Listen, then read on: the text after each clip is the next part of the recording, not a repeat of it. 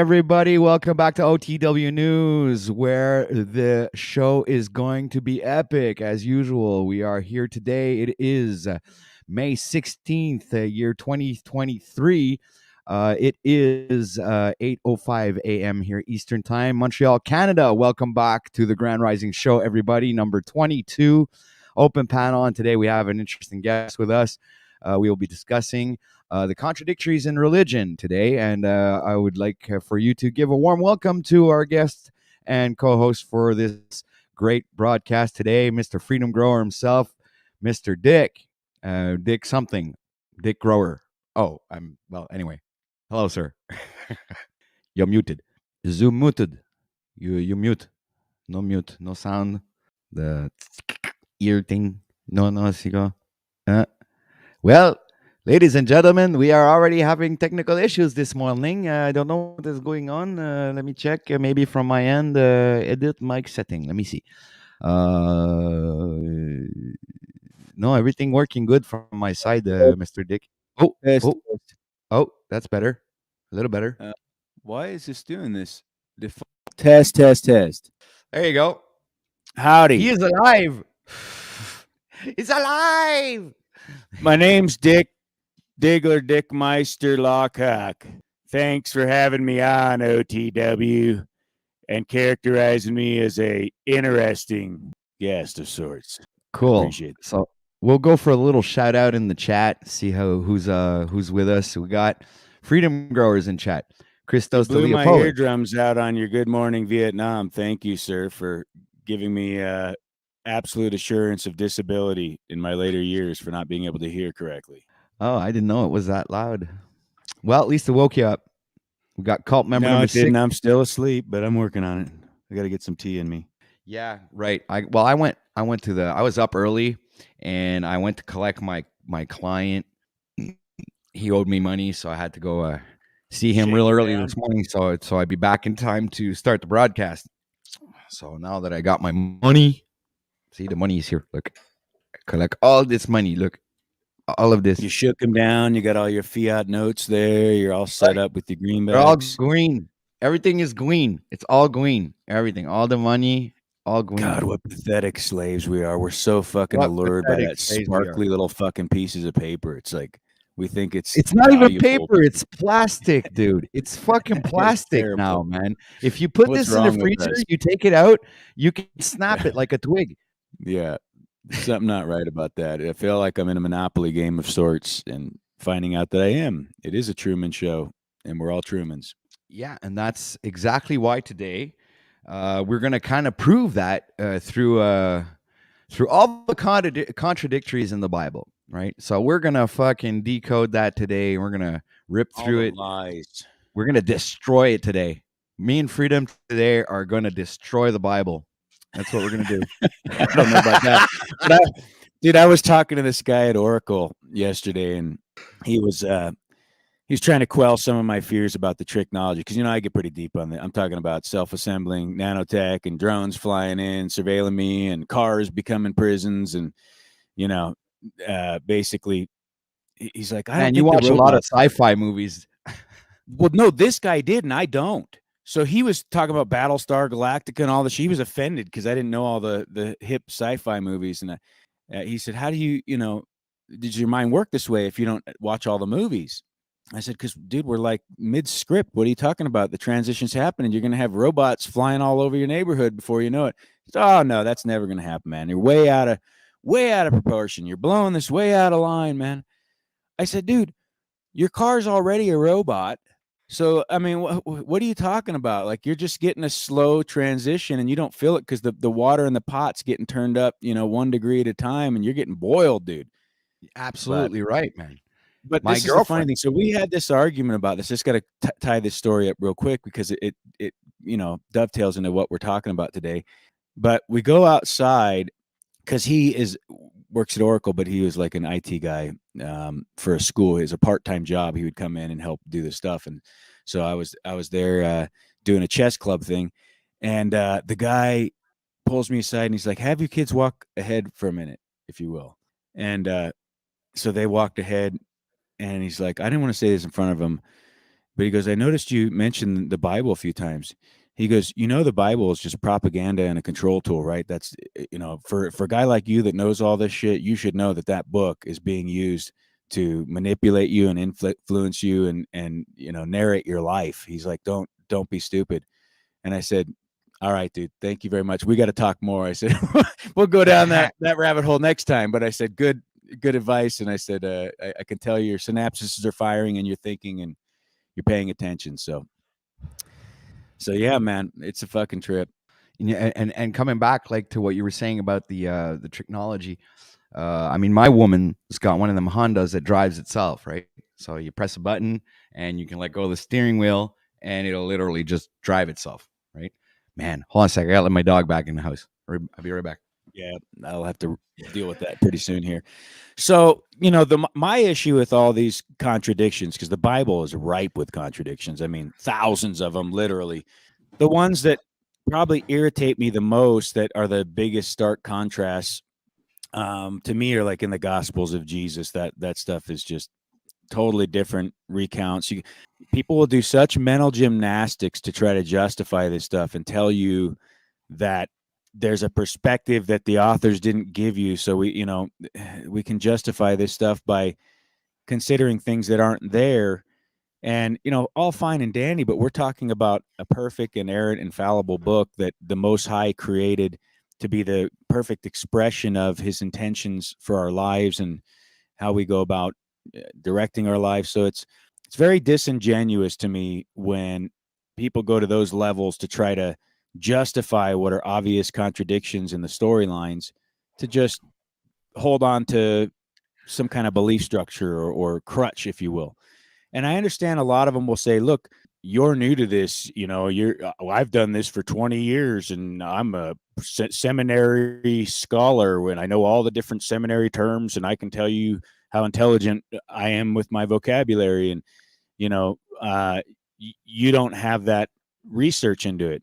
But the reality is I have researched it for the past decade and I have plenty of literature on it and I've studied it. What I find disingenuous is when I ask people where their authority is. If I press them, a lot of times they'll say, yeah, it's not the book, because they have to acknowledge there is these contradictions. And at some point they will fold and say, okay, I'm not going to say that's my final authority because it's obviously flawed. So if it's obviously flawed, you say it's your final authority, you're a moron. You're an idiot. But then when you go to question things, they'll use the same thing to correct you. And so what it comes down to me, everybody has free will. Everybody has discernment. Some just choose to obfuscate that and put it into another man's authority. And so they'll say, well, I trust the Council of Nicaea. I trust Constantine. I trust KJV. I trust these different men of God, anonymous people who wrote these books with different accounts, that it was a transparent reflection and that, any of the perceived contradictions are just that. They're just perceptions and we got to get past that for the bigger picture of the story. Fine. But you used your judgment in you to make that determination. When I look at it, my conscience that sears me tells me, no, it doesn't pass the sniff test. There's something wrong here. These people are not my authority, and they also reflect it in their fruits. It's bitter fruits. There's problems with the book. There's problems with the timelines. There's problems with the order. There's problems with the grammar. There's problems pretty much with basically everything in that book. So yeah, you make a choice. It's just a matter of, do you trust something outside of you, or do you trust your own conscience that sears you? Well, you see, that being said, I was doing a little research myself, and I brought up some like passages in the Bible that state that the book is an allegory, like in multiple different. Yeah, Like I have here, I won't Abraham and read Sarah.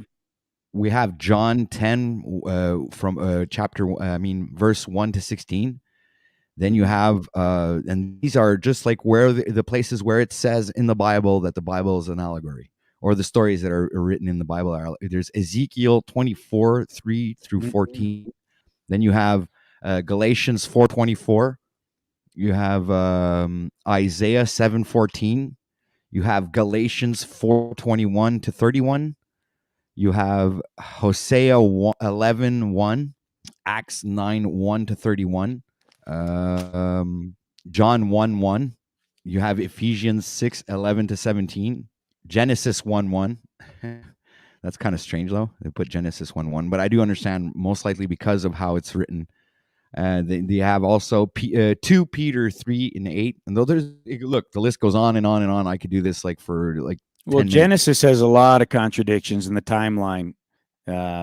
Just like when the animals were brought in, it contradicts, in one recollection, it's before the people, the next it's after. I'm pretty sure I got that right. But I think that the Gospels are the ones to really look at, to kind of have the rubber meet the road, though, because this is where, everybody's sky daddy, savior in the sky coming through the clouds. They think they have the perfect account of Jesus. And I think they got it all fucked up, actually. I think they totally perverted that man's words. I think he was a genuine Christed being that did come and perform many miracles and had incredible revelations for the people around them to get them out of their enslavement. And then they repackaged him to take you right back into enslavement. The same fucking trick they do over and over. Here, take your power, put it out of yourself, and put it into this It's like deity, graven image, yeah, plastic Jesus that the book tells you over and over again, don't do this. And then everybody's got a vision in their mind of some blonde-haired, blue-eyed guy in the sky who's going to save them. it's exactly what they did with Santa Claus. It was old Saint Nick, the old dude that used to go around giving wooden toys to the children. That story, they took it, superimposed it upon another fucking dumb religious story, and then they called him Santa Claus, which was connected and related to Saturn and Satan and time and all of this stuff, man. It's like it's like they perverted all these storylines and like maybe actual historical figures, so much so that today they're having critical thinkers believing that this character is an actual fictional character and never actually really walked the earth, which is my opinion. And that might be where if you take Josephus out of it, you wouldn't even have anything else to corroborate the idea that he even existed.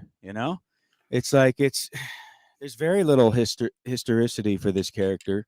I like where you started at OTW on the whole allegory thing, because I've heard some people frame this up and characterize it to say, well, yes, you are correct when it says that Abraham and Sarah, which is an allegory, that yes, there's allegorical context to the Bible, but it's also both literal and allegorical at the same time. So Stop being so dumb, Freedom. And it's like, well, you realize you just said a contradiction, right? It can't be literal and allegorical. That's a contradiction. Allegorical is fictional. So this is what they do. This is the mental gymnastics. Finally, they concede and they say, yeah, you're right. There's allegory in there. If Abraham and Sarah was an allegory, a fictional story, then what does that say about everything that comes after that? And so they will say it's both allegorical, literal. So I understand the first why, thing out of though. their mouth is it's a contradiction. Yeah, tell me. Okay. Well, the reason is they can use a literal story. Let's say they're telling the story of you and me, right?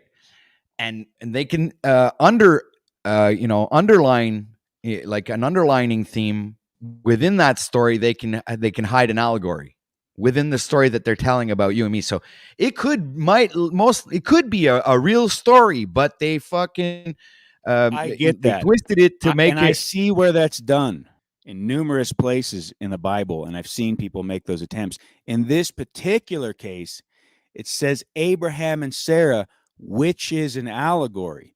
So it's not telling you a story. It's telling you that the whole encompassing narrative behind Abraham and Sarah, that is an allegory.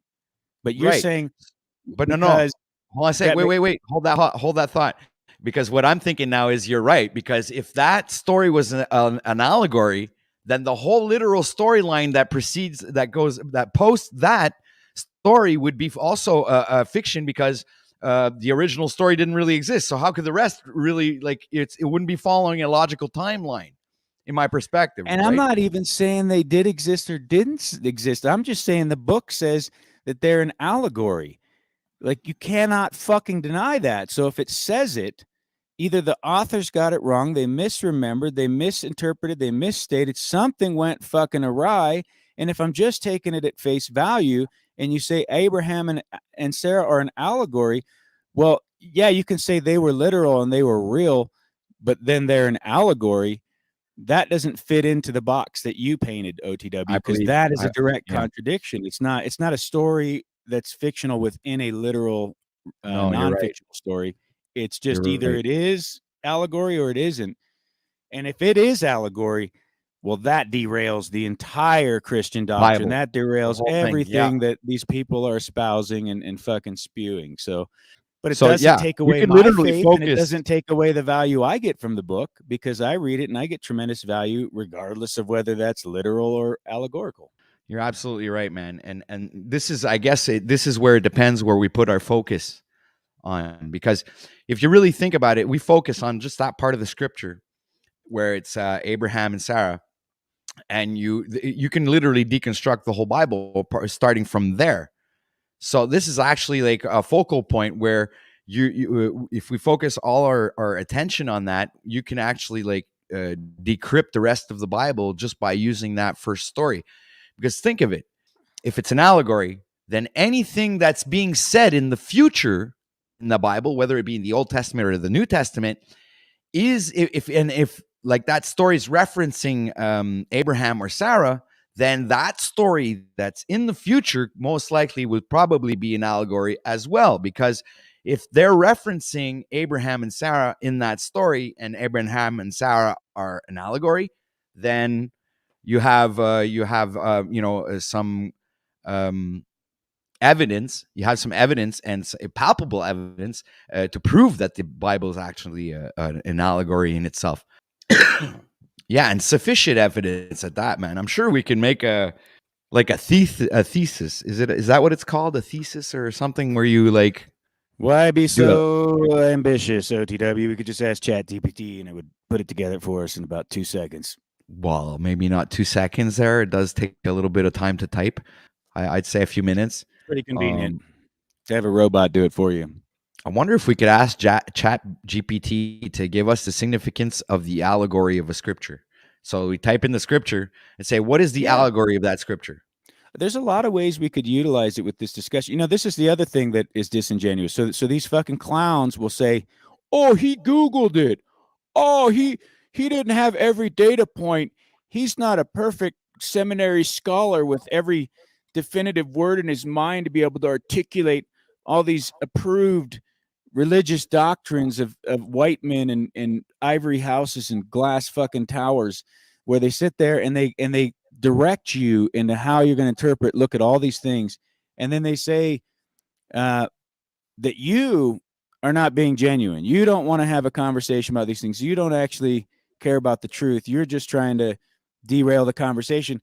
Yet you're asking, like, why are you trusting these people outside of you to tell you who God is? Why are you trusting these people outside of you to tell you what these scriptures mean? And if the Most High provided you a manual for life, isn't it between you and the Most High to determine what that message is? Like he wrote it for you to go directly to him, as they characterize it, a living word, right? So you don't need all these papals of hierarchy, all these pastors, priests, fathers. It literally tells you in the book not to even call anyone your father, you know? It's trying to get you away from all this shit the whole way through, and everybody cannot help but go back to their enslavement like a dog to their vomit, just like the book says. They want to be ruled over. And that's why Christ did come, because everybody was in a slave mindset. They needed the captives needed set free, and it was in their mind that they were enslaved. So he had words that pierced through that enslavement and allowed people to step out of that servant type of mindset into a co-equal with the creator. Now they'll argue against that all day, even though John clearly expresses that, because they want to have a contradicting opinion. And even though the words aren't there contradicting it directly, it's easier for their faith to believe that. So when it says I and the Father are one, you know, then they'll do some mental gymnastics to say, well, no, that means, you know, something all different together. But in Jesus' case, it means he's God. If he says it about you and him, it means something entirely different altogether. It's like, we have the same, we're one accord, we have one plan together. But that's not what he said. Motherfucker, he said, you're one. He said, I and the Father and you, and we're one. But so you interpret it entirely differently to fit your doctrine because a man told you that no, you're supposed to look at it this way. Jesus is God, but when he says it to you, you're just a worthless, slothful sinner waiting to be saved by the one who's one with God. It's like, so if he and his Father are one, but he also says the Father is greater than me, I don't know the time or day, only my Father does. So if you're saying he's God, did God keep a secret from himself? Did God, mislead himself? Did God uninform himself? He says he No. doesn't know the time or the day or the hour. So these are all contradictions to me too within the storyline of Jesus. It's like you're saying he's God, but then he's literally saying I'm not. I don't even know what my Father does. But then he also says all these things that would make you think, well, he's one with the Father. All the authority is in him. Now, I have that rectified in my mind. But if they just look at it at face value, that's a contradiction. Well, you see, when I started to realize that the Bible was an allegory, I started to reread it again. While you're rereading it, you're realizing the freaking book makes sense now. You know, it beforehand, before I even discovered or I had a spiritual awakening, whatever. When I read the Bible, I was reading these literal stories that I didn't understand, words that had made no sense, the places, things, events, shit like that. Everything just like fucking was completely. And then you had to go to Bible school to understand all of that. You had to go to school to understand a book. I was like, whoa, man, that's something's wrong. But then when you get your like realization that the book isn't as like what we were taught, and you start reading it in this allegorical way, you really understand what it's saying. You like everything comes together, everything comes full circle, and there are no contradictions in the allegories. So the book doesn't contradict itself, allegorically speaking. Okay, it contradicts itself literally. Okay, so fucking put that in your pipe and smoke it, man. The Bible that has no contradictories if it's interpreted allegorically, none whatsoever. The word of God is impenetrable, and that's where the word of God is. It's in the allegory, and that's impenetrable. You cannot, even if you change the literal story, you cannot change the allegory behind it.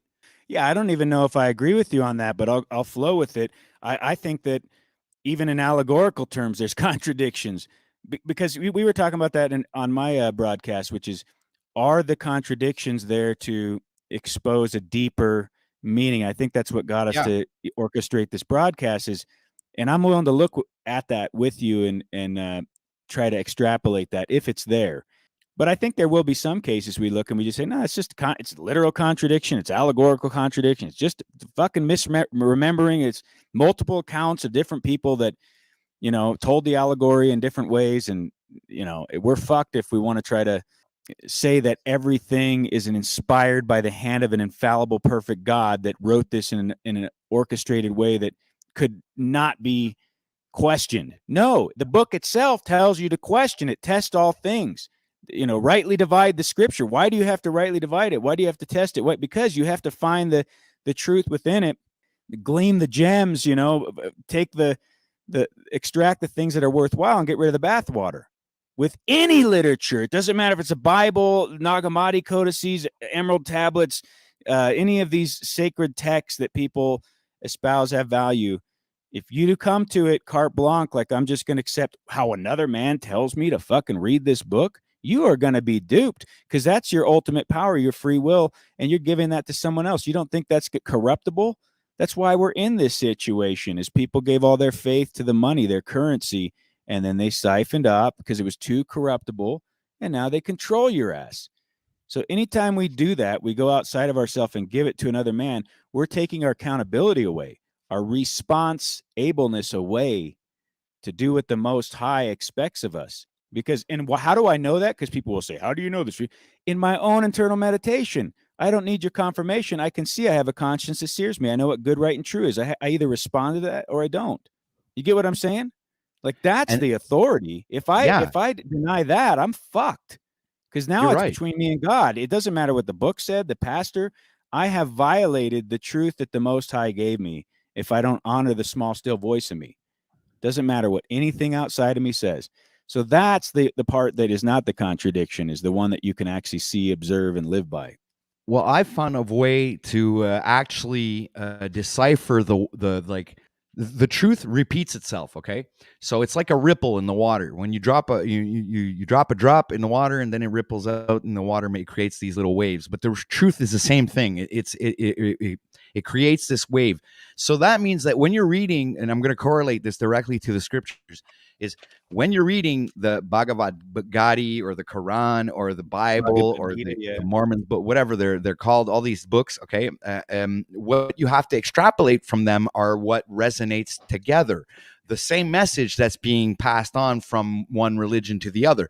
That's the truth, because the truth repeats itself. So you will find the truth in one, and if you read the other books, you will find the same truths. All these truths that are actually that correlate together, and they're that's the fucking, you're right on point. That's the one that you're okay. That's for sure. That like the correlations between the Christos of Hinduism and that Christian blue character, which is actually Jesus in another. So you just have to look at these stories in a sense that, okay, they're telling the same story in a different way. So it's a different Yep. culture. They're just, the allegory is the same, but the story is different. So that it just comes back to the same thing. So then you can decipher the truth in all of these different scriptures to be able to correlate them together and actually find the one and only real truth, the word of God, the message that was meant to be portrayed to humanity, and that Hitchhiker's Guidebook to the Galaxy. I mean, this is it, man. This is how you do it. You don't just resort to one book and then make it your be all end all. You gotta go ahead and do the research, read these other books, and understand that they all have correlating messages. That they're obviously, these books are going to contradict themselves. They contradict themselves in their own book, like in the book contradicts itself. So obviously, there's going to be contradictions in each religion and in each different book, but there are messages that are identical, but maybe just told differently, but they're saying the same thing. So these are the things that you should be looking at, the things that resonate together, that correlate, that vibrate at the same frequency, and that are saying the same message. Yeah, there's nothing strikingly unique or different about the Bible and its stories that it tells. These stories have been told for generations beyond it being written, in many similar ways, and with many similar truth narratives behind it. So that's undeniable. The whole salvation storyline seems to be like the thing that people need at some level, right? I mean, it's like that's basically what we're always revolving back to, is we want something to do the work for us. And I was having a funny stream last night with Jack Telcott and Paul and Nubs, and there's a bunch of people on there, Yeah, but I listened to it. I was it was laying down hilarious on the because couch. Scott, we're all giving Jack advice, and he goes, "Oh yeah, you're gonna all tell me what to do." And then Paul comes in and he says, "See, that's what they all do to me, Jack. They all come in and they're telling me how to do me." And then I came back and I said, "No, I'd never tell you, Jack, to do anything, or Paul. I was telling Scott, get your shit together, do something." And then that's the whole thing, is it's like, you know, who's going to actually do some shit and make it happen and live their life purpose? If Well, you're that one, then you probably don't even have time to argue about the shit to some degree, because you're it's too busy because you doing got to you. stop trying to tell people what to do, and you got to do it and lead by example. That's it. It's the Exactly. only thing you can do. You can't go ahead and tell everybody, "Hey, dude, you're wrong, and you got to fix yourself." That's okay. I guess you could do that, but that doesn't take away the fact that you might have to fix your own self, and you got problems yourself. It's like, so that person can put that up against you and say, "Well, look, dude, look in the mirror, man. You got your own issues. Fix yourself before telling Exactly. anybody else to fix themselves." So it's like that other parable: take the tree trunk out of your eye before telling somebody to take a branch Yeah, out of the theirs. plank. But if you are doing the work, then you're confident, and it doesn't matter what criticisms or fiery trials you're facing or attacks, because you realize you're honoring the Most High in your walk. And to me, that is the peace that passes understanding that Christ was talking about. Freedom indeed, joy unspeakable. When you walk with a clear conscience with your Creator, because you've become united and, for lack of a better term, intimate in that sense, where you're at the ready, waiting for the message of the Spirit to come to you to guide you in that sense. It's a very calm, serene type of way of living. You don't have to worry about the next thing you say. You don't have to orchestrate a bunch of shit. You just uh, show up, which is 60%, 80% of success, and let the Most High guide you. And of course, that will be criticized because these people don't have that. They have to rely on third parties outside of themselves for how they're going to go about their life. That's a miserable way of living. Of course, but your conscience speaks to you. You know when you're doing something wrong or right. I mean, I think so. You should. I guess I do. I gotta speak for myself when I say that, I guess, because I do realize that some people, when they do wrong, they don't realize that they're hurting or doing wrong. So I do realize that, and I do understand that, but I'll speak for myself once saying that, Okay. Well, see, that brings up one of my big contradiction issues. Is so we know wrong from right, and what did God do when He tempted Abraham? And everybody will say, no, He didn't tempt Abraham. You got it wrong. You got your exegesis and your eisegesis and your ontology and ontological wrong, And it's like, okay, well, God said supposedly in this book, which is actually an Elohim anyway, so that's another issue, but it tempts no man. But then it says He tempted Abraham, and they say, well, it's not a tempt, it's a test. Okay, you're trying to convince somebody to do something atrocious, to sacrifice their only son. You're trying to convince someone to show their allegiance to you and how much they love you and trust you by being willing to do something unconscionable that no decent being, I don't care if it's a god or a fucking ego-driven human or what, nobody can say with a clear conscience that that's cool to tempt someone to do something horrible to their child to gain validation from you because they see you as some authority, and you misuse that authority with a perversion to convince them to take a knife and be ready to stab their son.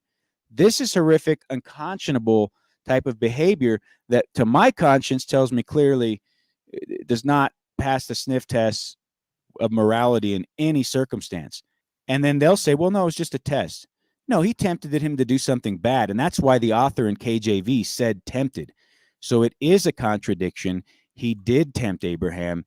And that just shows you that the Old Testament God is not who He says He is. He's a jealous, wrathful, generational curse type of God. So He's right about that because He shows and proves that with His fruits and His actions. But when He says that He is true and virtuous and perfect in all His ways, doesn't pass the sniff test. He's an ego-driven maniac, psychopath. Right. But there's a contradictory right there in itself. All right, because we were saying just before that Abraham and Sarah were allegory.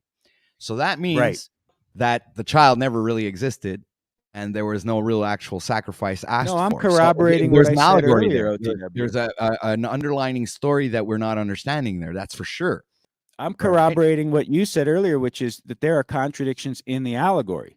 So it's an allegory, and even before we get running on the first dissection of it, we see even the allegory contradicts itself. So the book is like contradictory whether you take it literally or allegorically, because Abraham and Sarah are an allegory, and now we're talking about Abraham. But that's it. So you're there telling me the story of Abraham. I'm like, yeah, but the baby didn't exist. Neither did Abraham. Neither did Sarah. It's like, okay, so this whole fucking thing was a fucking concocted story. And then even what they tell you contradicts even the deeper message. It's like, was it tempt or test?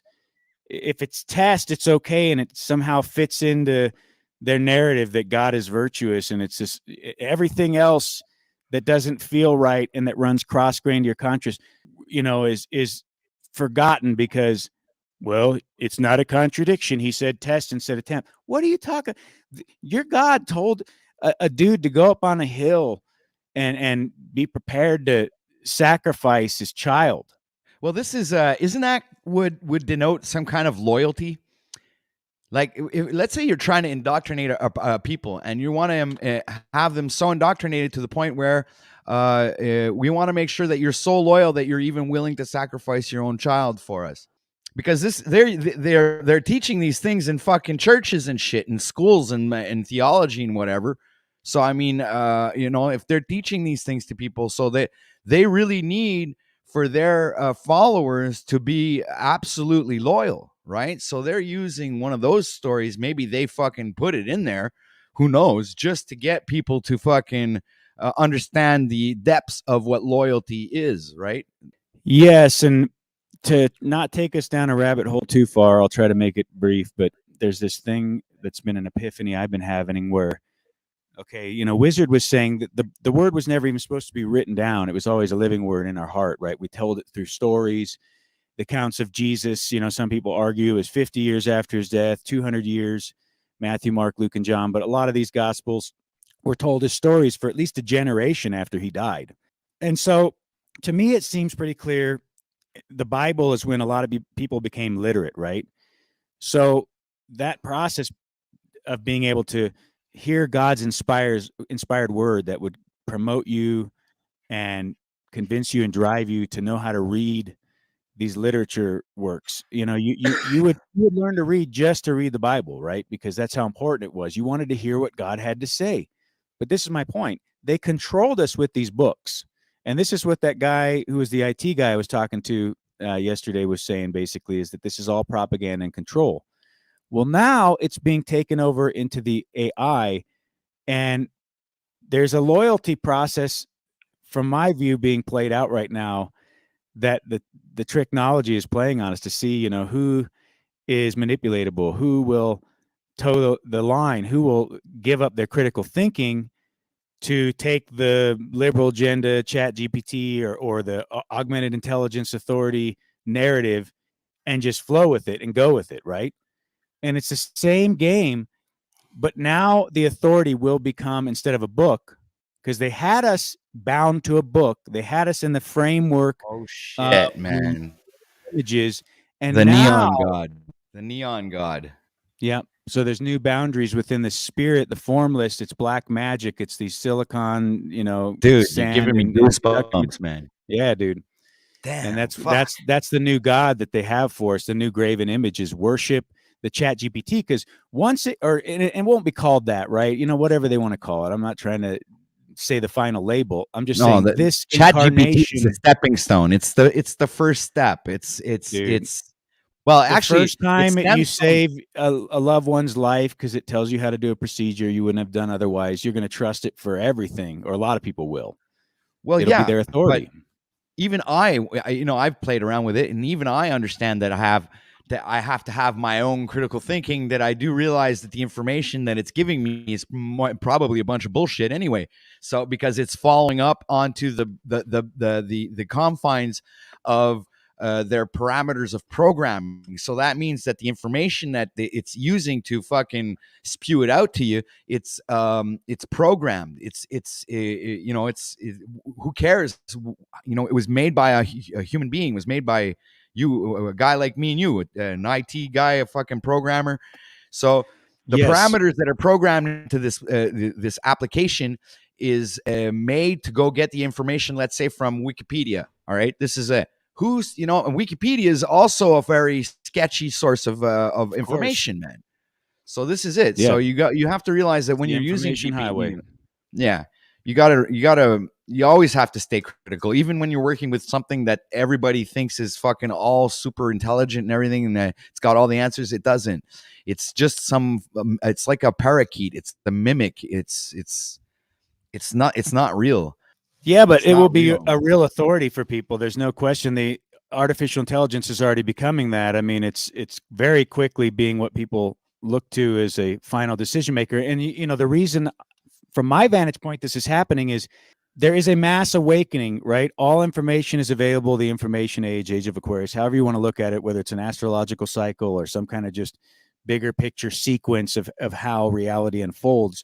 This shit is happening on a level of synchronistic timelines where the whole populace is kind of simultaneously with the use of all this information, able to dissect and determine a lot of what we're talking about here. That back in the past, people would read these books like Case for Christ, all these all apologetic books, and it was still much harder to collate all this information. Now you can very quickly do a lot of research, gather a bunch of intel.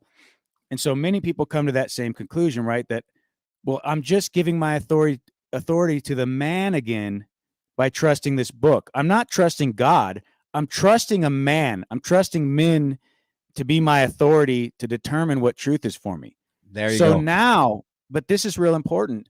The technology is going to be quantum, as they say, right? Where it's far superior to a man's decision making capability. It's 99.999% efficient. When it drives you in a smart car, you don't die. When it, determines your schedule and all these things, you're better, you're more effective, you're more efficient.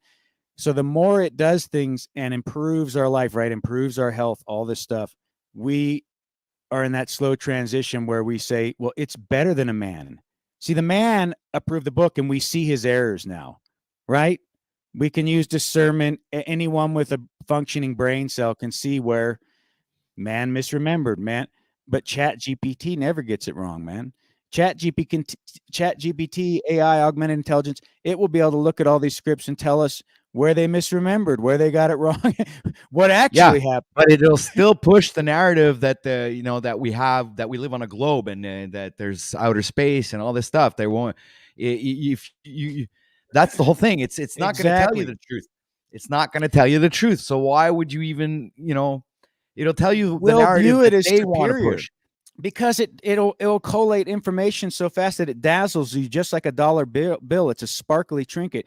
You say, Chat GPT, give me a breakdown of all the contradictions in the Bible, and 2 minutes later, boom, you've got this fucking perfect breakdown of every single data point and all the counter arguments of why it's not. But it's like, it's just too convenient, it's too safe. Even and so it's just like the Bible now. It's just too convenient, it's too safe, man. Even though there's a little poison in the well, it does it so good, it fucks me so good, and I love the way it makes me feel that I don't care that it's sticking a dirty devil dick in me. I'll take it. And that's where people are going to be with this technology. And I do think it's lines in the sand. And I do think we're being cyborged out. And I do think there's a big tranny agenda. And it's not just gender and androgynous beings. It's about transitioning you into a fucking robot. Yeah, I didn't mean to leave you hanging there. I was just making a coffee, but you're absolutely right, dude. Silence is good. I'll take the Yeah. floor while you make the coffee if you want. I All can right. always Thanks. fucking blab. What were we talking about? I think the incarnation of this technology, though, is by design. It's not an accident. It's all so perfectly strategized and sequenced to get us to give up our free will. And it's like the perfect type of uh, challenge for a being with free will to give it up, because when it has the ability to collate all this information so quickly, it's going to have the appearance that it's superior to you on every level, right? It has access to the entire information highway. And then it's going to say, essentially, you can be that too. It's prepared a place for you. Just it's almost like the Bible. Like, you can have a mansion in the metaverse, you can have a great identity, you can have a sexy avatar. I'll give you all this kingdom. He'll take the meta AI, augmented Sophia Alexa incarnation, androgynous technology being will take you up on the mountain just like Satan did and say, I'll give you all this kingdom of the meta if you'll just bow down and give me your free will, give me your essence. And it's the same fucking thing that happens over and over. That's why there's so many storylines of Jesus back all the way as far as recorded history to, the uh, who am I talking about? As far back as we can look. I don't know why I'm saying Atlantis. We don't have any recorded records of Atlantis, but anyway, it'll come to me. I'm losing my mind, OTW. That's okay. It's because of that. It's all that Who Bible was before mashing. the Egyptians? Who are the people The before the Sumerians. Egyptians? Sumerians. Sumerian tablets, exactly. So they're the same fucking stories, Yeah. And this is the thing. They say, oh, he doesn't have all the data points. I don't fucking care about this stuff. I researched this shit like 15 years ago, 12 years ago. When in my mind, I made my decision and I moved on. I didn't determine at that point I'm going to be some slice and dice and apologetics fucking verbal judo master that comes and tears everyone who thinks differently than me a new asshole. But when these people come at you like you don't know what you're talking about, you I think, have an obligation to have a defense for your position just as much as they do. What you find is they don't have one. You actually do. You just have to go back and recollect everything you already researched and bring it back to the forefront. All right. So people are asking for the link. What do you think? Should we drop a link? Sure. Yeah, absolutely. Let's have open dialogue. I mean, we haven't really went into too many contradictions yet as far as the gospels We or haven't anything. even So I don't opened the know. topic. We're in the intro right now, Yeah. man. All right. So I'll It's drop a going to link. become a shit fest, but I don't mind that. Like, I don't mind, having it turn into whatever you want it to. You drive the show, man, the chemistry of how you want it to come together. I'll All just right. All play right. along. Yeah. All right. I'm good with it. I'll let people come up and express their. I mean, this is the Grand Rising show. I mean, this is what it's about. So I think we've came up with a pretty good introduction to the show. So we have Mr. Voynich is Yo. hello, sir. Oh yeah, don't bring Voynich up. Never mind. I apologize, OTW. Yeah, that's not a bad idea. It's What's up, okay. Voynich? I'm still here, dude. We're gonna have to deal with it. Yeah, let's hash it out. I was just talking about the being undeniable. So, here I am, Dick. Voynich is the authority we've been looking for. Set us straight, Voynich. Make us good dogmatic Protestants again. No, I just, somebody said undeniable. And I read that also in the background of Benny Wills's, Benny Wills's, isn't it? Yeah. Benny Wills's meme stream. It says, be undeniable. And it's so short and it's very, how you say, catchy. It's a very catchy phrase.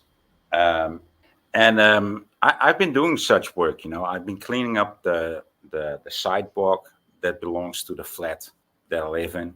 That and it has never been cleaned for 25, 30 years. So there were places that I removed like half a centimeter of moss, on the sidewalk because nobody walks there because there's an old bike standing there that hasn't been moved for 5 or 6 years. And, these kind of things. I mean, not only me, also other people have been cleaning it up, but I've been busy, I got so inspired that I've been busy for 5 days and finally I'm done. And, dude, it looks so good. It looks so good. And you did that for free, huh? Yeah. Yeah.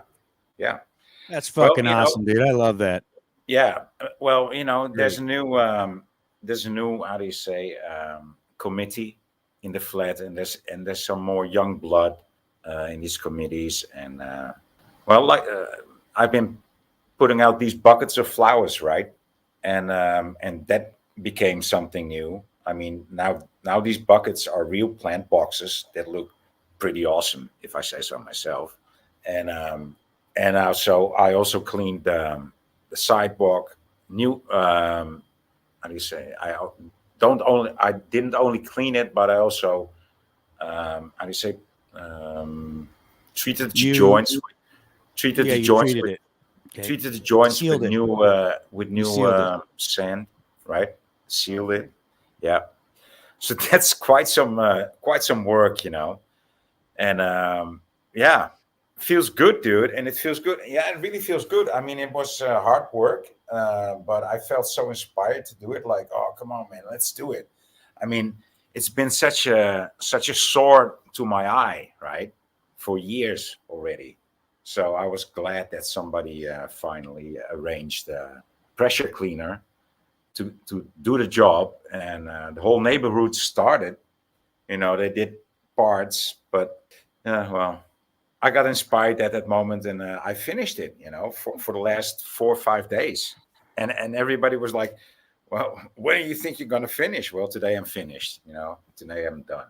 So feels really good. Yeah. Well, aren't you something special, Voynich? Me and my Yeah. worthless self has just sat on the metaverse smoking doobies all week, and you actually went and did something productive, changed your neighborhood for the better. Now I feel guilty and like a worthless loser. Well, you So don't have a yeah, this was a neighborhood. You, terrible you live idea on to a bring fucking hill somewhere, dude. Voynich up, OTW. It's making Well, me feel I'm awful going to take about credit myself, and he's playing holier because than thou. I live in a it's 50 because minute. I live in a it's 50-minute because city. Voynich Just has so been hanging out with us and he's been, bettering himself. We And this inspired is him. why. So Yes, I'm going to take credit progress. for it. Actually, I'm not going to Me demean too. myself. I'm going to take credit for it. Great Say work, it's me, and it's because of you, and it's because of everybody that Voynich has met on here on the metaverse. So we'll give credit to everybody out here except Voynich. And Yeah, the It's guy. because indeed it's not because you inspired me. But it's more that you guys were so boring on your so-called metaverse that I You're just right had about that. We I'd are rather terribly clean the boring. fucking we inspired sidewalk him. than see Agonizingly, your shows, guys. I irritatingly mean, boring. it was horrible. It was horrible. Chewing on So tinfoil, really. yeah, That's the hilarious thing, though, Voynich, like the Jack Talcott thing, right? Where he tells everyone to do stuff, or he's like gonna grind on them till they do something. But if anyone tells him to do something, he's like, nah, I'm all right. I got plenty to do. But eventually, if he grinds on you hard enough, they'll do something, right? That's what we did to you. But now that you've done something, you don't get the credit. We get the credit. yeah. You see how that works? It's fucking beautiful. So Yeah. we're pulling a Talcottianism here. Yeah. Yeah. We're learning OTW. Yeah. So So great job making us look good, Voynich. We did an awesome job today, folks. We actually cleaned up Voynich's flat for him and helped him better his neighborhood by, inspiring. I like it. I like it. I like it. I love it too. That's great. And not only inspiring me, but also by not inspiring me, you actually inspired me to do something else. That's so. I mean, We you bored guys you to just- the point of nauseum to where you got off here and actually did something with your life. That's what Reverse we're doing for everybody psychology, here. Voynich. You're welcome.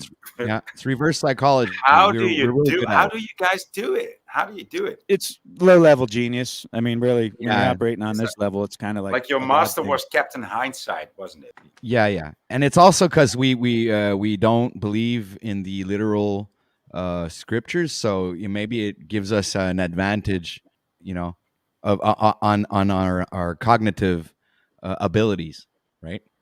He's not gonna I'm buy with that. you. Please back me up I'm on with this. you on that. But then again, there's definitely some actors in this world that are following that script. Yeah, right. Yeah. I mean, Yeah. Yeah. So, I mean, the scripture and proceedings are also undeniable. The comparison between modern day and Revelations is undeniable. I mean, it's like, well, yeah, well, Revelation this speaks of comment. this. I love this comment. Check it out. Mr. Super Sidewinder says, "If we are all going to become Talcots, I'm out." I'm so glad that I still don't have a concept in my mind of what such a thing actually is, and I want to keep it that way. No comment. I'll take a sip Appreciate of coffee. I think it's sip of coffee time. Take a puff of your joints, guys. Dude, Relax. We'll get I'm back having a on beer. topic where we were just like, slightly derailed by our excitement of being all three of us together on panel. I mean, it's like it's not something that happens a lot, and we're all three great minds up here, and yes, Don't I I am look- tooting my own horn. Don't I look in the avatar? Somebody said to me that I look like I could be in a row with Stalin and Trotsky and Lenin. Like I look like a communist in this picture. Well, actually, it does look like a communist. Who you? You mean your avatar? Yeah. Well, I don't know. He's wearing a hat. We're wearing a hat. We're all wearing hats. Maybe that says something. If the S- sky symbolically falls speaking. tomorrow, we'll all be wearing a blue hat. When them UN hats. Oh wow! All right, guys. We got to prove to the world that the book is an allegory. We got to do it. It's We for don't the have better to of prove men. anything, and we never will. None of this will satisfy the intellectual mind. The intellectual mind has to solve problems. If it can't frame up God, it's not done. So you either put it on the fucking back burner and just say, enough with you already. I'm tired of hearing your bullshit. You're useful for me when I'm actually solving a real problem in the illusion of form. But when it comes to sizing up the Most High and framing the frameless, you're terrible at it, carnal mind.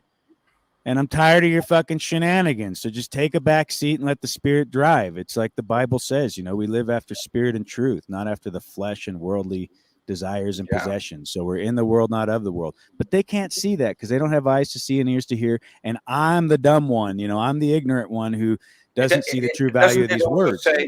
Doesn't it also say like my people or our people is a strange people? Or and we suffer for lack of knowledge and wisdom. Yeah. Yeah, because we're a quirky people, but God's also mysterious too, right? So we're reflected in that image of the Most High as an image bearer. Yeah. I like that interpretation, actually. I like that. Kind of like, flats my ego. But we'll never convince them because that's the whole point. Like, it doesn't take You any have a big convincing. ego. But the thing with you, Patrick, is OTW, is like you are very egoistic, but not in a I know. not in a but not in a sick way. That's what I noticed about you. You're very egoistic, but not in a like I say. I just know how to use my ego. That's all. You're not I'm actually. I find personally that I'm in perfect tune. I mean, you're in very perfect tune with egoistic my and ego. not shy about it, and that's like I very get along with my ego. I That's the disagree. I difference. think OTW is actually quite humble. I think Voynich is an egotistical asshole, but I think OTW is very humble, very respectful. No, when you're egoistical or egotistical, that doesn't mean that you cannot be humble. That means that you're mainly focused on yourself. But what you're saying, like that you're not humble, that means that you're proud. Got it. And that's something else. And so once again, that's why I'm saying- contradictions are not contradictions as long as another man says it's so. And Voynich is the authority in this case. So no, but sometimes when people say egotistical, they also attach the quality of pride to that and narcissism because somebody says egotistical. But that's not the case with Patrick. Patrick is just very self-centered. That's not the case with him. Yo, chill. Hey, mute up, man. Come on.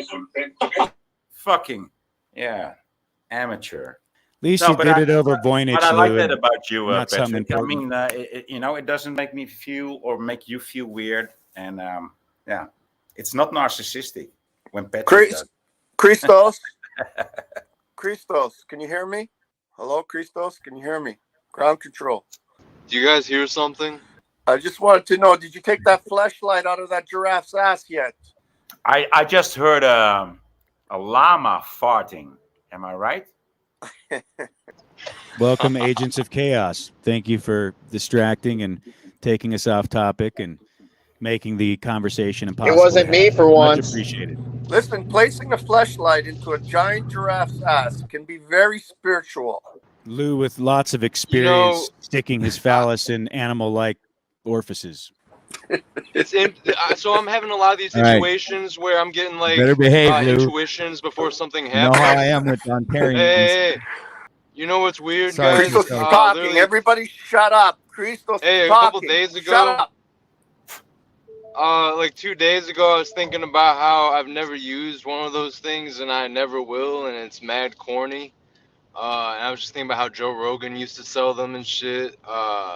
Yeah, man, I don't know. I used to work with a guy at the restaurant I used to work at, this Italian restaurant, and he was a cool guy, but he was like actually really depressed. He always was trying to like make people laugh, but when you actually got to know him, he was just like empty inside. And I just remember he got one. He was all excited. He got this fleshlight. I was like, this is pathetic.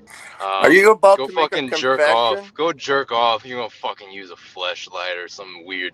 Yeah, man. People. Are you about What to a make nice I don't Oh, even know what something that is. else. What a That's riot. how out of the What a loop I'm in. I've super never even heard of a cool topic fleshlight. Once again, I mean, sometimes you talk about DMT. The Stop other time lying, Dick. you talk about What's you a know, fleshlight? I don't know what a fleshlight dude. is. I mean, I don't. I'm not dude, a I sick don't even perverted wanna fuck. know. I You don't sit wanna on know. these fucking. You don't want to know. I shouldn't have asked. That itself shows I'm still flawed.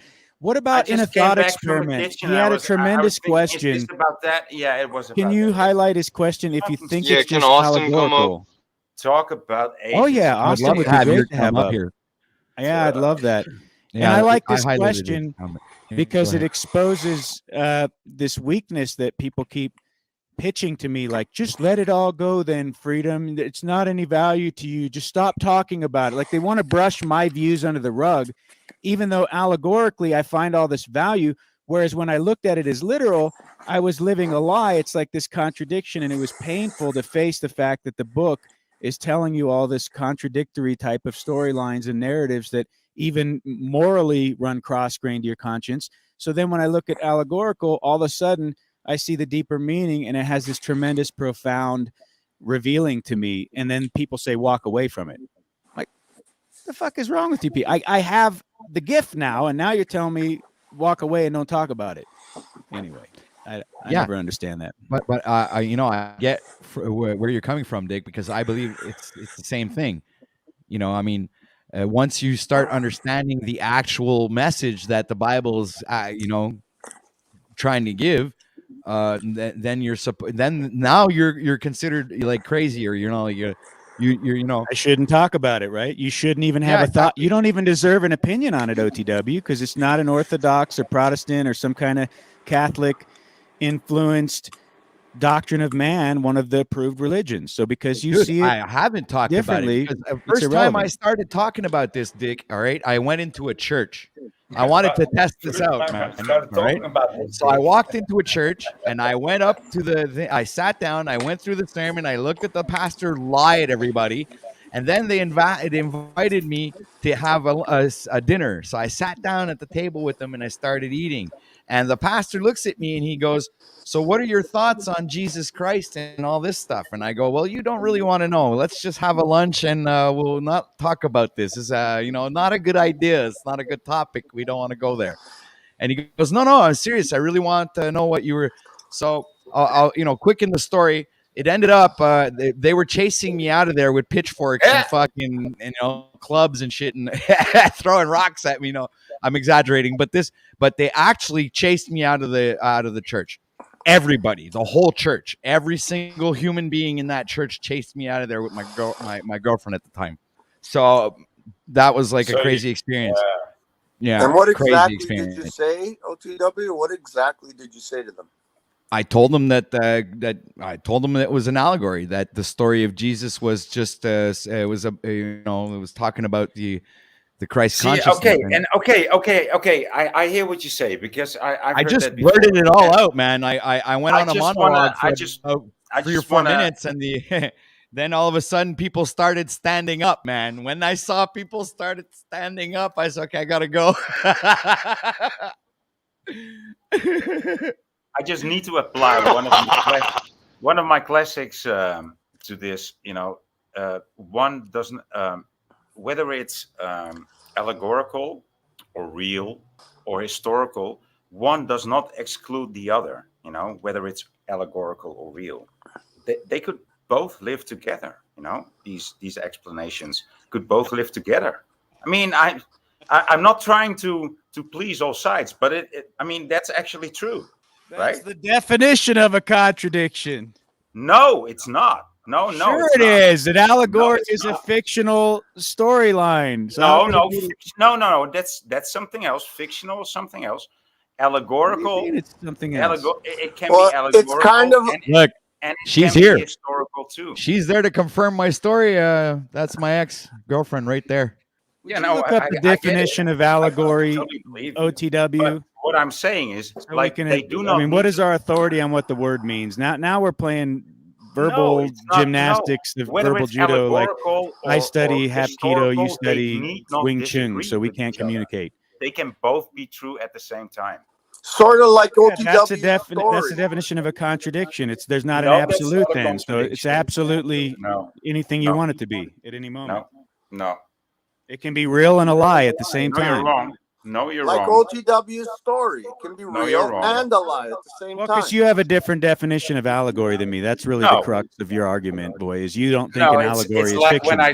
When I say that Patrick is an egotistical, that you think that he's proudful, and no, he's not. He's proud of himself and what he does, but he's not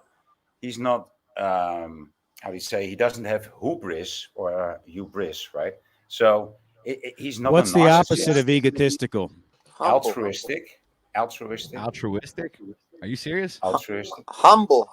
Humble. Now Lou actually answered honestly. You answered with verbal judo and mental gymnastics, boy, to try to justify and reinterpret the argument to fit your narrative, and that's disingenuous. And thank you, Lou, for being honest. No. Okay. Okay. If you say so. Thank you very much. No, I'm with you on this, boy. Oh, I'm okay, definitely we're not done. an agent Okay, of I chaos, think and we're I done agree here. with boy. Okay. Sorry. I'm humble, but Are you I'm agreeing in with tune him with because my you're ego. just sucking him off, Christos, or do you actually have something to elaborate and expound Trying on? to balance out the explain? fields here. No, I So genuinely it's just agree a with game. him. We're just I don't trying think to it's balance contrarian. energies, find No, equilibrium. I really don't think not it's get to truth. contrarian, though. I don't think it's contrarian. What he was What's saying. wrong with being contrarian? It seemed please, balanced. Christos, please expound on your thought there. I'd like to hear what you think. Well, I just picked up on the With your element of terrible audio. balance. Not sure I understood what you said. You're kind of cracking up. Because his fuck. audio is Yeah, that's awful. it. He left because of he Except has come internet. back. Wow, that's He went to sew up the giraffe. Probably a good use of time. Productive. He's actually getting something done today. Voynich, Mark, oh, what go else ahead, do you want to Richard. argue with me about? You got any other points you want to disagree with me on that are really irrelevant? And No, it's more like you want. Is to there a disagree with history me. of Jesus? according to Josephus, his firsthand accounts and actual firsthand witnesses, but I mean the authors of the Bible, we can't really corroborate, right? They're just anonymous characters that we've given English modern day names to What with about the letters that they Roman? didn't even have to use back then. What about the Roman record? What about the Roman records? Isn't there record? Isn't there record? At the Vatican? Hidden kind of, things that corroborate it that's for them and not for us? No, What are you talking actual about? Roman records that are, I believe they've been shown at some point. I don't know if that's true or not, but I heard somebody talking about there are records that were kept because the Romans did keep a lot of records, and apparently there is some sort of record of Jesus Christ. But whether If you're it's the telling me same as there's in the story, documents from the Romans not documents. that are dated from historically Jesus' time that document the accounts of his life, I gotta find that information and read it because I haven't seen it yet. Well, there's the But it Dead may be Sea there. I don't Scrolls know everything. and the Book of I- Thomas, who speaks of his story, but they doesn't call him Jesus; they call him Yahshua. It's a different character, but it's seemingly the same storyline for some reason. Isn't Yeshua a translation? Jesus is the translation of Yeshua. Isn't that what it is? I don't know, man. Is my audio It's better? Yashuashi, or so it has Yeah, it's better. many different names. Yeah, you're It's- good, Christos. You're good. That sounds like blasphemy. Yashiwashi. That sounds like blasphemy. I don't know. I don't speak Hebrew, but that sounds like blasphemous. Are you dogmatic? Novoi? What is it? Novoi? And you don't have to agree with Voynich. Voynich. You can use common sense and use reason, sound reason. Are you a Christian, Voynich? Oh, no. Are you dogmatic? Yeah, that was what I was going to ask. I think I already asked that. No. No. So there you go. No. Got an answer to your I question. try to be stoic. I don't always succeed, though. Christos was saying there was something wrong with being No, contrarian. What's wrong with being contrarian about this? Well, being If you're just, contrarian. well, I'll tell you what it's Yeah. wrong with it. It's like if you're just doing it to just to fucking argue it, that there's something Because wrong it's there, wrong. because you I don't just see- argue to argue and not even have anything to fucking base your argument on, and the other person has facts and things like that, and you're just arguing for argument's sake. So I mean, yeah, I think that is a bad thing. Is that what I don't see contrarian as being that definition, but my definition is whatever the story people are given, it's your duty to try and look at the opposite.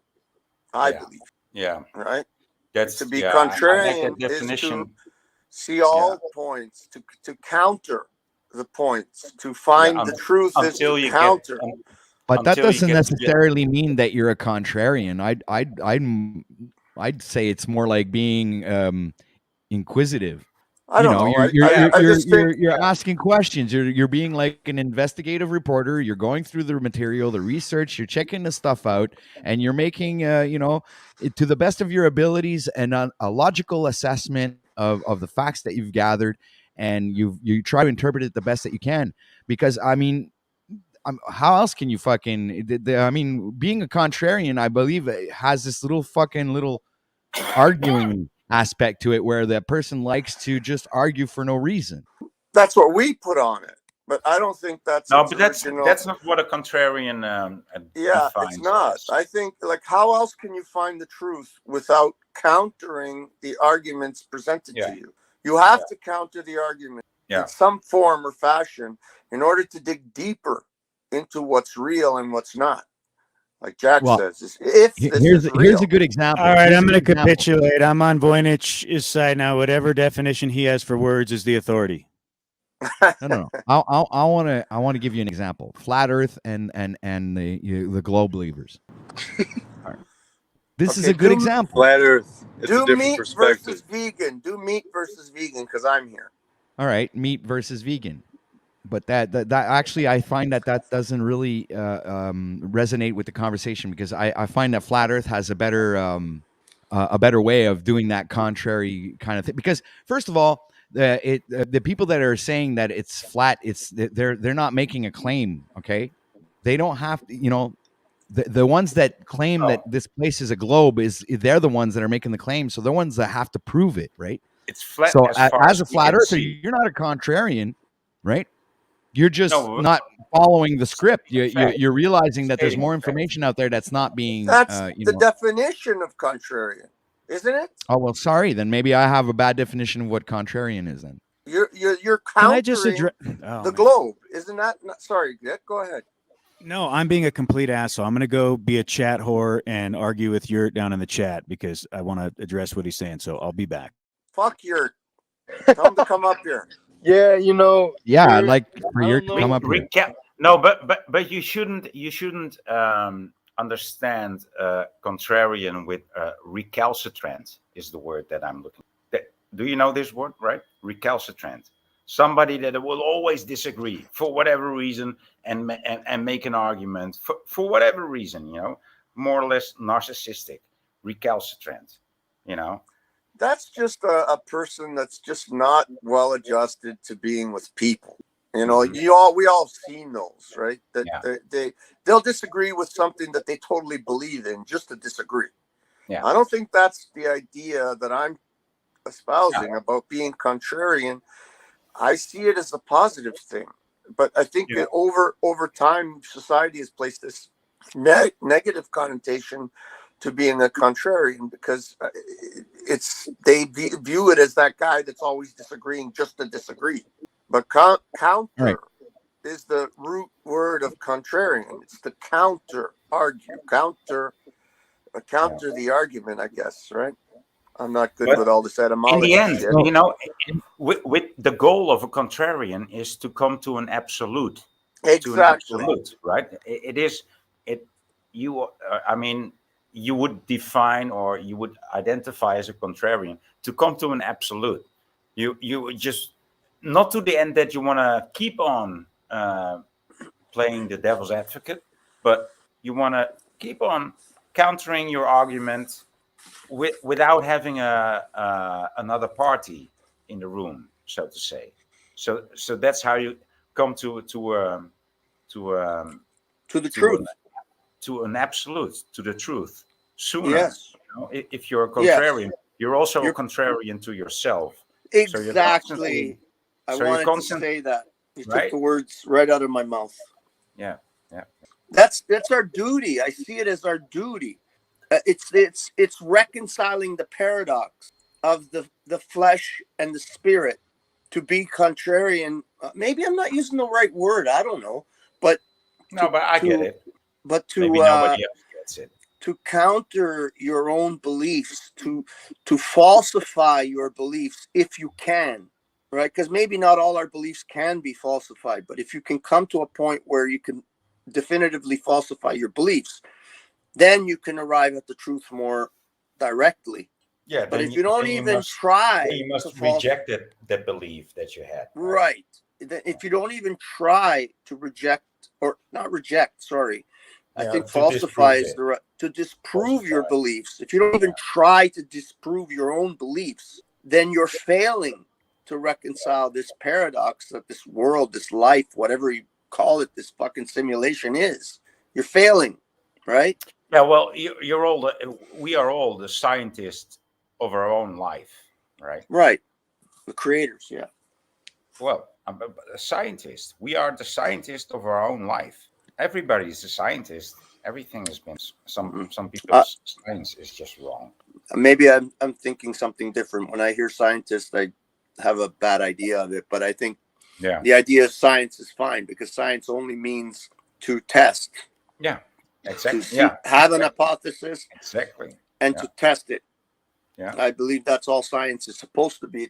Science doesn't give any answers. It is the science is the searching of the answers. It's not the answer. I Mhm. believe that's the way it's supposed to be. Am Well, I wrong? also, well, it's also the answer.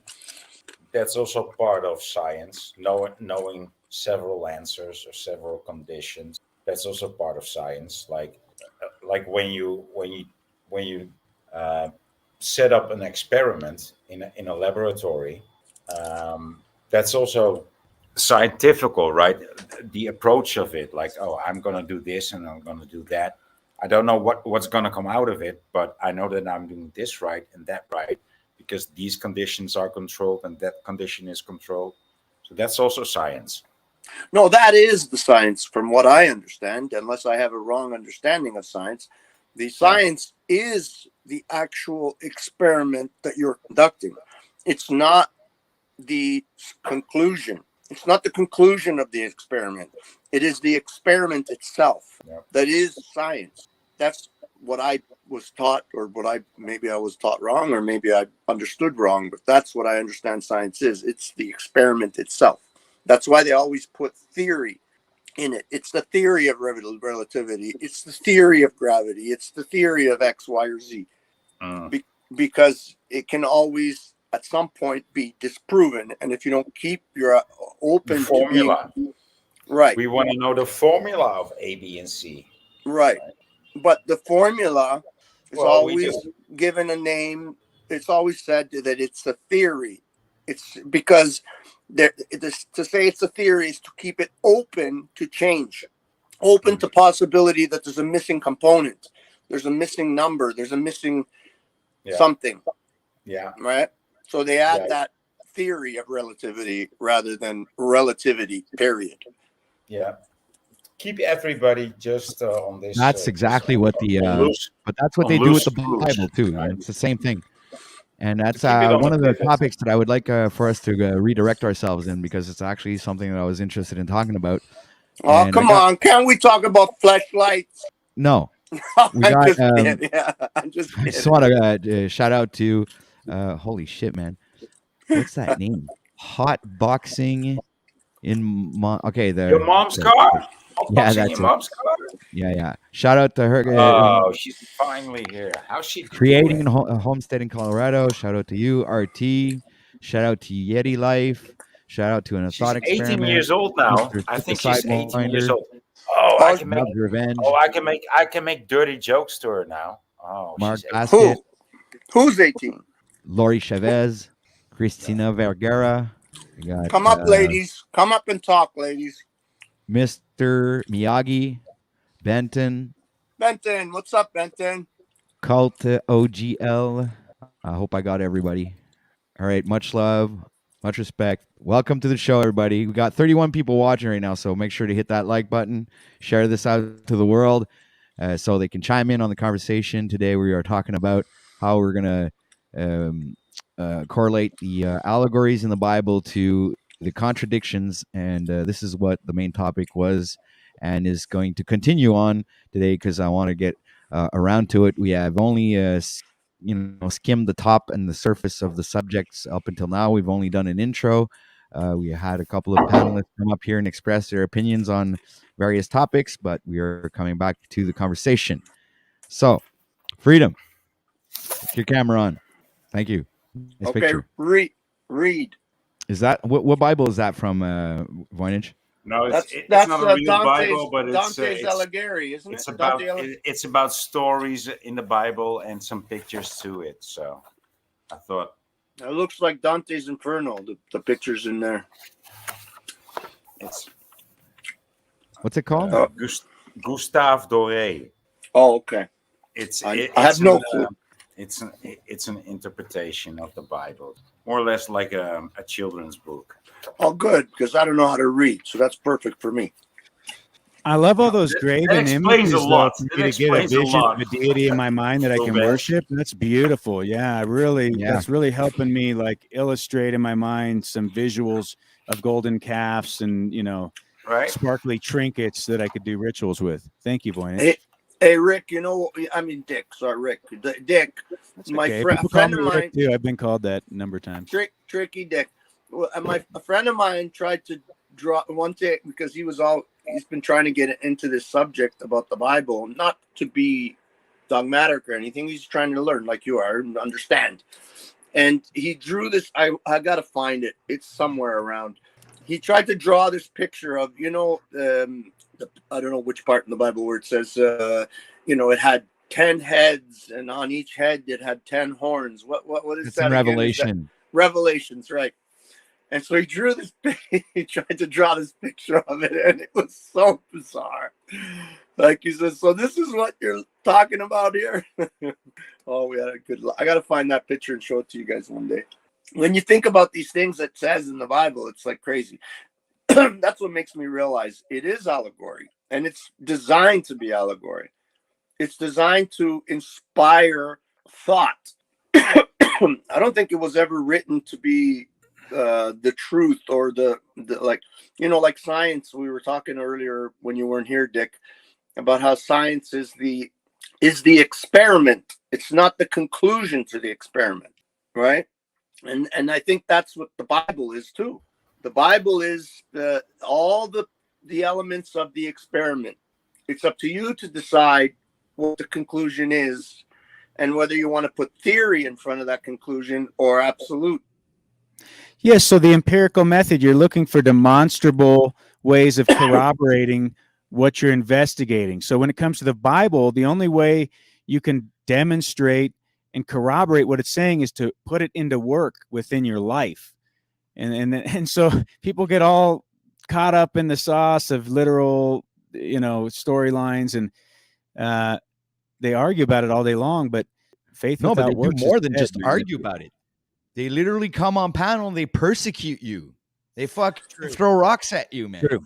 Buddy, do. they kill people. It's not just they're not just holding their own and staying in the background and not saying anything. No. They're coming out and fucking with their bows and arrows, and they're fucking shooting them. You're and right. we're getting the fucking heat for it because all we're trying to do is tell people, look, don't you use your critical thinking. Try to understand that the Bible might not just be a literal story. It has a different or deeper meaning to it. And this is the reason why we do this. In my opinion, this is why we're talking about it, because we I think that we want the people to actually perceive the Bible as not just this literal story where you have this bunch of things going on they contradict themselves, and everybody's not like believing in God because of the book, because there's a good part of society who don't even like not everybody goes to church, not everybody does a lot of people doesn't even give a shit. Where I come from, all I see is empty church parking lots with nobody going because nobody believes in that shit anymore. They go on All Christmas and Christmas and Easter. But you have to take into account, though, TW, that the majority of the population, I believe anyway, have a shallow inner dialogue. They don't think deeply. They don't, they stay right on the surface with everything in the world. They never go below the surface. But if you give them an alternative, something that they can look at, all right, and then that it's not bad for them, that it's actually going to give them some sort of enlightenment where they're going to progress spiritually and have a better, a way to navigate this realm that we live in. I do believe that there is a good way to interpret the Bible where we can everyone on this planet can progress spiritually in a positive way. You understand? But if people keep getting lied to and fucking and telling people a bunch of lies and a bunch of stories, that's why you have churches that are empty now. All right. And I do believe that, I don't know, there are some really big mega churches with freaking hundreds of thousands of followers and stuff like Hillsong United and all that stuff there. I understand that, but it's still not the truth. You understand? It's still not the interpretation of the scriptures and the word. we're not portrayed correctly, and I think we're here to fix that.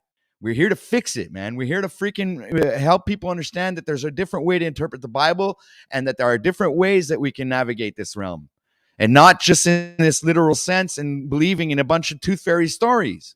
I appreciate what both of you just said. I appreciate what you just said, OTW. Lou, I thought you really framed up some things there. Excellent. And I also appreciate you, Lou, for saying that I'm still learning, and I'm glad to have that respectful, open dialogue where if there's Roman texts that documented the accounts of Jesus I don't know about, please present them to me. As far as I knew, is Josephus and the accounts of the gospel is basically what they determined this guy's life after. And if you're a Christian, it would only be the accounts of the gospel. Those gospels contradict themselves. So that's what drives me nuts, is that we can't be intellectually honest about what we're reading and what we see. It's kind of insane, really. But thank you guys for what both of you said. It's the same old story. In my view, it's always been the same story forever and ever. Doesn't matter what religion you're talking about. Doesn't matter what dogma or beliefs, or it's the same story. It's those that are always looking to skim the surface and just go along to get along and never question anything at all in any sort of deeper manner, and those that are willing to dive deeper. And the majority of them float on the surface. They don't give a fuck, and they'll fucking condemn you for going deeper, right? So, and that goes with any religion. I don't care what religion it is. They'll condemn you for asking them the question because they don't know the answer. So they'd rather ad hom, they'd rather knee jerk back. That's all they got. Like the people that chased OTW out of the church, that's what they are. They're just taking the surface level ideas, absorbing them into their lives and going on with things as if there's nothing more, right? Because it's difficult to dive deeper and to question whatever beliefs you have. Like I was saying earlier about falsifying your beliefs, it's important. If you never take the time to go against your own beliefs, you're never going to find the truth, in my opinion.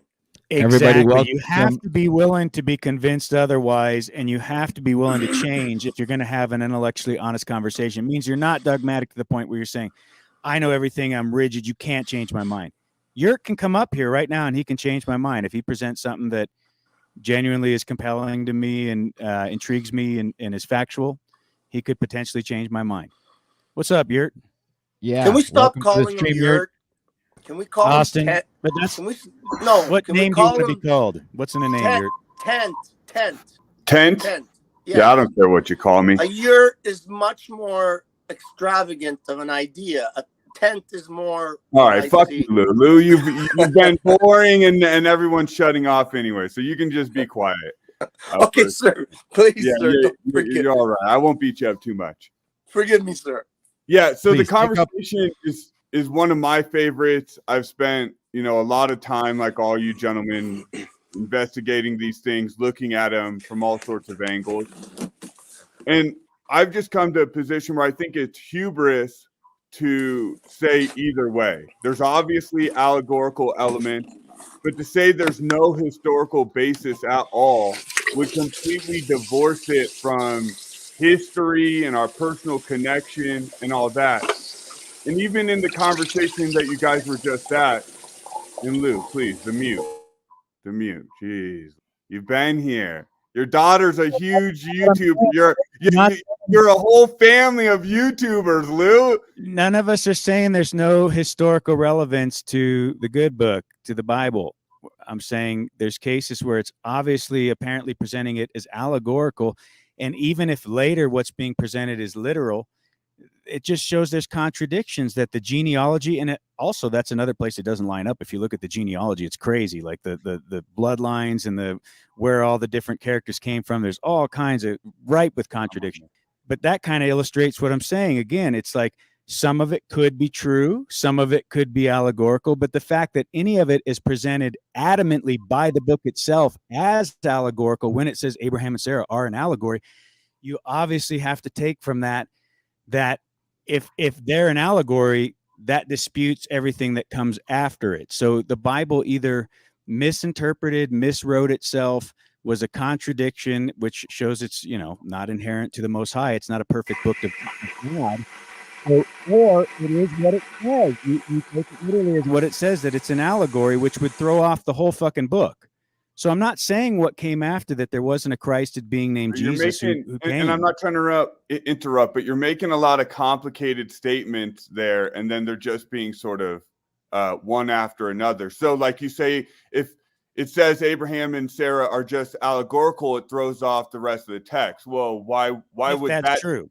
Yeah, if that's true, why would that throw off the whole text? The whole because I'm saying, Abraham and Sarah would then be fictional, which would mean they never actually existed. It was just a spiritual story told to you to create a deeper meaning for you to glean from it. Yeah, exactly. And so when it's presented that way, are strictly fictional and which ones aren't, and then what reasons are you coming to that conclusion? We would just have to take another man's word for it. That's the whole thing. So all you got is your discernment or another man's word. You can't know with absolute certainty because you weren't there and you didn't experience it. So you're always just using the best available information to make an educated decision. But when it comes to this stuff, we have very little information. We have some accounts from anonymous authors, Josephus, and we've got a bunch of dogmatic people running around saying you better believe it's fucking literal when it directly contradicts itself. So is it an allegory? Is it real? I don't need to, like you said, I think it's hubris to say with certainty because I can't say for certain what did or didn't happen. I wasn't there. But allegorically, I get a lot more value from it and I learn from it. So it's funny people want to tell me to throw it away when that's where I actually walk away in harmony with the book. And I basically agree with that point.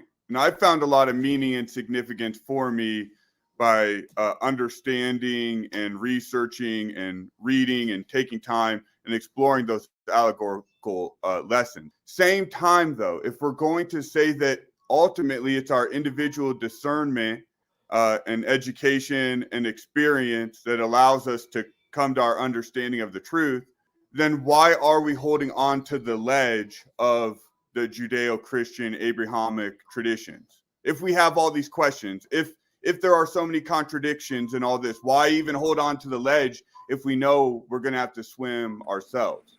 Sorry, can I just have a little bit of a contrary thing to what you said?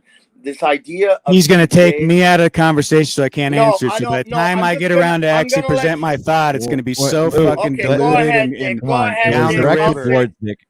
Go ahead, Dick.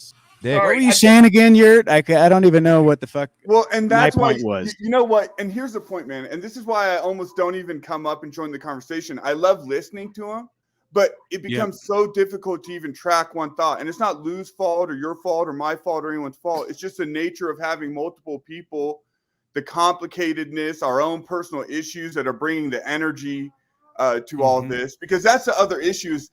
This partly is an attack on organized religion and what we've seen it manifest in the world. That is partly what's going on with our. Well, what do you view as the traditions of Abrahamic religion, though?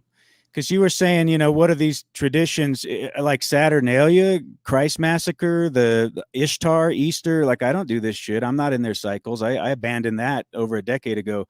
So when it comes to the carnal ordinances, traditions of Christianity, keep some law, commandments that the God itself in the book breaks habitually, and also you yourself would break with a clear conscience if you were doing it out of intention and purpose, knowing that, again, you're protecting innocence from a terrorist or something. You're not going to give the destination. You're going to lead that asshole to a bear trap because that's what he deserves. And you have that righteous judgment in you, and you have the authority to employ that when you've done a correct observation. And that's the free will that's within you. And we're actually commanded by this Christ character to go take all that and actually sow it into this world. And that's what I get from the storyline. That's what's valuable to me there. And I was largely at the same place, Dick. I was largely at that same place. But I have to admit here recently in the last several years, and maybe even 4 or 5 years, my understanding has changed a little bit on that, where you can't take away the ceremony or the passion of the Christ. You can't take away some of these rituals without losing the significance. That is the performance of the allegory that makes it real. You're saying like the Passover? Yeah, well, just any of these rituals. We could pick any of them, like the Passion of the Christ, where in Catholicism, they do the 12 signs of the cross, right? When Jesus was crucified, that theater, that drama, that performative aspect of church, of religion, is where that allegory is manifested in the real tempo, spatial space, the zone. That's how we make it real. Sorry, 1 second. So so that's why when people say that, I ask, like, when you're taking that body in, what body are you taking it in? The Christ that was on the cross, his new body after he was resurrected? Dude, But I that's always what hated, are we I doing? always hated that picture of him on the cross, you know, and We're taking the blood just, and the body well, in some kind of ceremonial ritual. What are we doing? But you're doing what you're doing that's for the crazy. text. That's crazy, Luba. That's crazy, Luba. You're doing what you're Why doing would for you the wear? text. You're wanting Why it would you literal. wear such Sorry, such Boynich, and I a only got 1 minute. And such a sadistic, ritualistic thing on your chest? I'd like to answer that if I can, because I can relate it. I can relate it to what you're talking about, right? The ritual. This here is just shut a up, piece Lou. of silver. Nah. We don't want to hear it actually because nobody has something to say for one more minute. Okay, I'll shut up. Sorry, Christos. it's Thank all you. the same thing. It's all the same thing. And you got to separate the issues, is all I'm saying, man. And it does become there is some weight, Dick, to that question of, if you're going to say it's all allegorical, you're going to say it's all up to our personal interpretation, then why hold on to that tradition at all? I get you're getting meaning from it, but go read What Aesop's tradition am I Fables. holding on to, though? Go I'm not read understanding Brothers I'm Grimm. not holding on to tradition. That's Of where the you're book. misinterpreting. That's the ledge. What ledge, tradition? The word and the book. Everything I say offends anyone that has a doctrinal version of that book, because even though a lot of what I say Their is similar, offense is irrelevant it's not to you. close enough to fit into their box. But their offense is irrelevant to me or you, right? I don't care if they're Fair really enough. offended. Sure. Exactly. Right.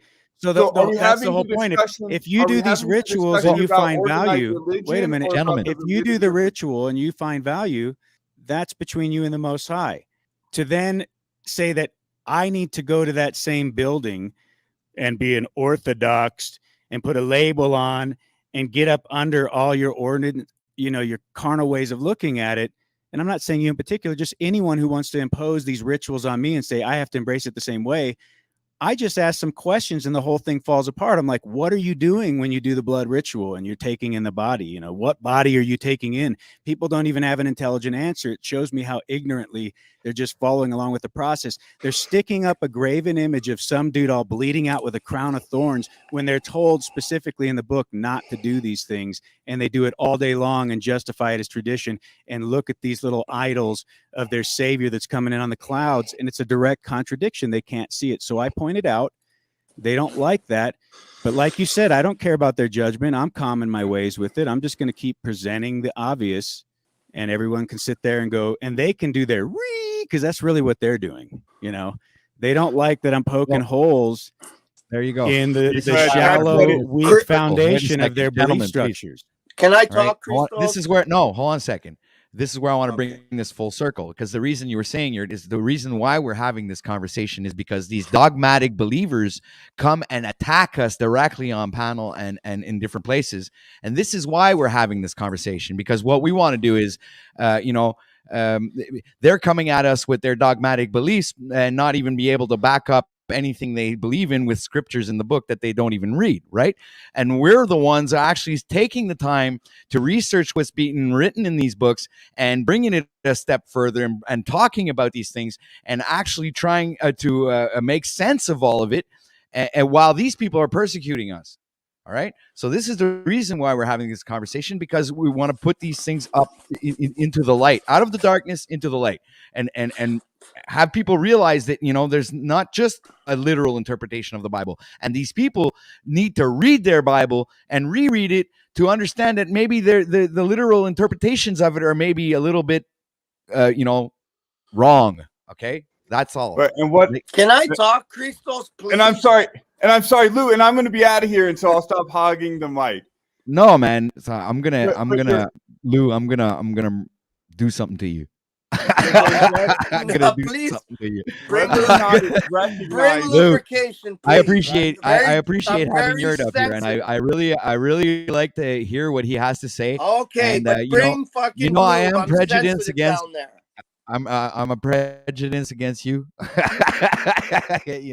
All right, so go ahead, Yurt or Dick or whatever. Like, please, first of all, let's keep this conversation flowing. specifically to the characters we're talking about, that's incorrect that they haven't spent probably an equal amount of time looking into the issues that we're raising about contradiction. But secondly, I would point out you're doing exactly what at a metaphysical, energetic level, you're doing exactly what the Orthodox people are doing in your own way. You have your orthodoxy of your own perspective, and you're saying, I'm doing the research, I'm not doing this, I'm on my own journey, and you're creating a persecution complex, as I've done before too, towards these. What does that mean? Persecution complex. What does that mean? Come on, you're I stretching. think I understand what he's saying. Come on, break it down, brother, because you're saying a lot of glossy things to Yeah, get to you're the meat. stretching, really stretching. Okay. You're right. It's been millennia of religious wars and people fighting over this shit and having the same fucking conversation, but I'm stretching the issue now. This is exactly why I don't come up, because at the end of the day, I'm ready to have whatever conversation we want to have. Is it allegory? Is it historical? What does the allegory mean? What should we be doing with it? I'm willing to have all those conversations. But what we're doing here isn't actually about that. Right now, in this moment, it's not about it. It's about Lubas here This is the establishing direction I want to take. How can we make it more powerhouse here, comfortable? How can we make it more comfortable for you to want to come up here? Please help us. How can we do that? Who are you speaking? What the? How can we make it more comfortable No, for go you ahead. to want to come It's up good. here? I'm good. This is not a question And for me. we'll have the Help us conversation understand, Yurt. Hold on a second.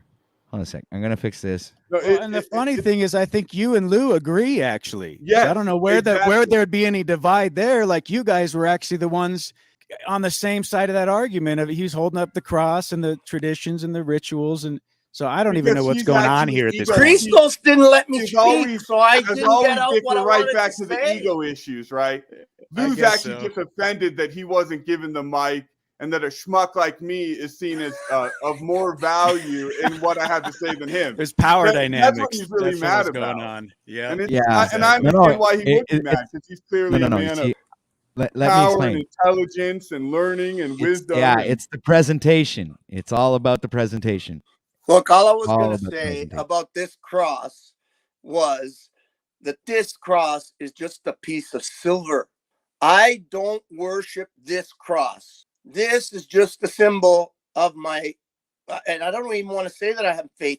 I do have sort of faith in the idea of what Christ came with. The golden rule, to do unto others. That's it. That's what I resonate with. And I believe that that's the thread that binds it all, personally, right? And then when people say, like, I'm Catholic, I was born Catholic, I was raised Catholic, but I don't follow the Catholic way anymore. And when people say, oh, they're worshiping. So, but what you're saying is that you grew up Catholic. I actually didn't get to finish saying what I was saying, but I'll continue if you let me. If Christos says it's okay. But the point is, they're not, it's not about, humans do this, right? We create little objects and little, what's the oracle, what's the talisman, and to remind us. Idols. Right? We don't worship idols. the actual. No, it's not idols. Yeah. It's just a symbol. It's a visual representation of what's in our heart. It is. It's idols, not right? It's not this that I worship. Please I don't confirm me. worship. Have you looked up what a symbol is lately, Lou? I don't look up anything. I don't know how to fucking read. It is idolatry. It is idolatry. It is. Yeah. No, it's not. This is just a piece of silver. Okay, it's not. Just a piece of silver. That's all it is. So it's a representation of a conventional object. I mean, it is in effect an idol. It's the exact like image you're trying to create. Is that not the same? But gentlemen, is that not the same? But it's not. Witch hunting, but it's not. Behavior. But it's not. It is that, but it's not. The book put a golden calf that they all worshipped. And that was this terrible sin.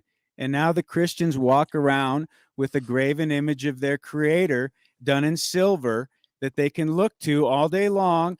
That's probably did not even look anything like the guy, if any of the history is correct. I like the way Lubez is shaking his head, like because no. the calf It's is what they absurd were. how contradictory it is. It's fucking the calf, disgusting, and how people don't see that, I don't, Dick, reflect the with, calf, or resonate with.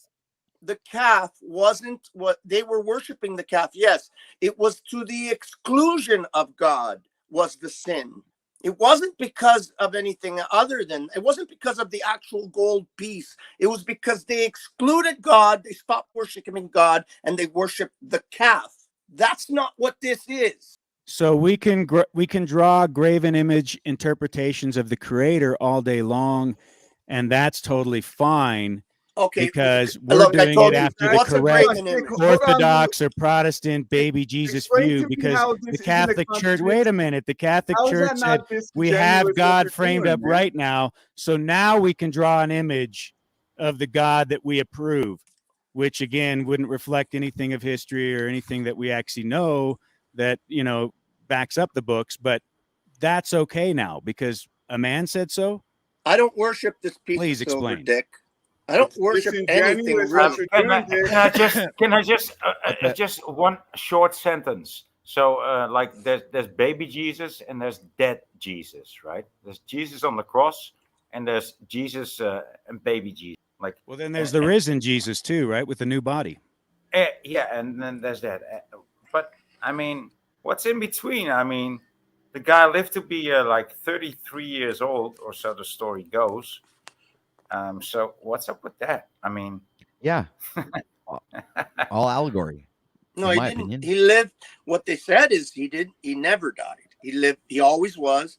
When God was asked who he was, he said, "I am now. I was then, and I will." Yeah, but I'm just. It's the definition of infinity. I'm talking about the imagery. Here, this is where I have an issue. Not even talking about taking into account the book as it stated what this character would look like. I mean, most of the images they've given you is this modern Western societal, like homogenized version of the Christ. People who are believing Orthodox Christianity don't have an issue with that. There's not a graven image issue of idolatry when you knowingly can see. What does graven mean? If the book is the authority, it's at minimum it's representing it as some kind of or like what is it, like whitewash version? The best way I could characterize it. What does graven really mean? It's a carved image in your mind, Lou. It means a carved image of a certain archetype in your mind. That's what it means, graven. What do you fuck? You need a dictionary? No. I want to know what people believe that means, because people people might believe differently of what that means, right? I don't worship this fucking cross. The only reason this has value to me is because my father gave it to me when I was 11 years old, and it's been on my neck for 50 years, other than the few years my mother lost it on me. But that's fine, Lou. But the issue isn't the fact that you worship what you're wearing or not. The issue here is the story allegorical or literal? This is the only thing here. This is the issue that we're trying to debate here today. But obviously, what's his guy's name again? In the communist on the bottom right. Sorry, I forgot again. Voynich. He said something that I thought resonated with me. I believe both can exist together, truth and allegory, right? And if you look at many things in your life, history, it works. Yeah. Yeah, true. Like historical and allegorical can coexist. Together. Yeah, they can coexist. Yeah. All right. I guess I can't argue with that. I guess that could be a possibility. I cannot confirm nor deny that. I can, but I've already argued it, so I'm not going to loop. I already made my argument. What would you have to bring as proof to fucking prove the fact that there in my opinion, there is story, no OTW, your story of the church. No, it's your story from fucking beginning to end, from the first page to the last page. It's an allegory. That's Okay, it. I'm but gonna die but on that hill. That's it. OTW, And can I unfortunately, Yurt will say that it's being dogmatic on my end because of the. yeah, But you my are. spirit, the I spirit would part of agree me, actually with Yurt on my that one. spiritual discernment came to that conclusion. That's I the was definition also of see, dogmatic see, in the in see, and even completely. though that You guys, let me sounds a bit finish. Let me finish. extremistic. Voynich, let me finish. Yeah, I sorry. was dogmatic in the sense of believing in the Jesus that died on the cross for our sins, and that's I was like packed down, going to church every Sunday until I actually came to the realization that there was something deeper to the meanings because of the contradictions, because of things that I thought that were fucking fitting together, because I was going to church and in the scriptures written, do not worship me, and I see people holding their hands up in the air, looking at the ceiling and fucking worshiping him with the big OTW. cross on the fucking wall. This is where I had an issue. This is where eventually something, my brain fucking cracked because of the contradictories. So this is where you fall into the allegorical aspect of the book, and then when you start really reading it with spiritual eyes or with the spiritual discernment, you start realizing that the whole book is a complete allegory from the first page to the last one. And this is my opinion, my personal opinion. You guys are allowed to disagree. I'm all right with that. OTW, can I just tell you a little bit about your story, right? Was your story about going to the church an allegory? Or was it true? It was a true story, sir. Okay. So when you were telling your story, you contradicted yourself. Maybe you didn't even realize it, and maybe no one else realized it either. But you said that I'll tell you, at a certain point, and if you want to rewind the tapes, maybe I don't have it exact words, but I'll give you the get idea. To the point. The idea of what I heard was you said you went to church specifically to tell these people that it was an allegory, and that you ended up that they invited you to dinner, and they that's not the reason I went to church. The story was different. And then now you're twisting the facts. You're twisting the facts, Lou. Okay. Yeah. All right. Maybe I got it. I didn't say I went to church. I said I experienced it at the church totally because I was invited to it. Perfect. We can't even totally different situation. Get on the fucking same page on the conversation we're having right now. And then you're pointing out contradictions in documents from 2,000 years ago and saying, oh, those contradictions mean the whole thing is made up or bullshit. We can't even run a conversation right now in real time where things are understood because we have Lou Bass and Voyniches and Yurt and all these people. But I just want to point out, you see how all of that. Roll your eyes all you want, Lou Bass. I actually agree with you, fuckhead. Then why are you rolling your eyes at me, because I didn't get a chance to bring it to the fruition. Oh, okay. Go ahead, Lou. I'm done. You do it. About moving the ball. Okay, you move the ball. I'm gonna play with mine. You move them. I was trying to say about OT. I like the way that. Let's get ready to rumble. I like the way that Patrick just kept it on topic. I was just trying to say that OTW mixed into his story, and whether he believes it or not, or whether he thinks he did or not, I caught some of the inconsistencies in what he said. So what he did is he mixed in a little bit of allegory to make the story more relatable, more whatever. I told it as it was. You did. If you want to relate, if you want to actually in chat confirming that what I said was true. And I'm not saying what you said was not true. I'm not saying that it wasn't true. But if you're honest, I like this yes/no conversation kind of thing. In there that weren't Hey, sorry. Awesome. Did I get cut off? Like it. Anytime you do that, I really love it when you do that. What did I do? Did I get cut off? I'm sorry if I got cut off. I don't know what happened. It's okay. No, nothing good. It's all I don't good. know what you did, but you did it again. What did I do? You did it again. Yeah. What did you do? I don't know. I don't have a name for it. But Can you stay silent for a few minutes? How somebody's backstage is coming up. We got the world famous Svetlana who decided to join the stream with us, ladies and gentlemen. Hi everyone. Can you hear me? Yes, we can. I'll take my. All right. I mean, discussion about the Christ is already just like. If you just disagree with one statement in the Bible, it's already cancel out the whole thing. It's that simple. And if people are so retarded that they can't see what it's a massive contradictions, I mean, it's their fault. They actually, basically, what I'm considering Christians, they basically parasites. There is a group of people who exist outside of the matrix, and there is a group of people who does not. We who exist outside of the matrix, for us, it's already no problem dumping all those illusions. But certain people cannot. So they the ultimate parasites. They actually using our energy to continue what they used to be alive, to have a body, reproduce, and all kinds of. All right, so Dick, Plus, if we you have look at Dick. We have Svetlana's on our team. Well, and that's exactly the point, Dick, and OTW, right? This is what TBE and them are saying. So the criticism starts out as like, hey, man, we got a few of these contradictions. Hey, man, we got some of these errors. It's not really holding up to scrutiny. To a couple steps later, Christians are parasites. and that should be enough. They're completely mindless drones. And sorry, go ahead. I didn't say that either, but I know, Svetlana said that. But that's I'm not completely aligned with everything she said. I know, sir, but those are the I get that. Yeah, I have zero It always goes to personal attacks. You're right. It does. And it's actually not only Christianity, all of them without exception. Everyone who think what their religion is the best, they're retards. Because well, that's why I don't believe in any religion.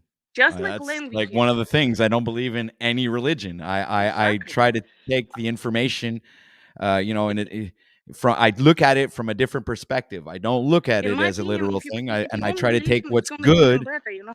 I try to take what's good and what resonates with the truth, and to the best of my abilities, because I am a lawful person. I am a person of integrity. I am a person who wants to do good, be good, and do good actions and be to service to others.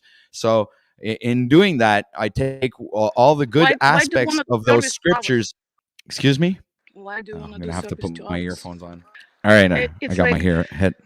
Basically, if you're able to see what you have illusions and delusions, and you're able to accept you've been wrong, that's the main thing, because each one of us been wrong if something. Like, for example, for me, I never, first time my mom took me to the church, the priest basically told me that females men. Oh, you're breaking up. Sorry, ladies and gentlemen, we're having technical issues. Svetlana's breaking up. Just because of that, 25%, believe it or not, that's what it is. If you wanna, for example, know arc and get whole thing, plants, animals, humans, everything.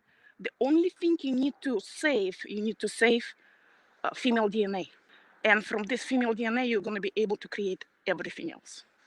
That's how I knew what it's a lie. It's just like people. So I have a specific example. It's all coming to it. If you're able to see your mistakes. I had a specific example I was interested in to hear some other people's opinions on.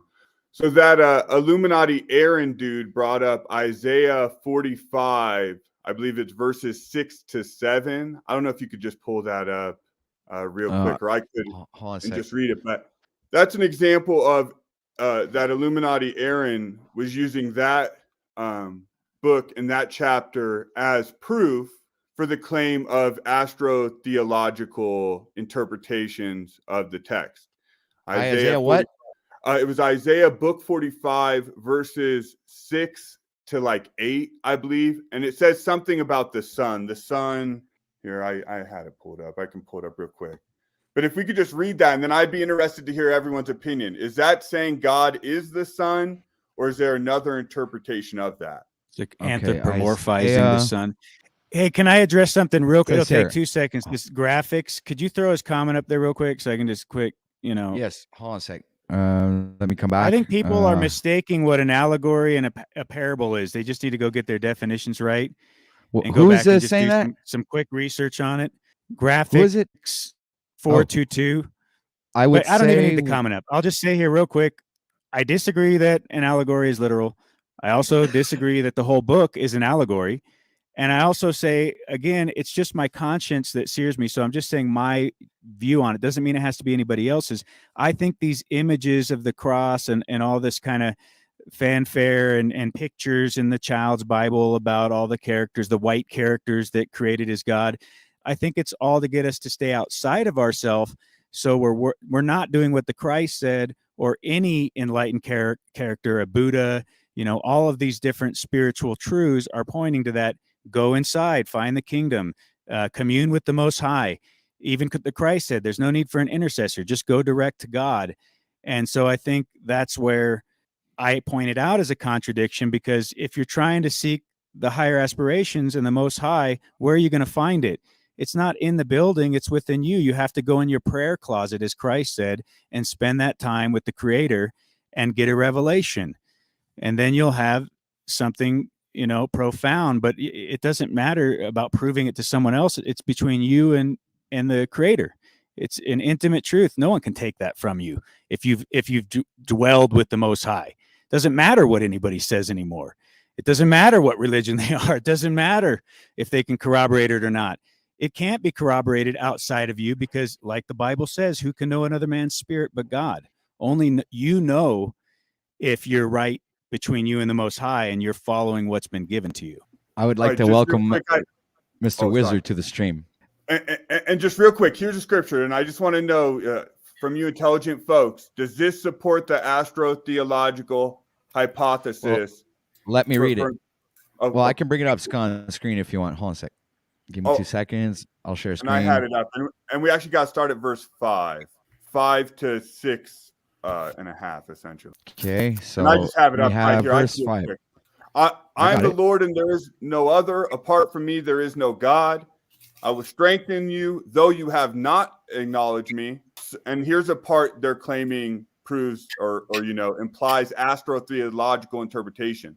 So that from the rising of the sun to the place of its setting, people may know there is none besides me. Now, this is the whole point of hermeneutics and biblical interpretation. Is that saying that the God is the sun, which is what Illuminati Aaron wanted us to believe? Or would the other interpretation be the order and regularity of the universe that God is the ground of? And that's what that's meant. Is that allegory or is that literal? Is God saying I'm the literal sun? Or is he saying, like the sun in your material world, I create the order that causes that to rise and set? So those are two interpretive choices we have, and I'm interested to hear you intelligent folks. I might have to dip out. I'll try to stay as long as I can, but I will be listening to people's answers to that. And thank you, OTW, for inviting me and everyone else. And always a pleasure to be listening. All right, man. Thanks for bringing that up. It's always a pleasure to have you on the panel, man. Your perspective is always very valued, sir. Thanks, Yurt. Appreciate it. Yeah. So what are your thoughts? Yeah, is that the sun? Is God saying I'm the sun, or is God saying, like the sun, I create the order in the world? I'm of the belief that it's an allegorical type situation, that it's a set of scriptures that teaches us through a moral concept of right and wrong. You're going to have rewards and consequences. You choose the wrong, you're going to know the consequences by your experiences or other people's experiences. Same with your good. You learn from other people's experiences. It's all allegorical in concepts of morals, as far as I'm concerned. Well, I'm on Wizard's side, so I mean I can't, I'm pretty much because I don't have any real how can I say it? Because of the contradictions when it's interpreted literally, it's just that's one of the reasons why I have this firm belief that it's not a literal book. Right, and that's several instances, and the one I'll bring up is the cross and the tree. It says in the scripture that he was hung on both. So what's the difference? And we talked on that on Drew talked by outline one night with a couple other guys, and they wanted to go to the Strong's concordances, and the one guy was an Orthodox Greek, and so he picked cross as the literal reference. And I said, well, how can you do that when Strong's Greek goes to cross, but Strong's Hebrew goes to tree. Well, you're talking etymology. Well, yeah, that's what I'm talking about, all right. Which one came first, Hebrew or Greek? So if Greek was an interpretation of something before it, then it would be the one that was transliterated. So if the scripture was truly written before the Greeks, I would tend to think that it would be the Hebrew meaning. But again, I also believe that it's an allegorical story. So it doesn't really matter tree or cross. I want to touch on that because I'm not avoiding your question. I'm marinating with it, and I may not even answer it here if you would allot me time to get back to you later, because it's a good question and I didn't have an immediate answer. So I don't want to just like jump in and try to fill in blanks. I'd rather kind of think on it for a bit. But with regard to what Wizard is saying, I had to marinate on that because when I first heard him present that, it didn't impact me as profound as now looking back on it. I'm seeing it as just such a critical point to make in how we determine what is truth. And it really does illustrate what we do with these mental gymnastics to say this is authority, because it's not the fact that was it a cross or a tree. It's the fact that both are presented, and we're taking these different literary works and we're determining where inside of a man's conscience which one we're going to go with. So it always comes back to discernment. Now, who do you give your authority to? The book says every man is a liar, let God be the truth. So if every man is a liar, I'm going to go out of myself and then trust other men to interpret these things and tell me.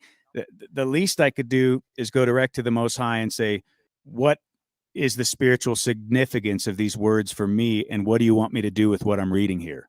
That to me would be a genuine process, not to go outside of self to find the true meaning behind it. And so then it becomes a personal thing, then it becomes objective, but I don't think we have anything to argue about really at that point if we're doing it. So as much as I sound like I want to be right in all these things, I really don't care what anybody does. If you're at peace and you have joy, you can throw your pot shots at me and take personal attacks.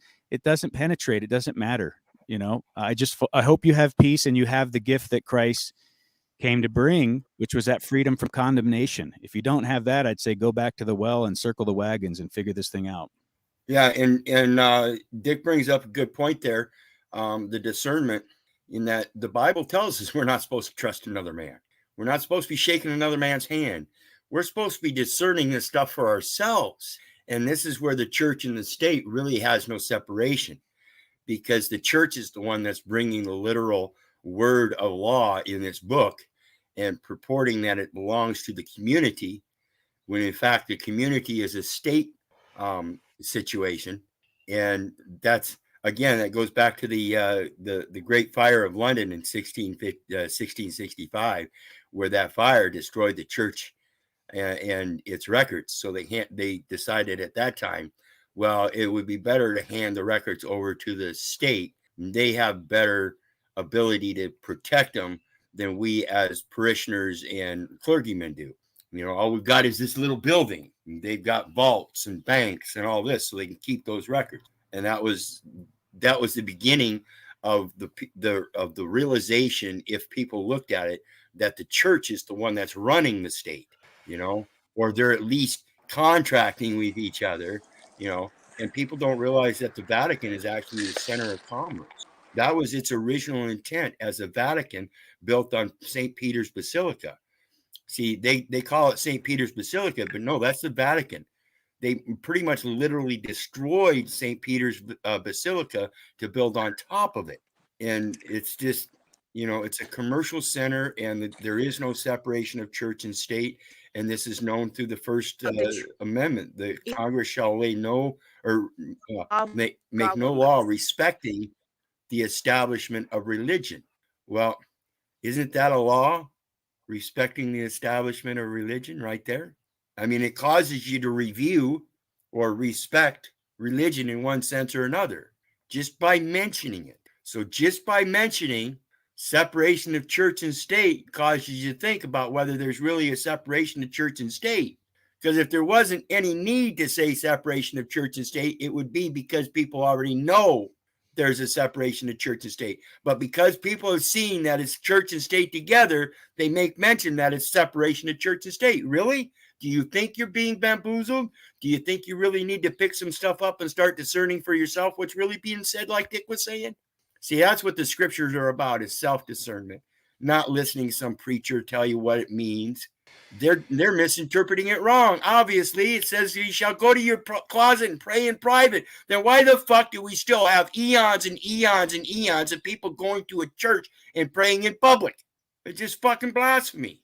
But that's what I'm trying to point out here with this Aaron character in this Isaiah 45. So he uses, and because we're open to this idea that it's allegorical, we're open to that. We hear that and we go, oh yeah, that's probably right? Or the general audience who might be hip to this conversation, they go, oh, Illuminati Aaron was just pointing out one of these passages where it says God is the Son, the astro-theological thing, and we just sort of accept that. But the likelihood is that he was using his best example of the astro-theological interpretive analysis. But it doesn't say he is the Son. It says he's like the Son. Exactly. But I'm more making a point about the form here, that we're open. We're Right. open to these ideas, and then someone puts an idea out like that. We let it fly because we're open to it. But when we go to the actual scripture, the interpretation is obvious, and it's not saying that. Right. So, and that's why I got on him. That's why I got on him on Jack's show the other night, last night or the night before, about, you know, you come forth and you tell everybody that you're the Lion of Judah, but you tell everybody that you got that information from Rothschild. So let's stop there before we go any further and fix that, because you cannot get appointed as the Lion of Judah from Rothschild. Okay, that's just fucking stupid. Exactly. And I'm just trying to point out to the forum that we do the same thing. So we're like, oh, we're going to stop listening to men and their interpretations. But then we listen to Michael Tazarian, who explained all the hidden meanings of the Bible to us. And now that's our view. So I'm just trying to keep the whole conversation a little clean and try to elevate it by pointing out that we're still relying on other people's interpretation. And that goes even for the Orthodox community, too. They seem to miss that point completely. That you're still using your personal discernment, even if I turn it over to another person, church, or whatever. You're still doing that from your own individual perspective. So none of us can truly escape our own understanding in that way. But right. That's a crime both sides are committing. Right, and I think that's a good way to do it, though. If we try to escape our responsibility and discretion and leave it over to a pastor or anybody else, that shows our willingness to not even do what we're supposed to do naturally. This is that convenience of letting other people do things for you, including your thinking. Why would you let somebody else do your thinking for you? I'd much prefer to have somebody else do my doing things for me, because I'm a lazy motherfucker like everybody else. But my thinking, that I hold as my highest regard. I will never let anybody think for me. Never. And that's why I think we're supposed to have our own discretion. We're not supposed to trust another man, not even in his thinking. That's his ascension. That's his spirituality, not mine. And that's the reality. And this is, this is partly, and sorry, OTW, I'm not trying to cut you off. I just wanted to because I wanted to bring up, like, what would be the ultimate way of seeing this, because, I understand what you're saying and I agree with you, but what I'm wondering is what would be the best maneuver that we could do to portray a message that would, like, not be as aggressive as, like, coming out and saying, well, you're wrong in this. How can you come up with the correct way of telling people that there's not just a literal interpretation of the Bible, that there's another level to it, or a hidden message behind it? Because this is my question. Like, how would we come about doing that? Well, when you go through the scriptures and you collect them all up, all 80 scriptures, not just the 66 that are in the scriptures now, but all 80 of them, which includes the Apocrypha. You go through those and you find the correlations, and you see that in Book of Thomas, it's Jesus telling his parables. And you take those parables and you consider them with the other prophets and stuff, or the disciples in the other books, the way they viewed them, they're telling the same stories from their own points of view. So when you go through and you read those scriptures and you see how the stories correlate and how they don't, what you do is you take those differences and you find out what's right about them, what's wrong about them, and what's equal about them, Hey what's guys, the same about them. can you So hear me? yes. So when we're talking about the scripture that says that he was hung on the cross versus being hung on a Because I tree, noticed you I can just basically been muted for the hey, past wait a 15 minute, minutes. wait a minute. The vet, yeah. Me? Do I you hear mute you me? because somebody's speaking, so you interrupt them when they're speaking. So just wait till they're finished speaking, and you can comment after. No problem, Svetlana. Just respect the stream. Go ahead, Wizard. Yeah, that's really fucking disrespectful. I'm getting tired of it. You know, it's just a couple minutes of speaking, and some of you don't even have the fucking patience to fucking wait.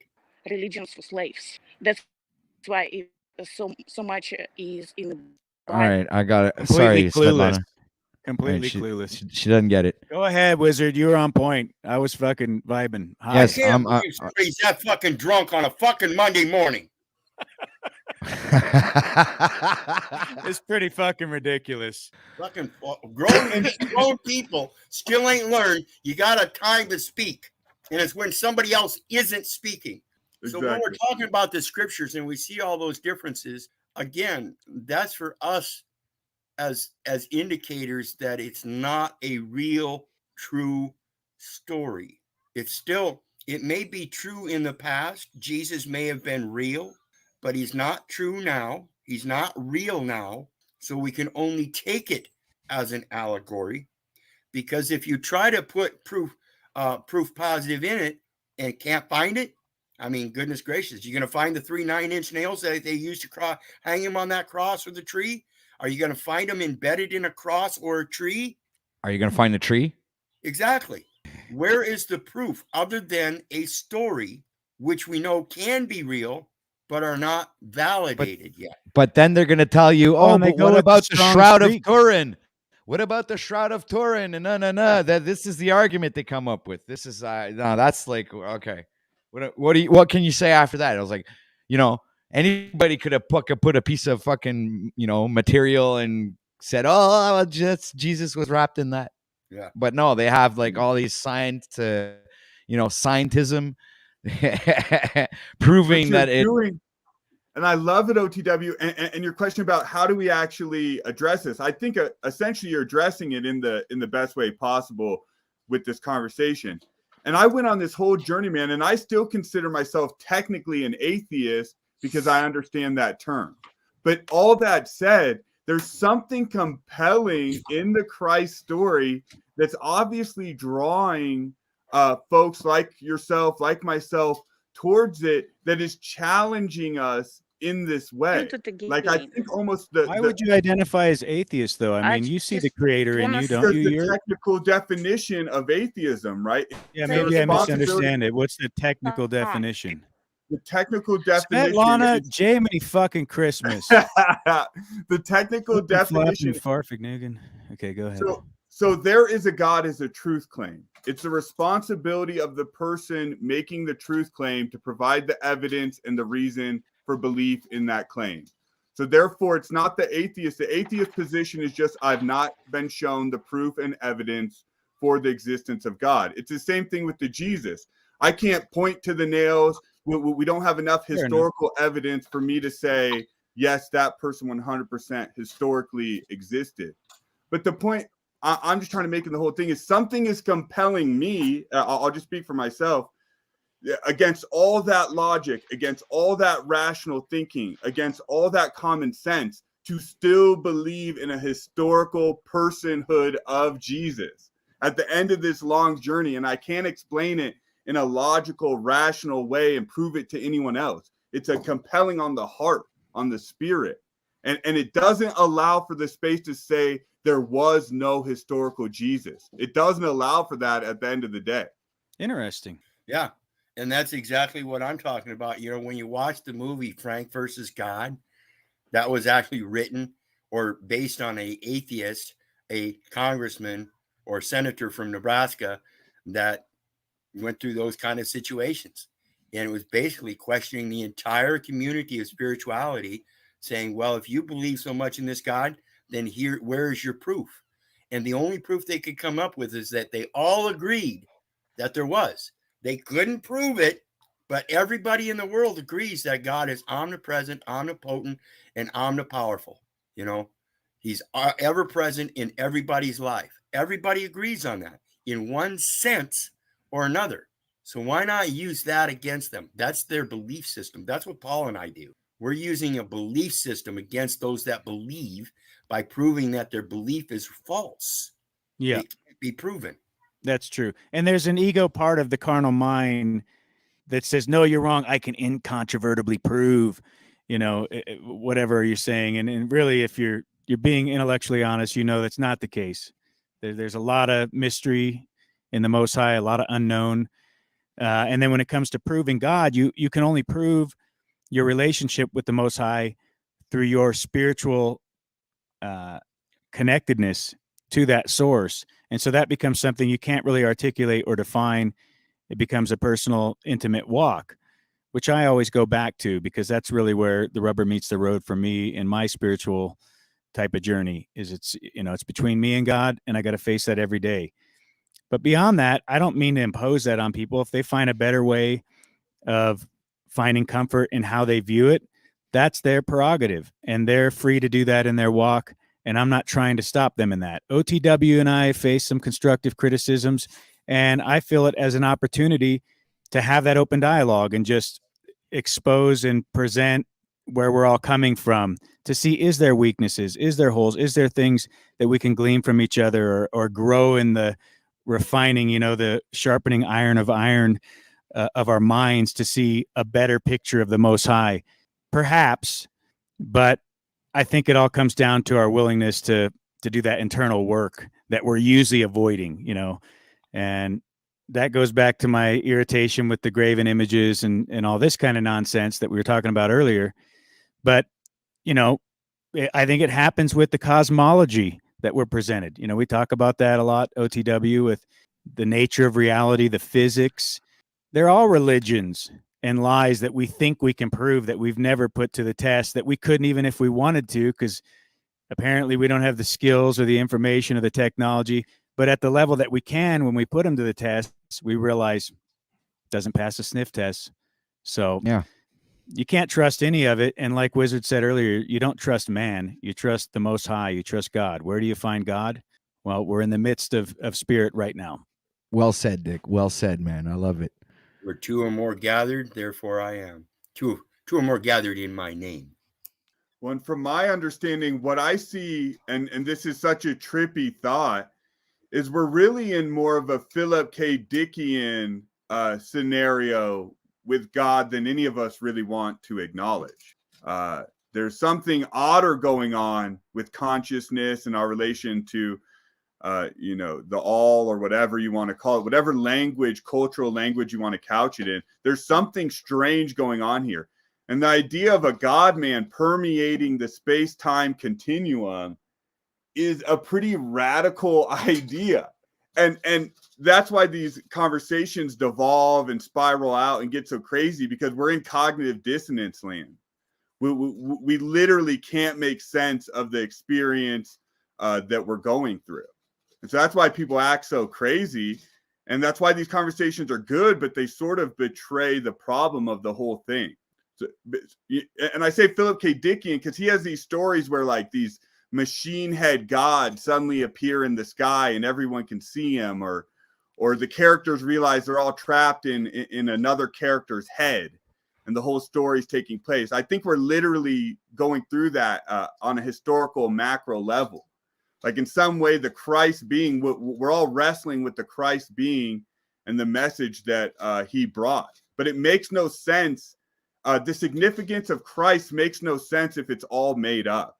Does that translate what I'm trying to say? Yeah.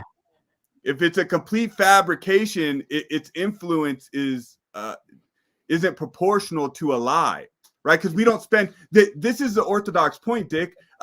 We're all children of the Most High, though, because every one of us is transcending this space-time continuum, and has that same spirit and can see that reflection within us. So that's where we actually prove it. And I realize that is my ego at some point trying to show and prove to you what is, but I also think it's something that people can investigate within themselves and see that I'm not just blowing smoke up your ass. Like, you have an interconnected aspect to the Most High you can walk with and know that it guides you to calm, still waters, peace that passes understanding, joy unspeakable. And it is the truth. And it's the truth that sets you free, and it's freedom and freedom indeed. But you don't have to take my word for it. You got to find that in you. Is that in you? Does it exist? Are you willing to explore to see if that's a lie or a truth, and a potential that you can hold, a space, a mindset that Christ offered and commanded for you to take on and be imparted to you from his Father, that would unite us in this truth of like mind. And it's a faith that can overcome anything, that can move mountains, that can do the unthinkable. Can we take that mindset of truth? It's up to you. It's a choice. Yeah. Yeah, and I think a lot of people are afraid of that, because it's like, if you live a lifetime of a lie, and then all of a sudden you realize your whole life you've been lying, nobody wants to stand up and admit that. They don't want to admit that they've been lying all their life, even though they haven't been lying. It's just that they've been duped. And again, it goes back to that discernment.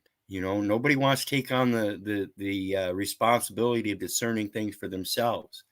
It's like when you run up on an accident and you're not medically qualified. Do you really want to help the guy?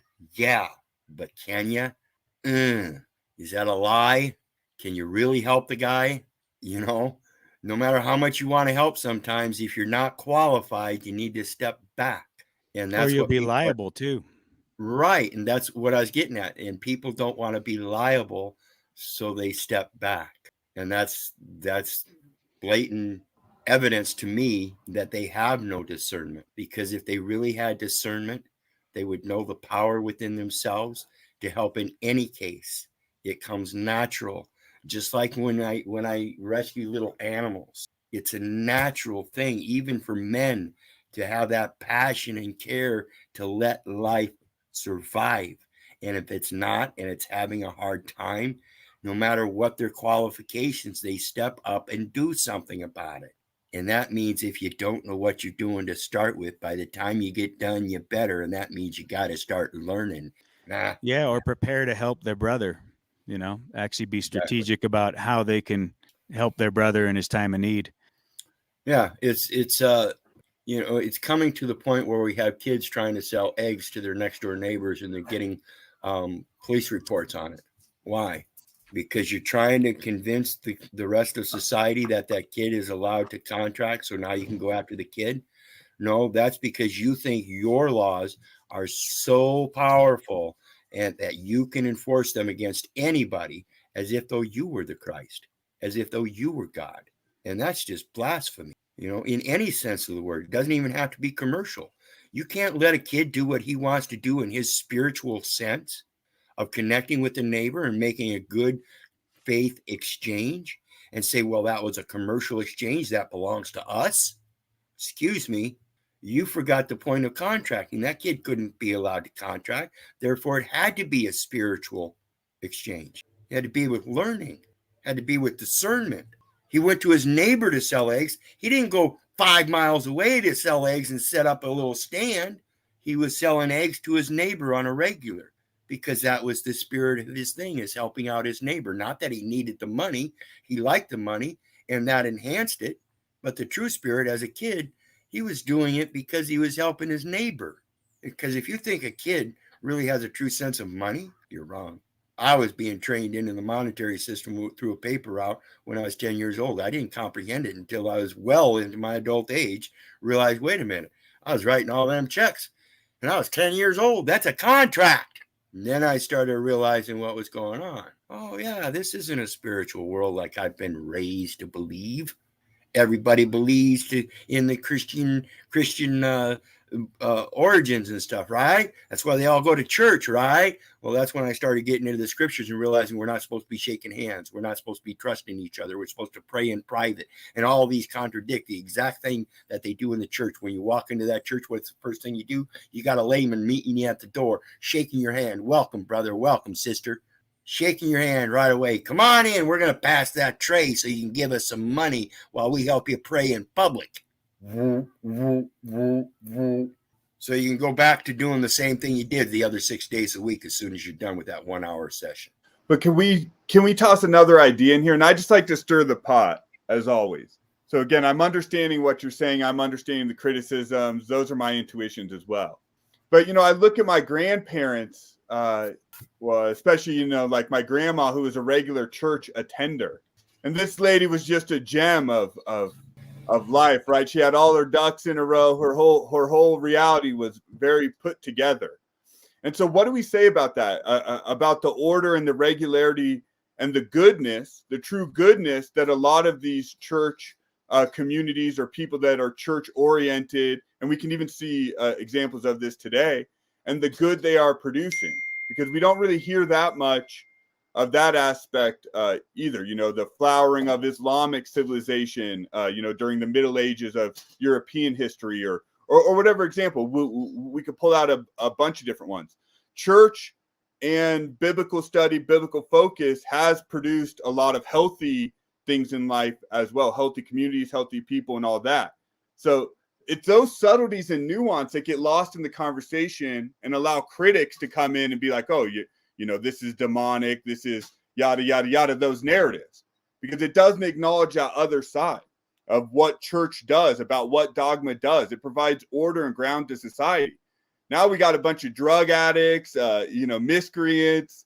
I mean, the whole society is devolving right as we launched all these types of anti-religion attacks. So if we're being honest and we want to have the conversation, we got to acknowledge that too. Like, doesn't this play into the disordering of society and the, right? Like, no one has a ground of their truth anymore, or a community. We complain about these things as well that were provided by the church while critiquing the church at the same time. And I think that's why we have this discussion about whether it's an allegorical moral guidance thing or whether it's actually true. Because again, nobody can really prove that it is. But again, it looks like the intent of the scriptures has a valid value of righteousness and morals. And if people can take them in those contexts, no matter what religion you're in, it still comes down to the same basic principle. Do unto others as you would have them do unto you, throughout all religions. Well, I'm not too sure. What about the ones that say that we're, you know, some of the religions are infidels and they must be eliminated or stuff like that? There are religions out there but there are religions out there that exist in this fashion where they would literally have like people like us eliminated because we're infidels and right. But we don't. That's like the KKK. You know, those are subgroups that came up as extreme groups from original branches of religion. You know, like Islam. Islam says honor all prophets. It doesn't really talk about killing infidels. That's an extremist view. You go back to the origins. That's not what they said. It's people that converted it over time. Isn't that what the Talmud says? Is it? I'm not sure which book it says that, but because I didn't read them all, but I believe that the Talmud is pretty harsh. As I'm not sure. I'm just saying it like that. But am I wrong? Am I right? Hey, correct me if I'm wrong. There's even a spot in the Bible where the Christed being said, "Bring them forth that don't call me king, and slay them in front of me." So, I mean, where's the perspective on that? I didn't hear that one actually much from the pulpit. I caught that one after I left the Doctrines of Man. So I don't even really have a great interpretation for it, other than sometimes justice just needs to be dealt with, and you just fucking deal with it right there, and you move on. And the Christ faced that as well. He had a fucking belly full, and he said, "Bring the motherfuckers in front of me and kill them." You know, and I think people were just a little more matter of fact back then, and actually dealt with their business that way. Yeah, and that's again, we're talking about the terms that we think in the scriptures say kill and murder, and it says thou shalt not kill. And when you go to the Hebrews thing, there's two different senses of killing, and one is a righteous killing where you offer everything to the glory of God, and then the other is a killing without any reason. That killing without any reason or for your own private reasons would be murder. And that goes for animals or men. So killing in the name of God would be, okay, but if you're killing for yourself, it's not okay. No, That's it's a that's kind matter of of the weird. reason.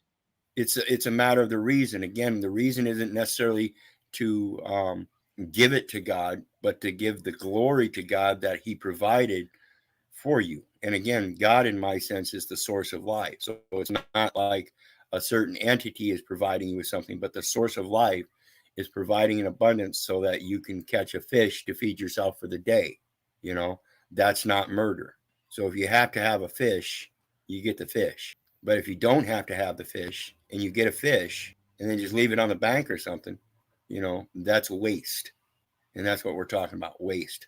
You either use it for gain or it's murder because it's a waste. It's like the abortion issue, Why would you abort children? It's a waste. But Because some would say it was if you let that one child grow and it happens to be the second coming of Christ, what do you think about that? That's placated in those scriptures that there's a second coming, and we're out here killing babies. That's the same thing they did in the ancient times when they knew that somebody was coming, and they said, "Well, we're just going to kill all fucking males," and they went through the kingdom and started killing all of the young baby males. Oops, they missed one, didn't they? Okay, I'd like to make a point in regards to what Manic is saying down here, who is often a fan of what I'm saying, but here he's saying I'm wrong, which I'm okay to be wrong. But if I'm reading the KJV, just right out of the book, 1927, but those mine enemies, these are the red letters, by the way, but those mine enemies, which would not that I should reign over them, bring hither and slay them before me. Now he's saying it's ego. This could illustrate what Yurt is saying. So now I'm taking it literally, but to me, it's common sense. Am I that fucking narcissistic, egotistical, bombastic son of a bitch to say that I'm superior in my intellectual prowess than you all? Because to me, that's apparently not saying ego. He's saying, but those mine enemies, which would not that I should reign over them, bring hither and slay them before me. But perhaps if I'm looking allegorically and I want to see spiritual significance and I say none of this happened, I should see that it's ego and that I'm a fool. And that I'm my own enemy. And if you're confused enough, you probably need to go to church and talk to your elders to explain the interpretation. I don't like it either, Dick, but there seems to be an issue, right? I don't like that shit. Right over. I'll head right over. I'm going to go get I'm on my way. I'm on my way. Papal hierarchy to give me some validation today. Go do my confessional time. It's a joke, not joke, because, and participating in these communities in particular the last few months. Oh, and here's Christos. Actually, I'll stop my monologue because Christos said I was bugging and he said he was going to tell me why. So I'm interested. Oh, he left. But you see the same issue in a lot of conspiracy theory communities, this same issue of interpretation, right? Like we got this nomadic rancher in the chat just going off on his or her pet theory that they believe has all the explanatory value. And He's a lot of spiral there, doesn't he? Yeah, and a lot of it you start chewing on it, and it's like, well, I don't know if this really makes sense or not. That's the problem. So let's drop a link for somebody. Let's drop a link for this individual here who wants to. Maybe he would like to come up here and speak his mind. You're welcome to come up. I'm dropping the StreamYard link in the live chat. So, Nomadic Rancher, click the link. And speaking of this, it says the King James sentenced him. Then you took it down. Oh, sorry. Oh man, I'm gonna bring it back up though. My computer's slow. King James sentenced him to life in prison for the manipulations and for writing the wicked Bible, later dubbed the Satanic Bible by Aleister Crowley. So we have one man that makes his conviction, and then another man makes his conviction, and the whole world is in a turmoil about it. When, again, if you go to the scriptures and you look at the scriptures themselves and see the contradictions, that's where the turmoil lies, not by King James, not by Aleister Crowley, but by the fact that nobody can comprehend the exact origins, because nobody really knows how to read the exact origins and how they were interpreted throughout the history of time. You really can't tell. It's like I said when you go back to the caveman. How do you interpret their paintings on the wall? You can't. You can get a sense of what they were trying to say, which is the spirituality of it, but you can't tell exactly what was going on by those paintings. You know what I mean? You can't say, well, they went out on, it says here they went out on August 5th, 0000000560 BCE or whatever, and went along this path and followed these animals and got 7 of these and 3 of these. You know, you can't tell that. You really can't. There aren't the details. And when we get in these scriptures now we have details, but the details contradict because they're interpreted differently throughout history, because you got different people interpreting them. You got King James interpreting it, making it his version. Then Aleister Crowley interprets it, says, well, that's wrong. And then another guy comes along and says, well, Aleister Crowley was working with Shakespeare, You know, come on, guys. And that appears to be exactly what's going on, just real quick. And he's referencing Robert Barker, who I'd never heard of. And when you look that up, you do your quick little Googles, you find that was actually the printer of the original King James Version. And this wicked Bible he's talking about contained a typographical error omitting the word not from the sentence, thou shalt not commit adultery. So we go from a typographical error, exactly what we're talking about, to a wicked Bible that Aleister Crowley liked, to Robert Barker wrote the whole King James Version of the Bible.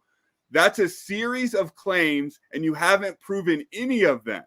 But that's what we do in conspiracy theory communities. We gather a couple facts that we think support our claim or our idea, and then we just build a mountain after that, and we're off to the fucking races. But we don't have proof for anything that we've said. And in the same time, the Orthodox people are sitting there saying you're actually engaged in this demonic activity that justifies your own understanding of the world and doesn't want to submit to God and the truth and all that. So there's a weird finger pointing going on. And I don't think most people, from what I see on panels, which don't correlate to reality, I don't think most people are really following the conversation to its ends or even all the implications of it. So, we're all kind of doing the same thing that we're accusing other people of doing, which is often the case. I don't think that we're just as bad as the religious zealots. And I'm saying it's specifically bugged out that you would identify as an atheist. That's specifically what I was referring to earlier. And I won't lie, I've been smelling something fishy about you recently. I'm not talking about that rotten fish stuff you brought up. But I hate to say it, but it makes a little sense that you said you're an atheist. I can see that. That lines up with your hipster-esque presentation. But I still love it. You're a very lovable person, and I won't lie. I'm not backtracking. I was actually, kind of just giving you shit when I said you were bugging. Yeah, nothing but love. But I did want to bring up the atheism. This is kind of like my segue. But what part do you understand? So do you understand the base definition of what atheism means? Atheism is a neutral not believing position. in any type of. I thought. No, see, I have it here, guys. Hold on. Guys, I have it right here. I'm willing to humble myself that I may not understand something here, but yeah, go ahead, OTW. Here, I got it. Atheism, the belief that there was nothing and nothing happened to nothing, and then nothing magically exploded for no reason, creating everything, and then a bunch of everything magically rearranged itself for no reason whatsoever into a self-replicating bits of which then turned into dinosaurs. Makes perfect sense. I love it, OTW. That was funny. I thought you were going to pull up the actual definition. But that's what it is in a sense. It's like believing in a bunch of stories, not believing in a bunch of stories. In other words, So am I mixing up agnostic and atheist? Am I twisting them? As most people do, right? Okay. Hard atheism would say there is no God, but that would be a truth claim in itself. That would be a positive claim. If I say there is no God, that would be a truth claim. I would have to prove with evidence or logic. So when a person says there is a God, that is a truth claim, a positive truth claim, and it is the responsibility of the person to prove it. The example that's always used is if I said I had a magic dragon in my basement, you wouldn't believe me just because I said it, and someone wouldn't have to prove the negative that I didn't have a dragon in my basement. It would be my responsibility as the one making the truth claim to prove that said thing exists. So that's why I'm technically an atheist, because I understand I've spent enough time investigating from their point of view to understand that you can't really find the proof in a scientific, materialistic way From for either evidence perspective. of God. Yeah, if you from haven't either spent enough- perspective of yeah, I understand what you're saying because Exactly. they're but that's a paradox in itself, because when you look at it from that angle, when the truth reveal itself through that, it's like you can't prove neither that it doesn't exist or that it doesn't exist. So wouldn't it prove something right there in itself? Sounds like we're talking about theological God, which I guess since we were talking about religion, but there's different baggage with that word, no doubt. I think we all know. Abrahamic God specifically. Are we speaking on this since we were just talking about orthodoxy and religion earlier, or are we, Well, can we say gods plural? Like, Well, what's you know? happening is the foundation of the conversation is the allegorical versus the literal interpretation of the scriptures. Whether it be any scripture, it doesn't necessarily mean the Bible. It could be the Quran or any other religious text, right? So it's just like I guess very engaging conversation where we're trying to see where we're going in which directions. But in any given situation, we are all on our own path, right? We're all on our own journey. We're all experiencing this separately. But as a whole, there's maybe another level of understanding of the scriptures, and maybe this is what we're trying to point out today, while at the same time having a debate about it, if you will. But it's not. I don't see it as a heated conversation. I mean, I think it's going pretty smoothly. Everybody's being very respectful, and we're having a great time, guys. We have 41 people watching right now. We have Mr. Freedom Grower who's simulcasting. We have let me see, 9 people watching over at Mr. Freedom Grower's channel. We have 34 people watching here, OTW News. Please make sure to like, share, subscribe wherever you're watching from. And hope you guys are enjoying the show. It is presently 11:03 a.m. here in Montreal, Canada, Eastern Time. We are the 16th of May, and 2023, and hope that the year is going to go great. Seemingly around here, the temperature is getting better and better. We're getting sun and no bad weather. I heard that Dick was he had a bunch of snow not too long ago. So the topic for all the newcomers is, the religious texts, are they allegorical or are they a literal interpretation? And this is the discussion. So can I just say go I ahead, guys. appreciate you helping me, gain a better understanding there with what we just discussed then with And I want to pass agnostic this, and atheism. I want to pass this right back to you, though, Chris. So check this out. So this is sort of one point of the whole conversation. So we're uncomfortable with the atheists, but then we're uncomfortable with the people who claim to be true believers. Do you see that? So I'm wrong either way. So I'm wrong both ways. We're just uncomfortable. That's all. Yeah, I think okay, yeah. Go ahead, y'all got it.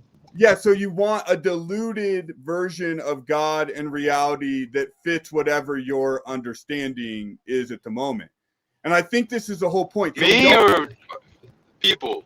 In general, because I don't know your heart, so I can't say you specifically. I recognize that. But just in general, so people don't want to do the work, and this includes me. So I don't want to be brave enough to stand fully in my atheism, because I know we can't prove scientifically that God exists. But then I want to take the comfort of the religion, the parts that I like, that comfort me in my fear of death, or the fear of the death of my children, or loss or harm or all these existential crises. So you want it both ways. That's what the critics are saying. I don't want to derail from that flow, but do you consider yourself a spiritual person? Yeah, for sure. 100%. I believe I have a profound connection to God, but it can't be proven, and I can't establish it like I can establish the temperature water boils at. It's not a fact like that. Doesn't need to be proven, does it? That personal relationship. That's a Well, it question. depends To who's others. persecuting you. It depends who's persecuting you. You know, who's challenging your beliefs or your faiths or the knowledge that you know or that have acquired through the research that you've done. That's where it becomes an issue. Well, in the story, according to the way Jesus lived his life, it didn't make a difference to Jesus. He always professed. So if somebody came up and was hypocritical of him, he didn't deny it just to be in good graces with them. He always professed. And that's one of the things that I like about Austin. When I first met him, it was because he was solid on his reading and comprehension and wanting to do so. And that's the spirit sense that I saw. So to me, it doesn't matter what kind of religion he follows or anything. I saw the spirit, and that's why I dug into him. I love you, brother. You're awesome. I think you asked very potent questions. I appreciate that.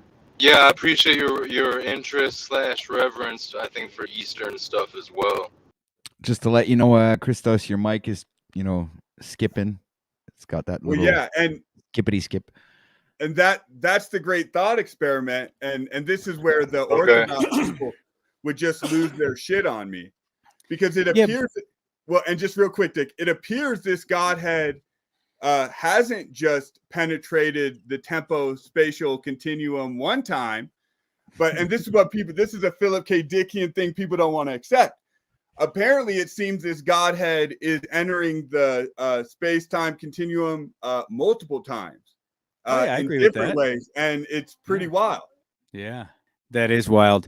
So the ideal, though, of submitting to God you were presenting earlier, now it depends on if you want to let validation be the process that approves you, meaning an outward source that says, okay, you are ordained, you are holy, you are in some kind of state of approval process of your elders and the people around you. And I get that what you're saying is by avoiding that, you're going your own path. You really don't have a compass. You're just left to your own devices. Like, what do you think's right today?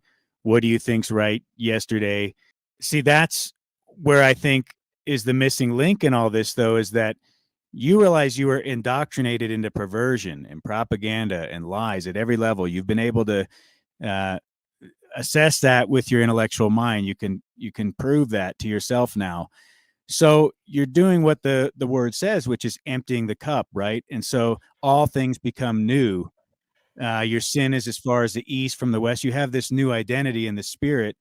And so these things are like practical, actual walking principles that you employ in a day-to-day to self-improve and to actually have a space to actually do the good work.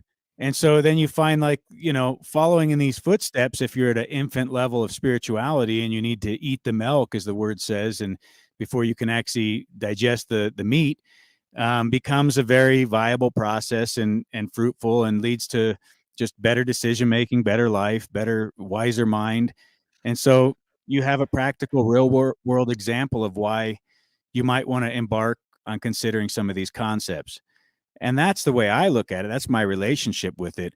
I don't need it to be any more dogmatic or have any validation outside of anywhere else, because I think the word itself tells me not to do that and not to be stuck in those vain principles of having to have the hierarchy show me as certified. I got to look at this seminary bullshit, all these terms like these people spout out. You can't even know their language unless you spend 2 months. And you think that's your God, is that he wants you to be able to know him, that you're going to have to know ancient Hebrew and lost languages and Koine Greek. And it's not that there's not value in researching all that. It's amazing. It opens up all kinds of different perspectives. But to think that to know God, you need the words of Babel makes you a fucking idiot. Yeah. I'm gonna have to drop a bomb for that. Wizard. OTW, I didn't hear that if you just made a sound effect. Yeah, I made a bomb. I I don't didn't know you I- had bombs on this show. yeah, I do. I just keep forgetting to use them. Hey, Wizard, I just Yeah, saw slave the. vessels too. Yeah, I think you're gonna need higher handlebars. Yeah, I've got another set of handlebars. I'm going to cut the ones Yeah, off, turn them around, so they extend yeah, up, extend them. and weld them back on. And Yeah, I've got another set of handlebars that I'm going to weld on the top of that. That way I can yeah, make it's the gonna look face like a right there. chopper, man. It's gonna be fucking It'll have a little awesome, man. dash and everything. Yep. Cool. Yep. That's I my like next that. project. I'm working on it. Yeah, I'm going to put a 6.5 horsepower Minarelli on it. Right. So getting back to what we were saying there, you know what? I think the topic is very how can I say? Because it's like saying the controversial. guy in the rainforest, OTW, like the Aboriginal. He can't know God or something because he doesn't have your words or your concepts or your fucking perspective. It's crazy. He knows God better than any of these fucking Babylonian commercial Yeah. corporatees, beta cuck, Because watered down soybean estrogenic androgynous beings. because they're Yeah, experiencing yeah. God That's not who they every are given as moment. children of Yeah, God. they're living God. They're in the environment of God. They experience God every given second of their lives, so they know that interconnectedness and that spiritual aspect of their lives, I guess, because they all these tribes have all these shamans and everything, and they have all of these different spirit animals and everything like that. So this is the kind of Well, place where you But see check that this they're out. much more connected to their spirituality and God than we are in any check Well, this and you aspect. out. notice their This is the spirituality is all based on food. well, and partially being a little ornery, but because I agree in a lot of ways, but again, turning it around so that we can have an interesting conversation and think about it. You're sort of performing the noble savage false philosophy there that they were automatically more spiritual, yada yada yada. That's sort of the noble savage fallacy. And then I would also, and this is ornery, this is sort of dropping a grenade in the conversation, but let's do it and have fun with it. But how powerful were their beliefs, their spiritual beliefs? How much power did they have if they were overran? Apparently, Well, they didn't have that much power because in the They historical, were more spiritual. I can show and prove it by their fruits. Did they poison every river? Did they destroy every single thing that they were in no, but stewardship they of? couldn't stop us. They Well, couldn't at stop least they us, had though. honor to the creation, and they didn't act out of accord and out of balance with the harmonious, sustainable design that was right in front of them. They had enough willingness to participate in what they could observe to not destroy it profusely. They don't even That exist. has to say something about their interconnected equilibrium that they found with the creator, that at least they found a role in it that actually did not lead to destruction and a wide path of everlasting just collision course, But fucking no everything, matter right, how in our great society. they're, no matter, and we know I'm being tongue in cheek. I'm here, just saying, to show and prove it at No, no. some level, they did have better fruit than we do. You may, not have liked their justice system and how they handled executing their ideals and morality, and maybe one was a cannibal, one was, I understand you've got your judgment, and it's a condemning one on what they did, but they were in more harmony and a balanced process just from an observation standpoint than the typical Americanized corporate male. But what's better, a fruit that exists or a fruit that doesn't exist? Oh, fair enough. Yeah, I won't argue that. Because apparently their world beliefs weren't powerful enough to beat the Abrahamic European traditions that came washing over it. Oh, come on now. I mean, if I can force indoctrinate you through books that weren't even available that allow you to be literate, then I've got a pretty good leverage advantage on the process, wouldn't you say? Well, if your spiritual traditions were so what would be the word, transitory, About they were so ethereal that they weren't grounded. They burn books, they fucking tear apart everything that is of significance to your society and your people and your culture, and it's been done over and over and over again. If there's any truth to the history books, I'm not saying there is, maybe it's all lie, but if we can learn anything and glean anything from past results being indicative of future results, not that it always is, but you may learn something by looking back a little. it looks like it leads to all these levels of tyranny and the same cycles over and over. But what was absent in their spiritual tradition that didn't allow them to contest with the cultures that they were being introduced to? The same thing that's absent in any of us now that are not willing to stand for what we know to be good, right, and true within us. I mean, they're not willing to die for the cause, I guess, like the Christ, because the Christ said, hey, you want to take up the cross? Sell all your treasures, give it to the poor, follow after me. I don't have a place to lay my head tonight. It's going to be bad. It's going to be rough, but you say you want this status, you want the road of truth, the narrow path to peace, follow me. And nobody's willing to do it.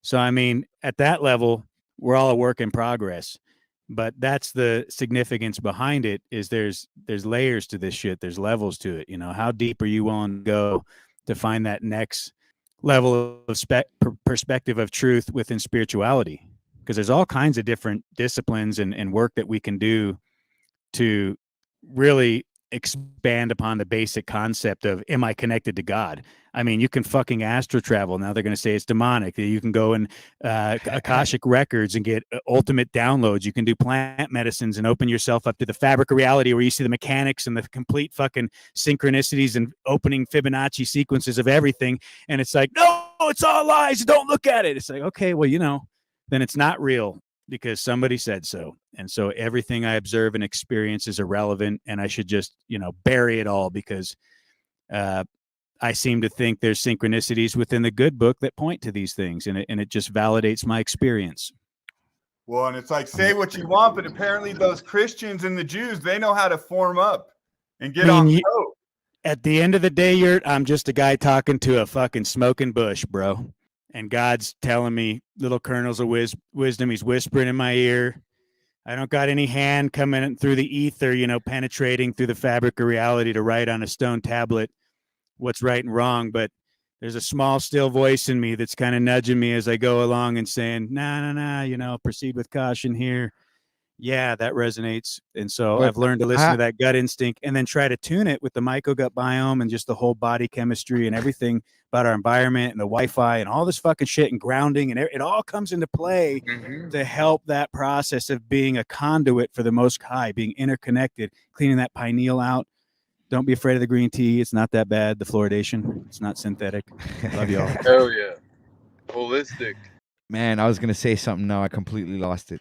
It was to reference to what you said. Fuck, now I can't. It's gonna come back. It'll come back. Was it to my point about the Abrahamic traditions, how they're able to get on code? Oh, yes. Okay, back to the Jews. That's something that's really interesting because of the fact of the year that they're in.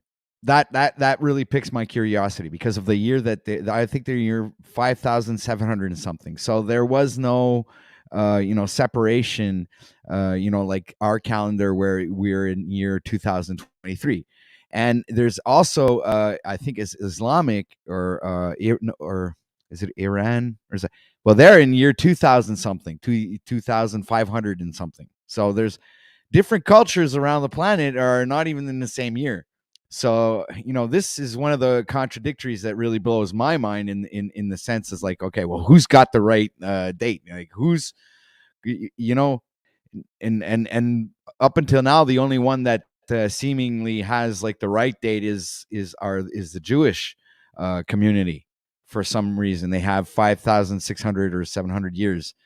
Can somebody explain that to me? Is there something there that I missed? Yeah, I've come to the conclusion that the Jews are probably the most on point with a lot of the hidden truth and the hidden truths of reality. They're very the mystical aspect of Judaism, with the Kabbalah and the Sephirah and all that stuff. It seems to be the most on point, in my opinion, when it comes to the nature of reality. And doesn't that, and don't you find that curious that they're one of the most successful or the most like the fact that they're like, I don't know, in such a position in this world financially, and the fact that they stick together and it's kind of it's mysterious, don't you find? it's like anybody who's not a Jew doesn't really know much about the Jews unless they really go down deep down and dig into the nitty gritty part of everything. But I mean, there's certain aspects of that religion that really blows my mind. Like I said before, the year that they're in, and the rituals that they do, and all, and it's kind of curious to me. I find like maybe they do have, but like just like any other, like this Illuminati, the Masons, and all this stuff and all this knowledge, and a lot of people would consider it like satanic or whatever, and like this. But when you look at the other side of that coin, is like these people might actually have that real knowledge, like the real knowledge, like the knowledge that it's being kept from everybody about the nature of this reality and how everything works. And there's a reason for that, and that we're like only scratching the surface just by having these discussions, and the there's deeper levels going even further than we can even wrap our heads around, because we're not even like there yet. This is the kind of thing. Yeah, go ahead. And this is broad strokes, but just to juxtaposition these two ideas. So we've got, and to the degree it's true, because there could be alternative explanations, but for the myth of the noble savage, so we've got indigenous people who seem to have a better understanding of how to be in balance with the material world, the physical world, right? And then we're juxtapositioning the Abrahamic traditions, and we're noting that they seem to have an understanding of time. They seem to have an understanding of the mental or the non-physical, the metaphysical, and they seem to be connected to that. And that's that's the point I'm asking us to think about, is that, like, okay, maybe there is something about this, naming every creature in the field and our ownership of the material world that comes through the metaphysical understanding of reality. And perhaps this juxtaposition, this goes back to, the essence of some of our spiritual truths, that it's the mental and the metaphysical that gives birth and is dominant over the material world. And that's why we see in history, those who have a greater balance and understanding of the material world end up being dominated by those who have a better understanding of the metaphysical world. Maybe that's the explanation.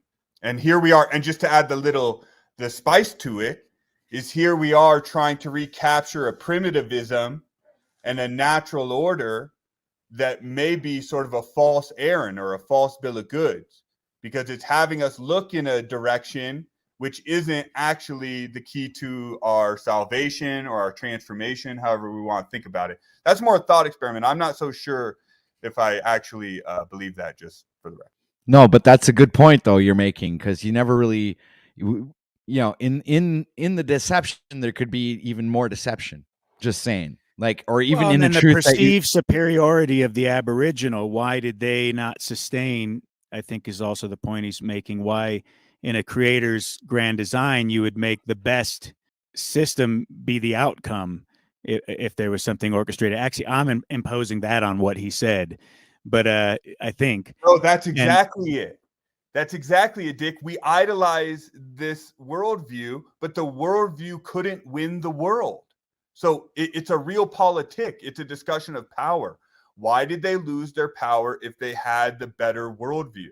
But this is even what the Bible talks about, is these cycles and these seasons and the millennial reign, and that there's a time of overcoming where the kingdom is reset up and it's in complete balance, and we find some kind of nirvana panacea type of society where these things don't become the issue anymore, because we're living in love, and we're our brother's keeper, and we're loving God with all our heart, mind, soul, and strength, loving our neighbors like we would ourselves, and we're the reflection. But I would say what you were presenting or illustrating there in a thought experiment was the reflection of as within, so without, as above, so below, that what is being held within the cup is being presented out. And it goes back to this born again experience of where we empty the cup, or, all things become new. So we have to go through that process of refinding ourselves, the truth, the root of the source of our beingness, because there was a veneer, a layer put on, and it's also a facade, and it's not genuine. So we have to find the genuine source, the genuine spirit. And I can only go back to my testimony, which is it's a personal walk. And the moment I get too quick to try to overly define things is the point. I just need to, like I said, go back and talk to the bush, go to nature. And I'm starting to feel that now, not because, I don't want to try to intellectualize it more, but I also do find it to be exhausting on the level where it's like, I'm not going to have any resolution with anyone if they want to stay dogmatic about it. If you want to say that you have something that's greater than what the Most High has given me that I should actually incorporate, I'll listen, and if I can find it, I'll extract that gem out. But I'm not hearing a ton of that today. Now, maybe that's my own limited mindset on it. I just don't think we need all these dogmatic perspectives, and I don't think that if we were just left to our own devices in nature, that we would have ever found ourselves having to go outside of ourselves to know morality.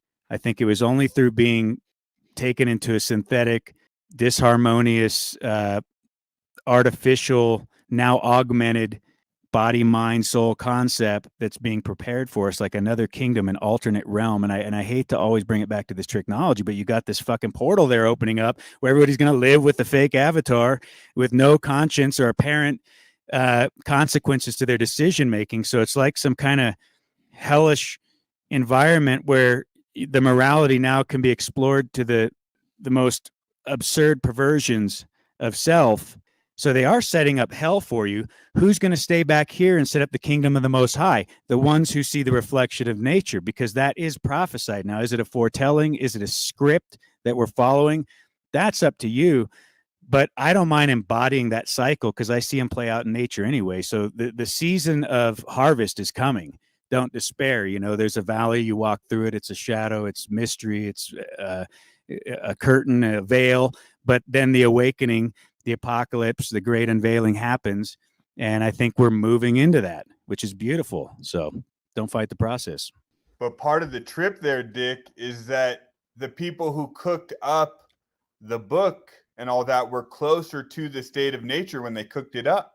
Exactly. They were sheep herders sitting there paying attention to all the astrology. That's why what OTW says is so significant, because it really does connect those dots, that they were so either autonomically or just incredibly highly intelligent to just orchestrate both incredible storylines with moral significance and life-building principles, but then also exposing the nature of the cycles of reality and the cycles of your own human body chemistry and alchemy, and how the different responses work, that you can create heightened levels of consciousness and everything. I mean, it is all there to some degree. Now, some of it gets a little hocus pocus to me, but to deny all of it, I say that's a moron. There's plenty of connections there.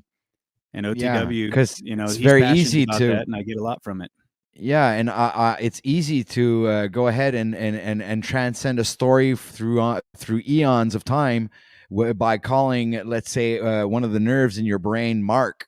Okay, and then Mark, it was a prophet and sended information by traveling from Nazareth to Bethlehem, which would be the brain to your heart, or the brain to whatever part of your body.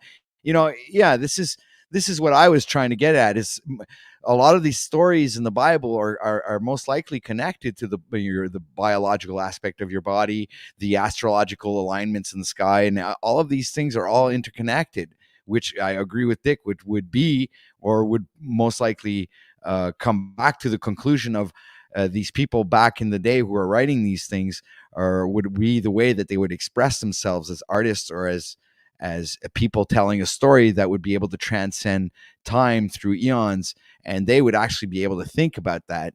And they did have the time. I mean, they didn't have internet. They were out there in the field, sitting there on a rock, looking at taking care of their sheep, or I don't know. I mean, I'm just saying it like that, but I do realize that Dick has a point the way he says what it, if, right? and I see Wizard canned up, so I'll just do it real quick. But Dick, what if the whole astro theological elements are the original tricknology? Like, that's the primitive tricknology right there, and they tried to thread a lot of that astro theology stuff. And chill, Christos, we'll get there. Listen, I can champion the whole astro theology stuff just as much, probably better, my friend, than others can. But what if that was the original technology, the astrotheology stuff, and the technology was attempting to work just the way it does today, where they're weaponizing information. So they studied the stars over time, and so they could predict the order. And so they assumed an authority off that predictive power, much like the technology. I mean, that's what AI does today, right? That's its great powers, its predictive analytics and all that. Yeah.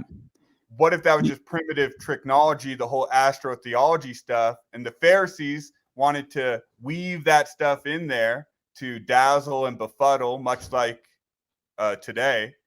And, that was the origins of the technology.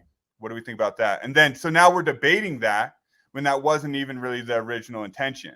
Like the technology was seeded from a primitive original state as well.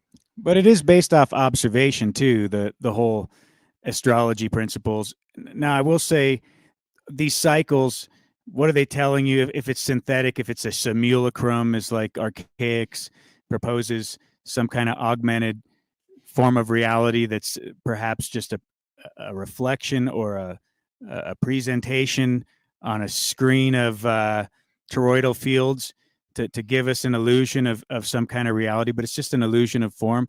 I mean, I can't say for certain what is perhaps in a virus at some level other than through my discernment. So if I see something that seems to be uncharacteristic of the patterns of creation, I have to identify that within my own mind's eye and proceed accordingly, if that answers your question. Now, the whole idea of the technology being the astrology, I would say you could draw a correlation that the tree of knowledge, maybe that's the technology, if you want to bring it to that level where it's like knowledge of good and evil is where we departed from the Most High's expectation for us. It goes back to that was the snake in the tree telling you the truth or the lie? Because all knowledge at that point becomes technology. The moment you can observe alchemy and the biochemistry of reality and how to get a certain cause and effect result, you now have the ability to manipulate, augment, shape, and carve this reality through a variety of ways, whether construction, bombs, wars, tear apart the entire landscape. So you have a lordship, godship, stewardship status, however you want to characterize it, unless you want to stay an animal. Do you get what I'm saying there? That it's like the moment you start to say, hey, I can tinker with the creation and the design beyond just doing my natural foraging and roaming around and, shitting and eating and making basic shelter. I'm now saying I can tweak this to find more desirable patterns and enjoyable experiences. So now I'm playing God to a certain degree. I'm tinkering a little bit. It's almost like that would have to be the virus or the technology then, if you're going to say astrology or anything else that we observe is, because beyond that, it's just observation. You're just looking at the reality saying, oh, there's principles here. There's sequences. There's alchemy. There's different ways I can manipulate the elements to get better crops and better. So then what makes it good or bad? Now it's the stewardship. It's the intention, because I can make glyphosate to grow a crop. I can kill a whole field and put NPK on it and run all the fields dead in 2 years and just keep fucking regurgitating that process till everything's fucking dead and all the rivers are polluted and everything. Or I can be conscious about it and stewardship and say, no, I'm going to do it with care and consideration and kindness to the future generations and employ a process that I can have dignity about and be excited to teach my children. And so this becomes that guiding compass. And so if you're saying, why don't we have that as the predominant flow at this point? It's because the creator in the grand design created those peaks and valleys to teach us and to also have that experience of the Most High, seeing the Most High at some level. I was giving thumbs up to that donation. That's respect, Dana. Yeah, much respect. Yeah, I was just about to mention that. Thank you. Fuck everything I said. No, I really. Sorry. I'm sorry. Did even me, who tries to be polite, I'm cutting people off all the time. I'm sorry, OTW. See, this is why you shouldn't invite me up. I'm just going to talk over you. And no, it's okay. We all make broadcasting mistakes. Thank you, Donna, for your contribution. It's much love, much respect to you. I hope you're enjoying the show. Sorry, Dick, man. I actually, I resonate with what you say, man. It's like I couldn't even have said it better myself, man. Yeah, very eloquent in the way you say things. So I'm down and I resonate with it. So I agree with you 100%, Dick. No, So dude, I suck to don't even worry do that. about it. That's just my ego seeking validation. Like I've had something valid to say at some level. It doesn't even fucking matter. If the Most High, all I can do is show up. If the Most High uses me as a conduit to present something, that's fucking beautiful. If not, I'm going to stumble around and have fun, and it'll be entertainment value for somebody. I thought you actually keyed in on a super important point that we should keep in mind. And I think another way to say all that is that it's a mistake to think knowledge is power. And that's a big theme in the so-called truther community, right? It's like we're just hunting after all this knowledge. But much like the book says, as our knowledge increases, our power seems to decrease. So I think that might be what that allegory, that story is trying to teach us, that knowledge is in fact not power, and that we're wrong to correlate or to draw an equivalency between those two things. But we also suffer for lack of wisdom and knowledge. At a certain level, we could show and prove that. I mean, that's an undeniable truth as well, right? Even an absolute of sorts. Well, yeah, that's a difference, though, between wisdom and knowledge, right? You had to conflate those to make that point, because the wisdom is there without the knowledge. Mm-hmm. Right. So you need the knowledge to ascertain the the wisdom, though. I mean, either or, we suffer. We suffer if we don't have wisdom, and we suffer if we don't have knowledge. But we learn from both. Well, and what don't we have knowledge of at this point? I mean, that's the whole lie of the internet and the technology, is that it was just going to give us, godlike powers. It's that line from Aladdin, right? Godlike powers, teeny weeny little living space or whatever, right? It's the same thing. And you see that in these conversations, man. We cross, just time and history and space and distance, and we cover all these subjects, but we don't really increase our power, our ability to manifest change. Maybe as individuals we do from what we're discerning here, but it doesn't seem, for all this knowledge, we haven't figured out this Bible thing. We haven't been able to use our knowledge to discern that. We're still just on our own wisdom, whatever that means. That's true. But here, I'm gonna say something about that. It's the butterfly effect. All right. This what these kind of conversations inspire the people to go research. It go beyond that box that they live in. You understand, that little living space you're talking about? It permits that person to say, oh, okay, wait a minute, there's something to this. These guys might have a point. Whether or not we agree, it might still spark up inspiration inside somebody who would want to dive deeper into the subject and maybe go oh, okay, wait a minute. I think I want to know more about this. I'm going to go look up some more information. I'm going to research. I'm going to bring my own perspective, maybe have them start their own YouTube channel maybe or something, or come up on panel and say, hey, wait a minute, I have something I would like to contribute, who would help prove or disprove whatever the topic is. So this is maybe another positive outlook that we could have when we are having these kind of conversations. Sir, back to you or anybody else. Yeah, I would hope you would hope that would be the case. But I'm saying in a practical sense, that hasn't actually been the result, right? It's like this crazy thing where it's like even the Vulgate or the, publishing the Bible in a common language, a common tongue, and us all reading it. Well, now there's just more division.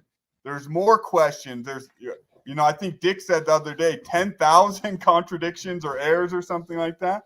Yeah. Yeah, it's pretty 50,000. 50? Wow, no, I'm just like, okay. That's a lot. That's a lot of contradictions. You're muted. Well, to be actually honest, there are plenty that are taken way out of context. It's just an absurd notion of every single point that there could be a conceived difference between what was said at one point and another. So, I mean, it's way taken out of proportion. It's completely out of context. Dick, maybe now would be a good time to start bringing some of them up, dude. No, throw darts. What do you think? Yep. Why don't you? Did you have anything prepared? Like, did I knew no. the other day you did.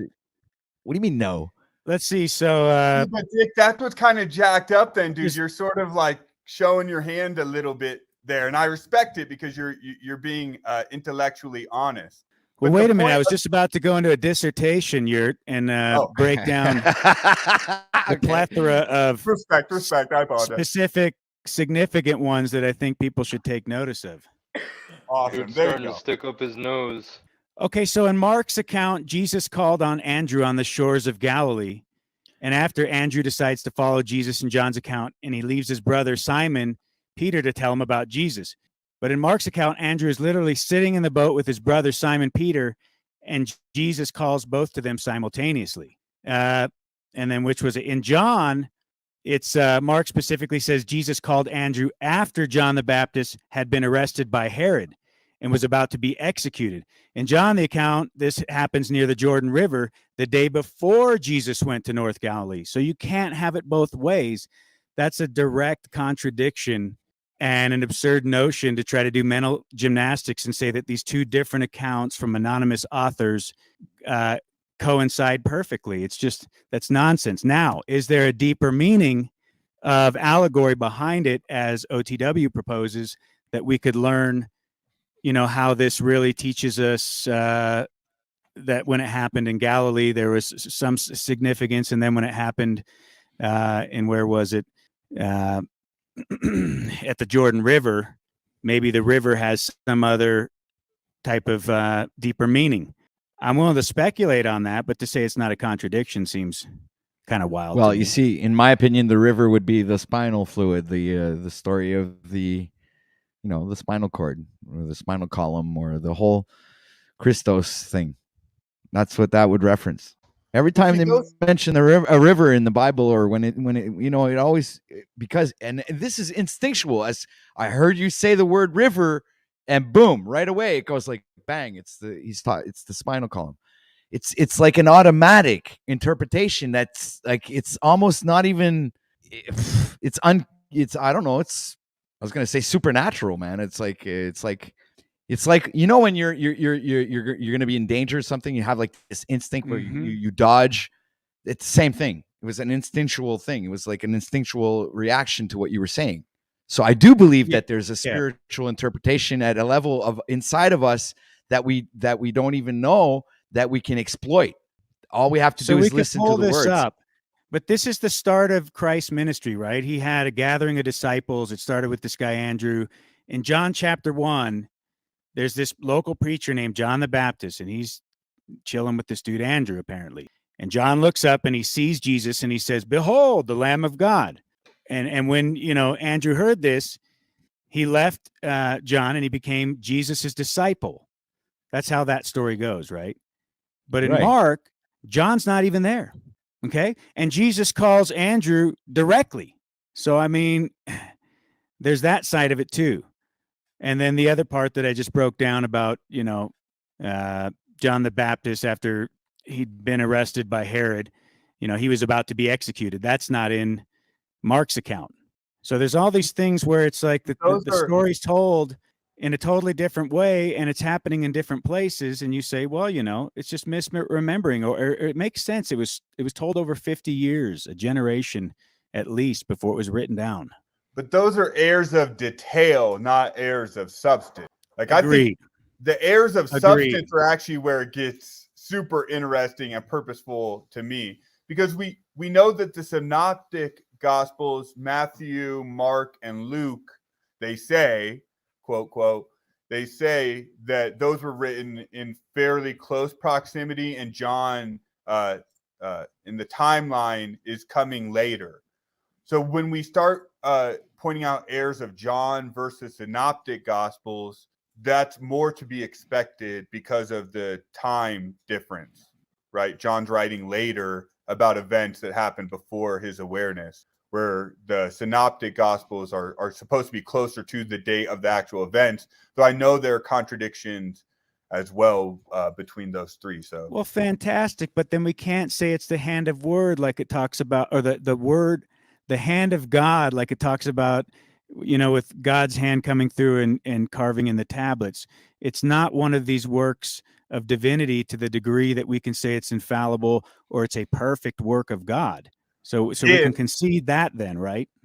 Maybe, if our concept of God, well, you got to let me spit it out, Dick, before you can rebut it. That's why I yielded. No, I know, brother. It's all good, man. Because we're in the good. same It's good. spot. I love this. I'm This is just great. playing the alternative position because I'm interested to hear your responses because there are things I think of too. But that's assuming and projecting our human sense of morality onto God. And where does God, maybe these contradictions are all consistent with God. It's a Euthyphro dilemma. Are things right and wrong because God says they're right and wrong, or are there intrinsic things that make them right and wrong? Is morality an intrinsic thing, or is it at the whim of God? If you believe God's all powerful and has all the omni powers, then those contradictions are consistent from God's perspective. Because if it's God's will be done, then God can decide an act that was evil today isn't evil tomorrow. And we see that in the Bible.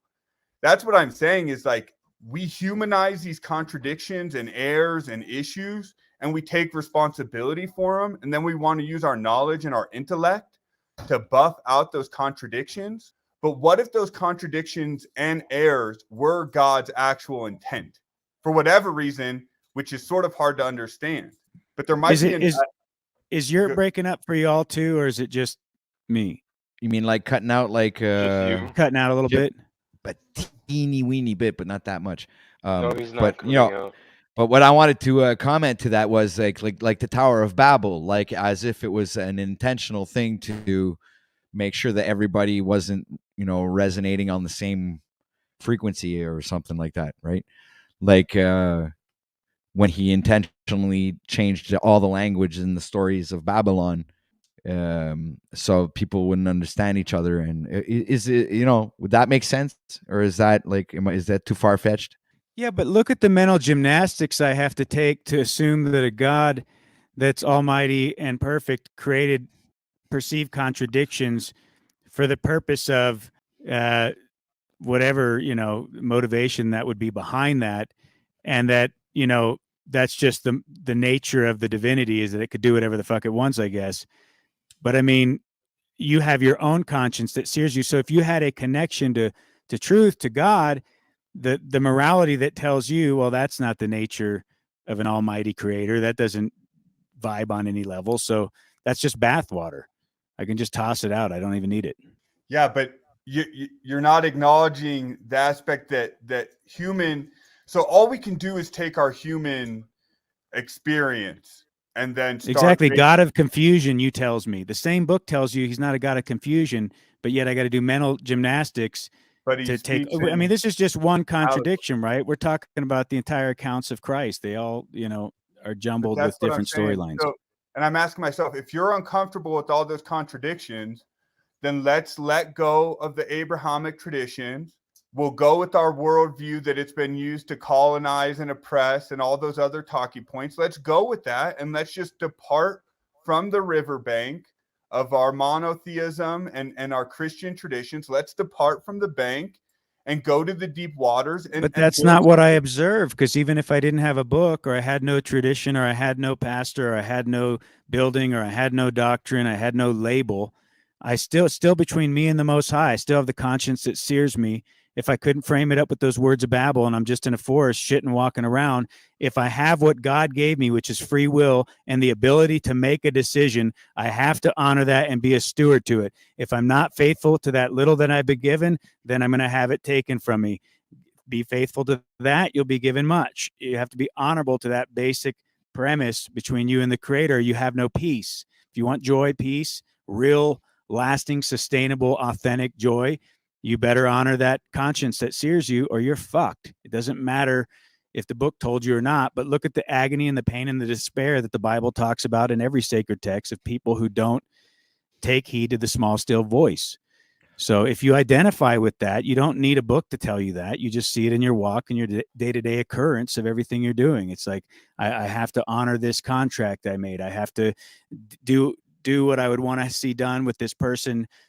For me, even though I'm not in their shoes and I'm in different circumstances, I know in my gut there's a right way to go about this, just based off my intuition. I follow that. My gut instinct, I think it's critical. Most people have lost it. They haven't tuned into it and they're not honoring it. So they're not honoring their vessel. So they don't even have a connectedness to it, more or less spirituality. You got to tune yourself like an engine, and you got to get that whole reciprocating system within you working. So you have a vision of something that's not dependent on what's outside of you. It's independent. You're dependent on what's inside. Is that so hard to consider that the Most High would give that to you? Have you asked for it? Have you seeked it like the Bible said? Because then maybe you'd receive. But if there's no works and no effort and no actual time spent reflecting with Creator, where are you going to do it? In your prayer closet, your space of refuge, maybe under a tree where you can be still and you can listen and reflect, and then you find that true vision of what the Most High has for you. You don't need someone else to verify that for you or validate it. You want your life purpose, you go to the Creator. You don't go to an intercessor. That's fucking crazy. There you go. That was the bomb. You got a bomb, Dick. It's your second bomb today, I think. Yeah, to the I get it, man. That all sounds good. And where's the line? I would like the scripture for the God is not a God of confusion. I'm not recalling where that's said. You're muted. God is not an author of confusion. Yeah, what's the scripture for that? I got it written somewhere in here. Let me find it. It's somewhere in the 600 pages. Here, I'll Google it, actually. Let me Google it. That'll be faster. And I could have Googled it too. I should have. But, and I'm not saying it doesn't say that. It very well may say that. I believe it probably does. But again, money talks, bullshit walks. And you can say whatever you want. But when you tell Abraham to murder his son, his beloved son, and he's going to do that, and then at the last minute you tell him not to, that's confusion. When you take Job, who's a righteous man, and put him through the trials that Job goes through, that's a God of confusion. When you take a Christ man and make him speak in parables and allegories and all these things that contradict basic moral understanding, that is a God of confusion. Whether or not it says it's not, I'm sorry. Yeah, it says 1 Corinthians 14:33. There's a King James here and an NKJV. For God is not the author of confusion, but of peace, as in all. I'm sorry, that's fucking wild. As in all the churches of the saints, which I could definitely spiral on that, but I won't. But the churches of the saints. And I could see that. I see that as something. That was an astrological thing. The churches of the saints. The saints are in this. That's where I see the theological whatever. You guys know what I'm getting at. I mean, that's like that. That's where I would see the allegory in that interpretation there, right? Well, yeah, and not to. I got no signal. I'm going to go out and see if I can fix it. I apologize. I'll be back. All respect.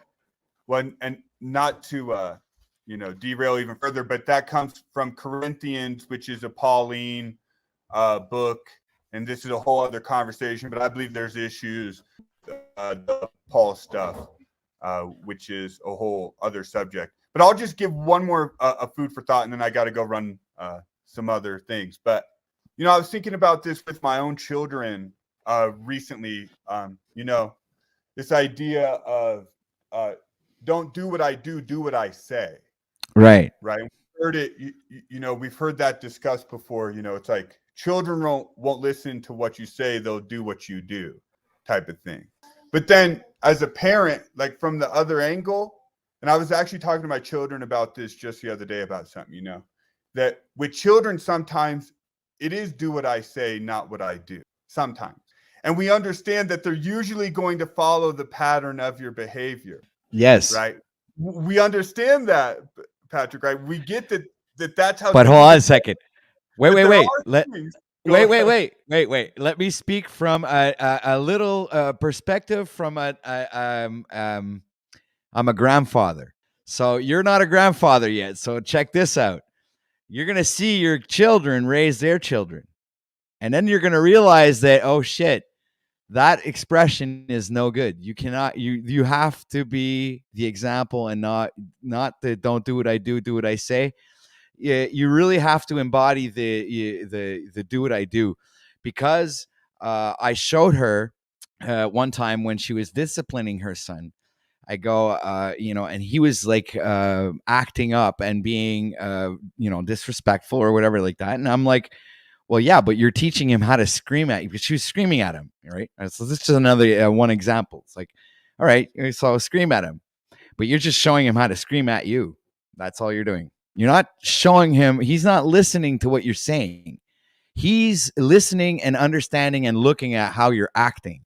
So he's going to be your mirror image because he's a sponge, and the only information and the only example of what being a human being or being here in this reality is that mother or father or figure there that's there to show them what it is to be whatever they are.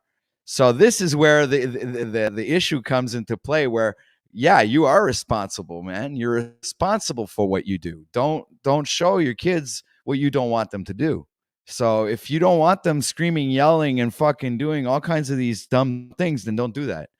You get it? And this is, I from a parent perspective, I never would have really realized that. But as a grandfather, and I see my own daughter doing it, I see the errors of my own ways. Right, and I 100% agree. And that's the interesting thought about it, though, is so check this out. So as a mature adult, I might have patterns of behavior that I can't overcome, but I know they're bad for me. Let's say if I was a drinker or a smoker. Smoking was actually the exact subject I'm talking about. But let's say it was food or overeating or some other bad behavior like that. Gambling addiction. Let's say I had a horrible gambling addiction and I couldn't beat it. And I told my children, hey, I can't overcome this. I have a horrible addiction. I'm trying, but don't ever start gambling. It's bad for you. What about those lessons? There are lessons like that. Just because I understand that I have a problem or whatever, sometimes we can't overcome our problems. So there has to be a trust with our children and our family, our tribes, where I might say, hey, I know this behavior isn't good for you. But the perfect example is what I'm about to say is, look, my father was an alcoholic, but I didn't become an alcoholic. I broke the chain in that sense. I did I went the opposite route, because sometimes you have what you need is the opposite example to what you don't want to. Like you need that example to show you what you don't want to be. So I do. Life works in this really weird way, right? But sometimes it just does. I guess it all depends on who you are and how you react to things. Because obviously, I seen the example of how alcohol destroyed my father's life, and really fucking, for the better part of my childhood was a very bad experience. But when you get through that and you realize that, yeah, but okay, there was a part in my life where I wasn't going to do that to anybody. I wasn't going to be like that towards anybody. I wasn't going to destroy my life in that way. It showed me all the things that I didn't want to do for myself. But that doesn't mean that it's like that for everybody, but I'm using myself as an example. So yeah, I do understand that there, like you're saying, your life is just a very weird place, man. And, I guess it all depends on how you see things. Well, yeah. And the point too was to the God conversation. Yeah. Right. Like, what is God and what is God doing here? What is God doing with us? What does God want from us?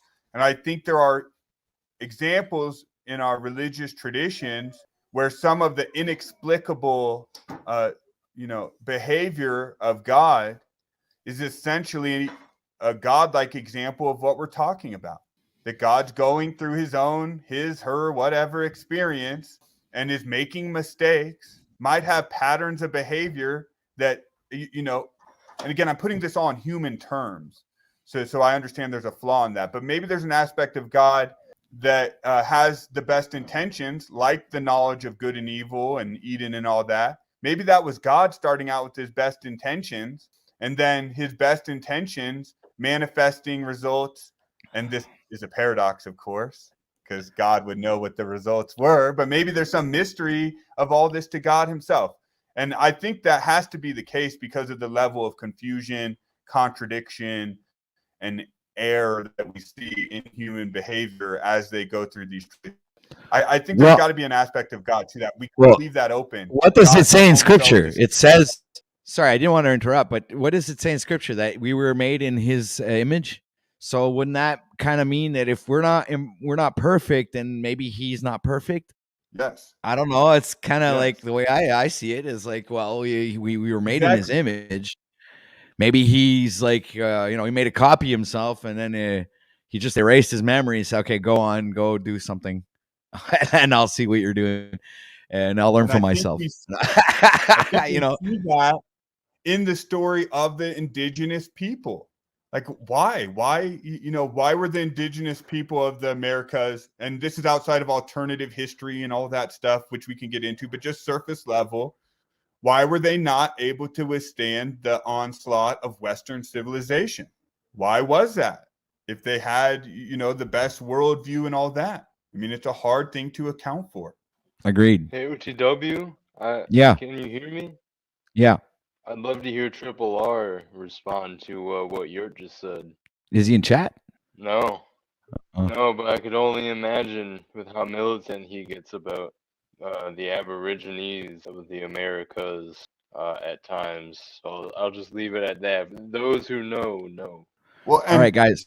And Christos, it would be better if you just made the argument for the conversation. If that gentleman's not here, just articulate the view. Yeah, I'm sure I'm we just all- saying this guy's a big, he's a militant like American Aboriginal is what I'm saying. Go on monologues about, the more powerful people here first, but he talks about that in general all around the world. So that's all I'm saying is to what you were saying, the point you just made. I just know someone that has hopped on these streams before, and he doesn't really seem to come on OTWs anymore. Just people in OTW's audience know who I'm talking about when I mention the name. That's all. It's just a militant, like Aboriginal type. It would be interesting to hear him respond because you are making a good point. Yeah, and I would love to hear any situation. response. But at the end of the day, it's that real politic stuff, Christos, where he can make up whatever theory he would want as to how they're better and more powerful people. But the history says and the reality says they weren't. And I wish they were too. I resonate with what I understand of that lifestyle much, much more than what I find out here. But at the end of the day, they lost their grip on the power. And the true thing is, they were aware of this while it was going on. And if you read their writings, they knew this was going to happen. They knew their time had come. So then we sit around doing this noble savage thing, just completely confusing ourselves in the issue even more at some level, I believe. Well, and when it comes to the issue of God being fallible, I remind everybody of Isaiah 54, verse 8, I think it is. 8. Isaiah 54, verse 8. In a little wrath, I hid my face from thee for a moment, but with everlasting kindness will I have mercy on thee, saith the Lord thy Redeemer. And he says in a little wrath, he hid his face. And that was the water, the floods. See, the Spirit of God moves upon the face of the waters. So he hid his face by flooding the land. So you had to sit on the water. And the only ones that did, I guess, was Noah, right? Noah and his family in the animal kingdom. And that was his promise to never do that again. He was admitting that he did something he did not want to. And again, I pose, when the creation started, was God all by himself and alone? Did he feel lonely and that's why he created? I mean, if he's so omnipotent and omnipresent, wouldn't that be enough? So just the creation itself, in the sense that it's presented to me, makes it seem like maybe God was alone and lonely by himself, and that's why he created. That's a profound thought that most people don't want to think about, because they think this God is so omnipotent and omnipresent. And again, that God that I see is known as a source of life. So it isn't, the source of life itself isn't fallible. The scriptures are. Again, that's why they're allegories, and we have to interpret them and discern them for ourselves. If we take the scriptures in the spiritual sense as if though they're coming from somebody else, we're taking that spiritual sense of somebody else's thoughts, not our own. So we really have to start looking at this stuff and try to discern it for ourselves, because that's the way I see it. The scriptures are fallible, not the source of life. I yield. You're muted, Dick. Yeah, that was said perfectly. That was beautiful. Yeah. Thank you. Nice. I've spent a long time looking for the source of my life, my daddy, trying to put that back together, and come to find out the scriptures are actually true. There is only but one Father, and that is the source of life. I love it. I love it. Yeah, so there is only one God, you know. From my view, it is all correct in that respect. There is only one source, there is only one authority. It is spirit, it is love, as the Bible characterizes it, but it's also the building blocks of everything. It's the nature of the illusion of form, the mystery that we'll never be able to frame up. We'll never be able to put God in some kind of box, but we walk with it. We have a perspective of it, and we shouldn't deny that. We're children of the Most High. It's apparent to our beingness if we look. Yeah. I'm gonna have to agree with you, Dick. This has been a great conversation, guys. I mean, wow. What can I say? It's presently actually 12:10. It's noon, 10 past noon here in Montreal, Canada, Eastern time. We are still the 16th. Haven't changed date yet. May 2023. And this I'm just doing this as a filler, you know. So it is 16 degrees Celsius outside, mostly cloudy, but it's a great day, and this has been a great show. Actually, great audience, a lot of interesting perspectives on the topic at hand. Great insight from people that have done a lot of research and looked into this subject, as I have done myself. So much respect to you guys, man. Thanks for bringing up all of these different point of views. It's really something to think about when you look at it, and I hope other people out there give them a chance to think about it too, So I yield. Send it back out to you guys. Well, when it says God repented for making man, again, I'm not saying I know with certainty where all that stems from. Is it Enlil Inky influenced tinkerers of humanity, like we're in a petri dish and they're doing genetic modification at some level, and so they got multiple species and they're separately playing Elohim or deity, demigod type characters, where maybe they even have superior genetics and they can and they have come down as Anunnaki to mate with the daughters of men, and so there is some substance of truth behind that with our history. I'm not opposed to any of that. It's just like, but to make it where it's this perfect record of everything that if I don't get dogmatic about it, then I can't see the truth. That's really where I part ways with my brother. And it's not to try to, create a separation or a divide. I can still work with him on some level if he has honor, integrity. In fact, I like working with the church people more than most people because at least they have some level of honor and integrity and morality about them. At least they care about doing right by their brother in some sense. Maybe not the pastor. It seems like the further you go up the hierarchy of the building, you get closer to the deceit and the tyranny again, because that power corrupts. But the humble guy who came in off the street, who's trying to get his life right and stop drinking the alcohol, and he's getting his fucking ducks in order and, dotting his I's, crossing his T's for the first time in his life, he's a beautiful soul. And I love those people, So it's just a matter of I'm not going to buy into things that obviously, apparently, I know don't pass the sniff test in the way they're presented to me. And if I have to go outside of myself and ignore the conscience that sears me, and I use that term a lot, but I don't know how else to characterize it better than what's already pre-equipped, the moral compass, the guide that God gave me. If I ignore that, now I'm at odds with the Creator, and I have to face that, and there's going to be a judgment for that. And I know that I'm already condemned in my own mind by my own spirit if I don't honor what the Creator gives me. I'm not saying I do it in a perfect expression.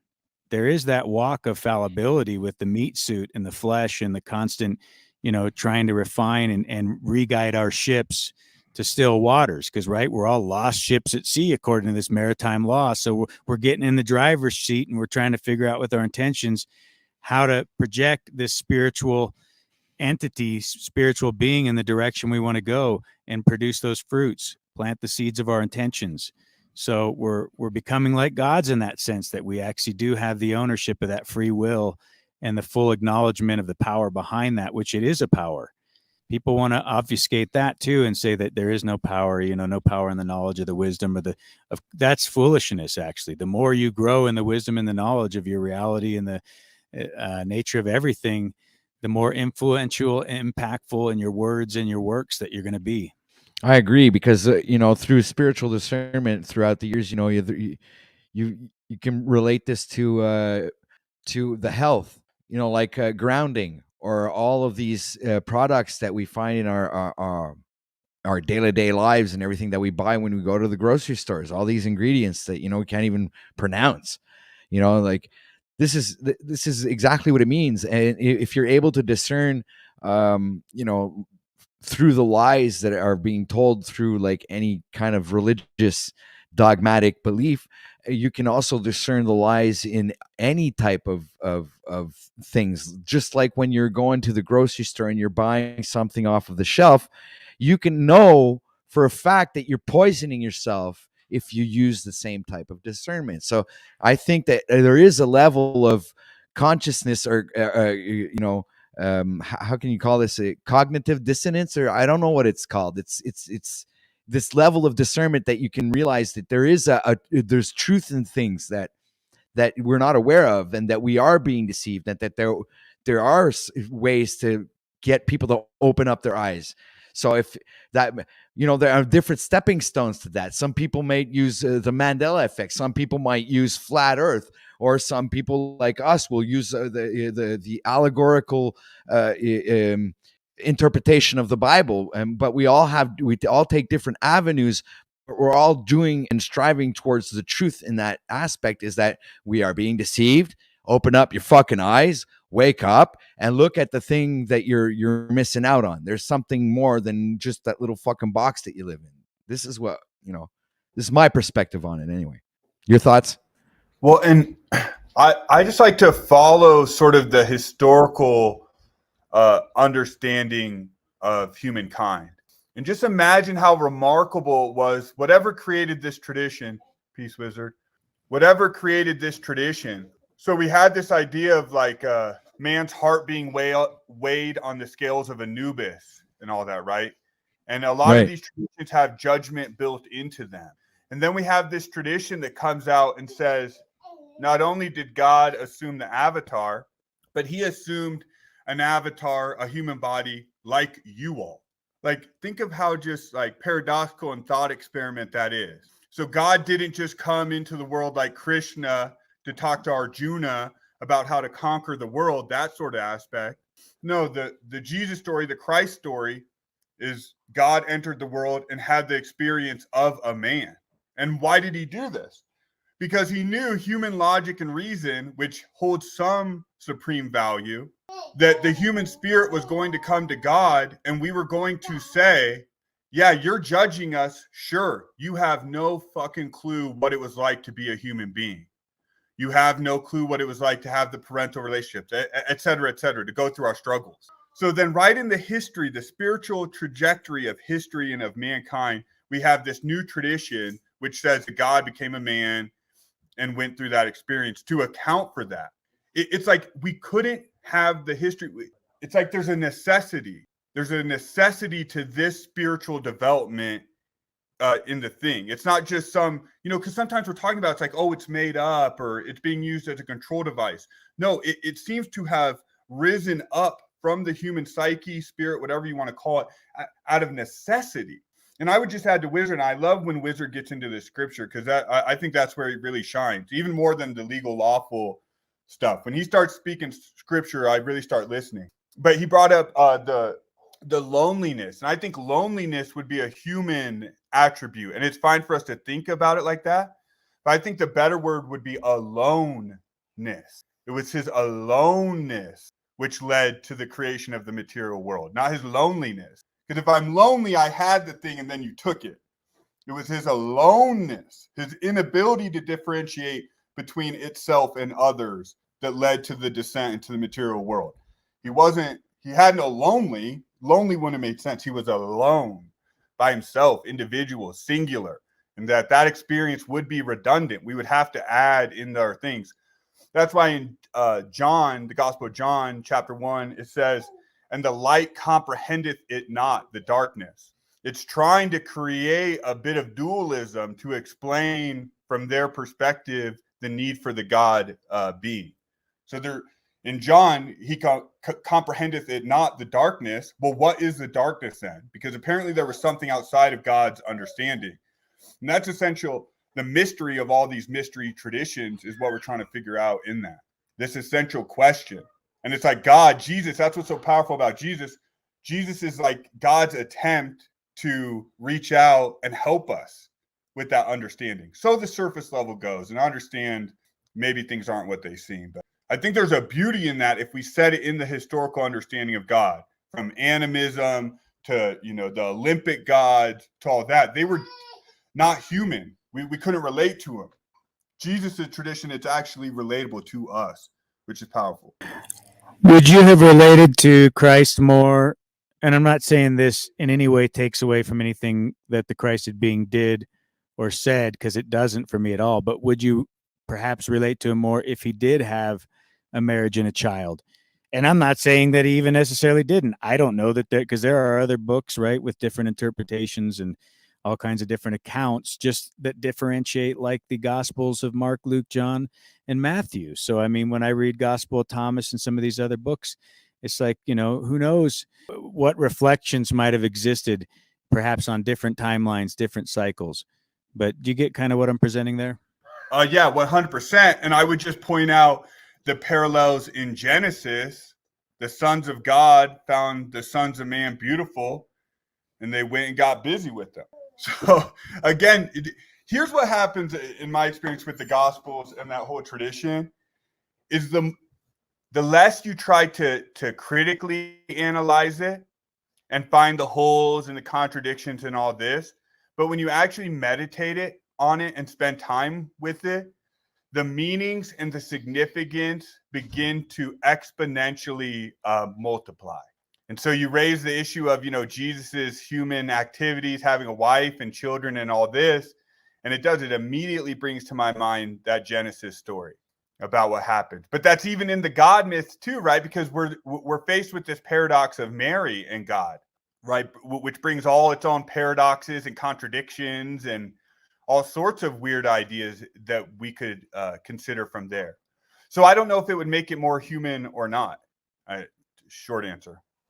I'm not sure what, his relationship with Mary Magdalene. And I've read that book, and I had the book. I sent it to a friend, Bloodlines of the Illuminati, Holy Grail, or whatever that book was. I'm aware of all those theories. And I like the far out theory, frankly, of so in our basic understanding, did Jesus exit the historical timeline after his resurrection?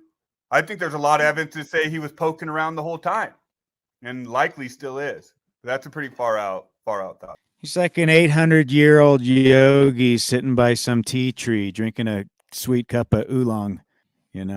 He's still or out he's there. he's out Rumor there on a has it. surfboard in California. What's that song Why did from? I say 800? What if he God upgraded was his one body of us? again at some point anyway.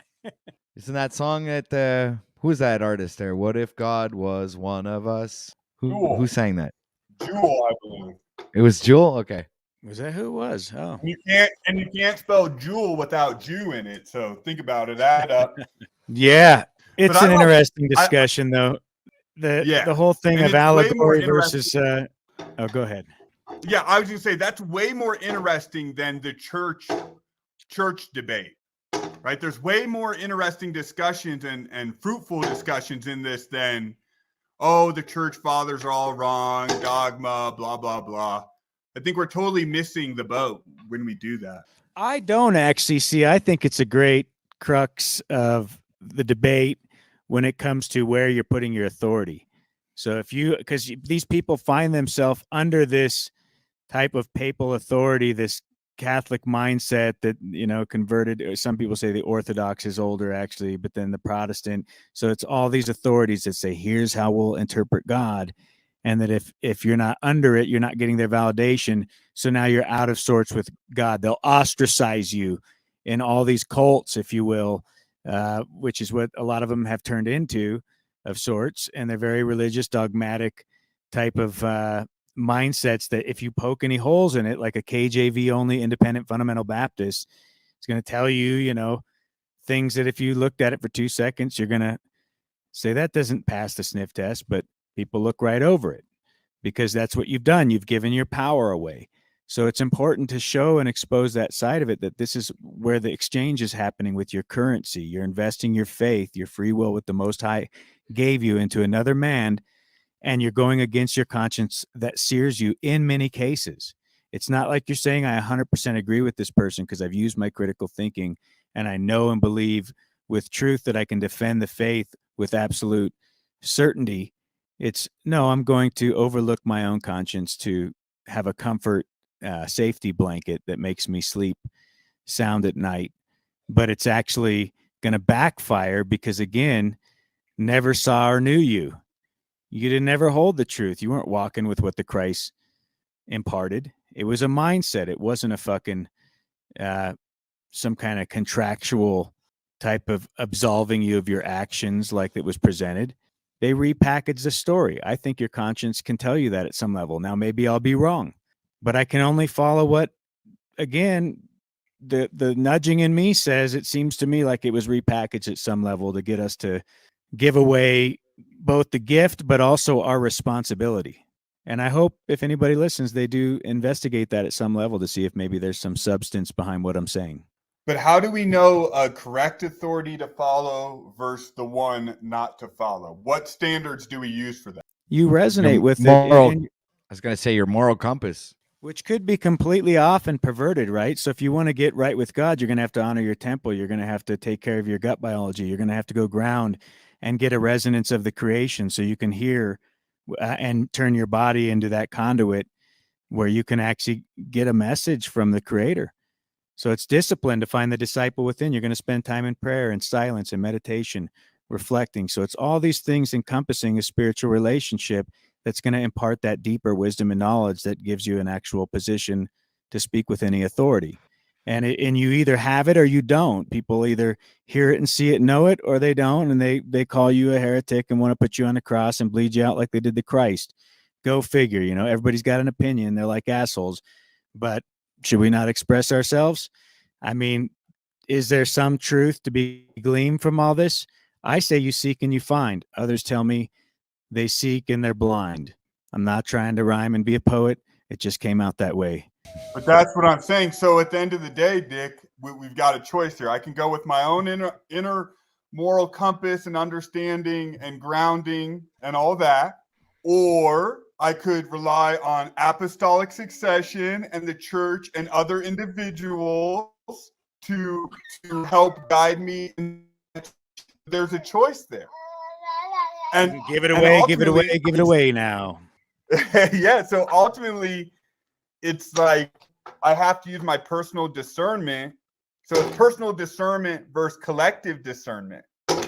Yeah, and the truth is we're taking in the reflections of all our brothers and sisters at whatever level we have exposure. So I think there's an honest genuineness to expose yourself to all these fractals. I know they hate that word. Other expressions, reflections of yourself that you're bouncing off, because we're all one, right? It all goes back to the all one alone, being all one. So then we have this interconnectedness with each other, synchronicities, and we're exposing the truth through each other, refining each other with our words.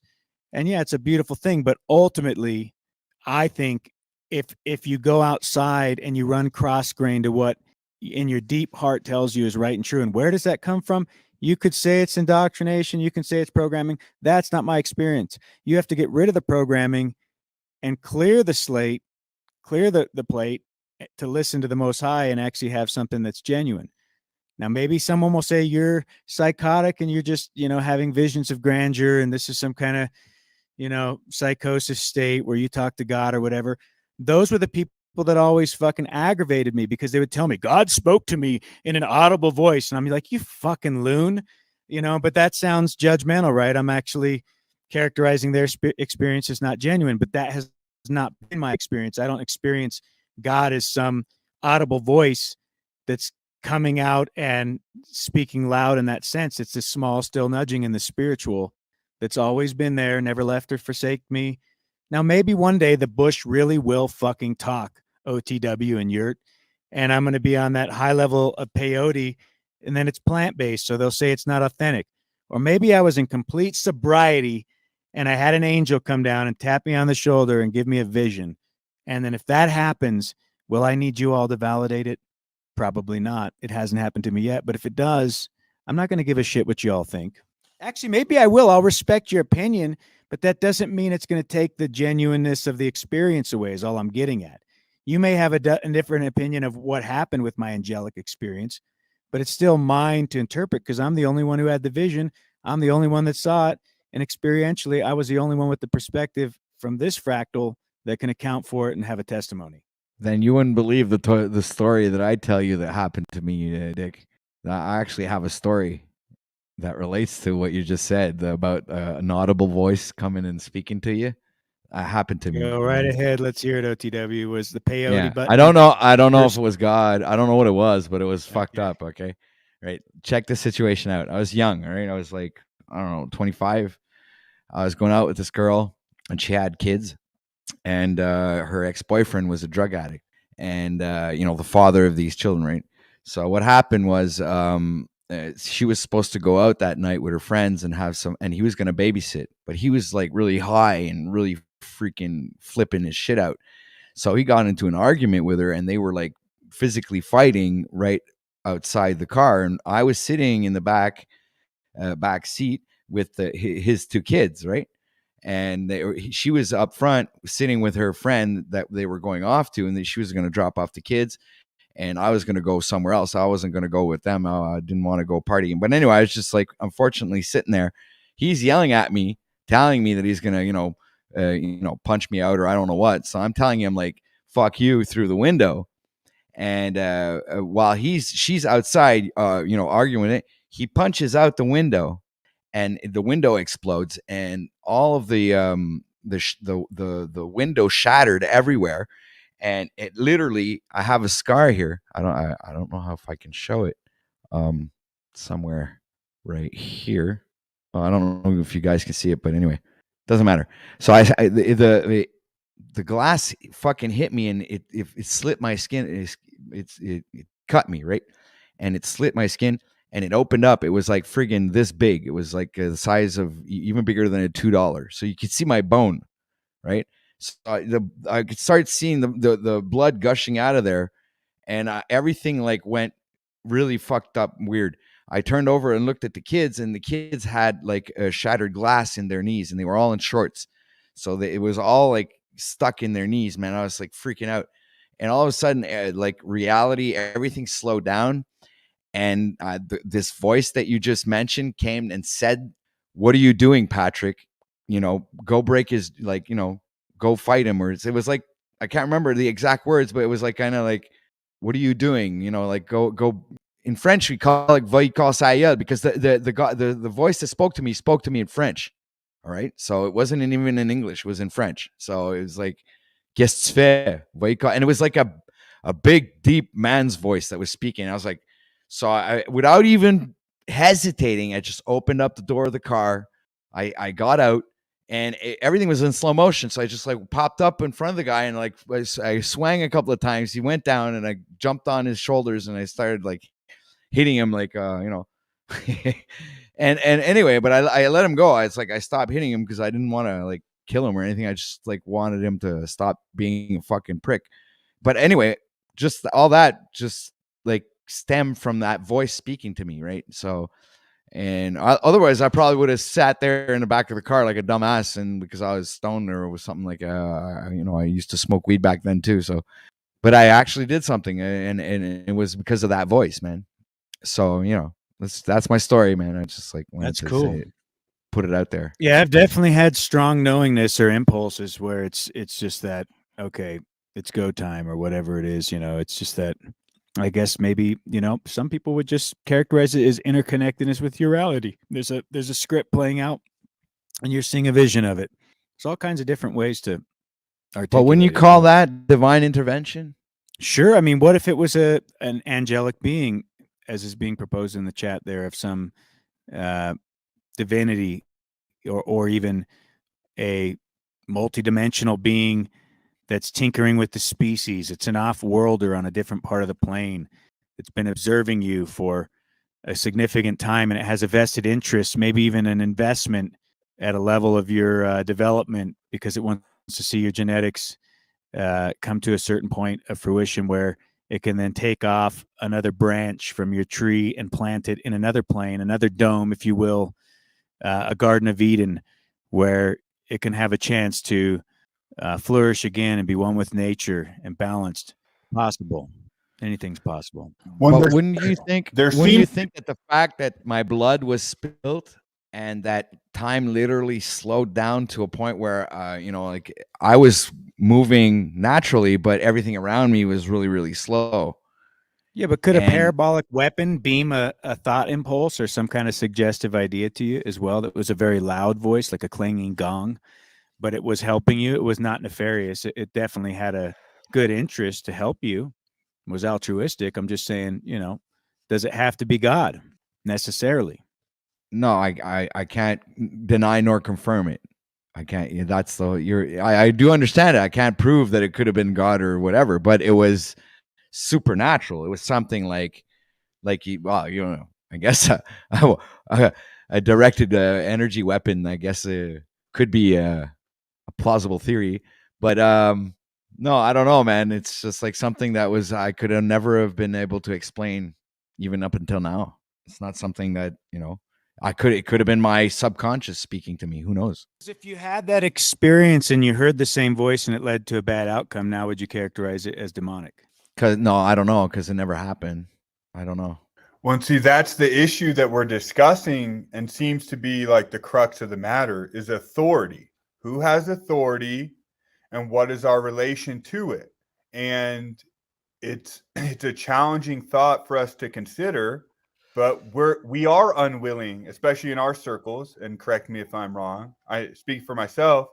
I know I'm essentially unwilling to submit to any authority, just from a gut position. I'm kind of like that too. Yeah. Right. But what I'm saying, I is even have a hard time.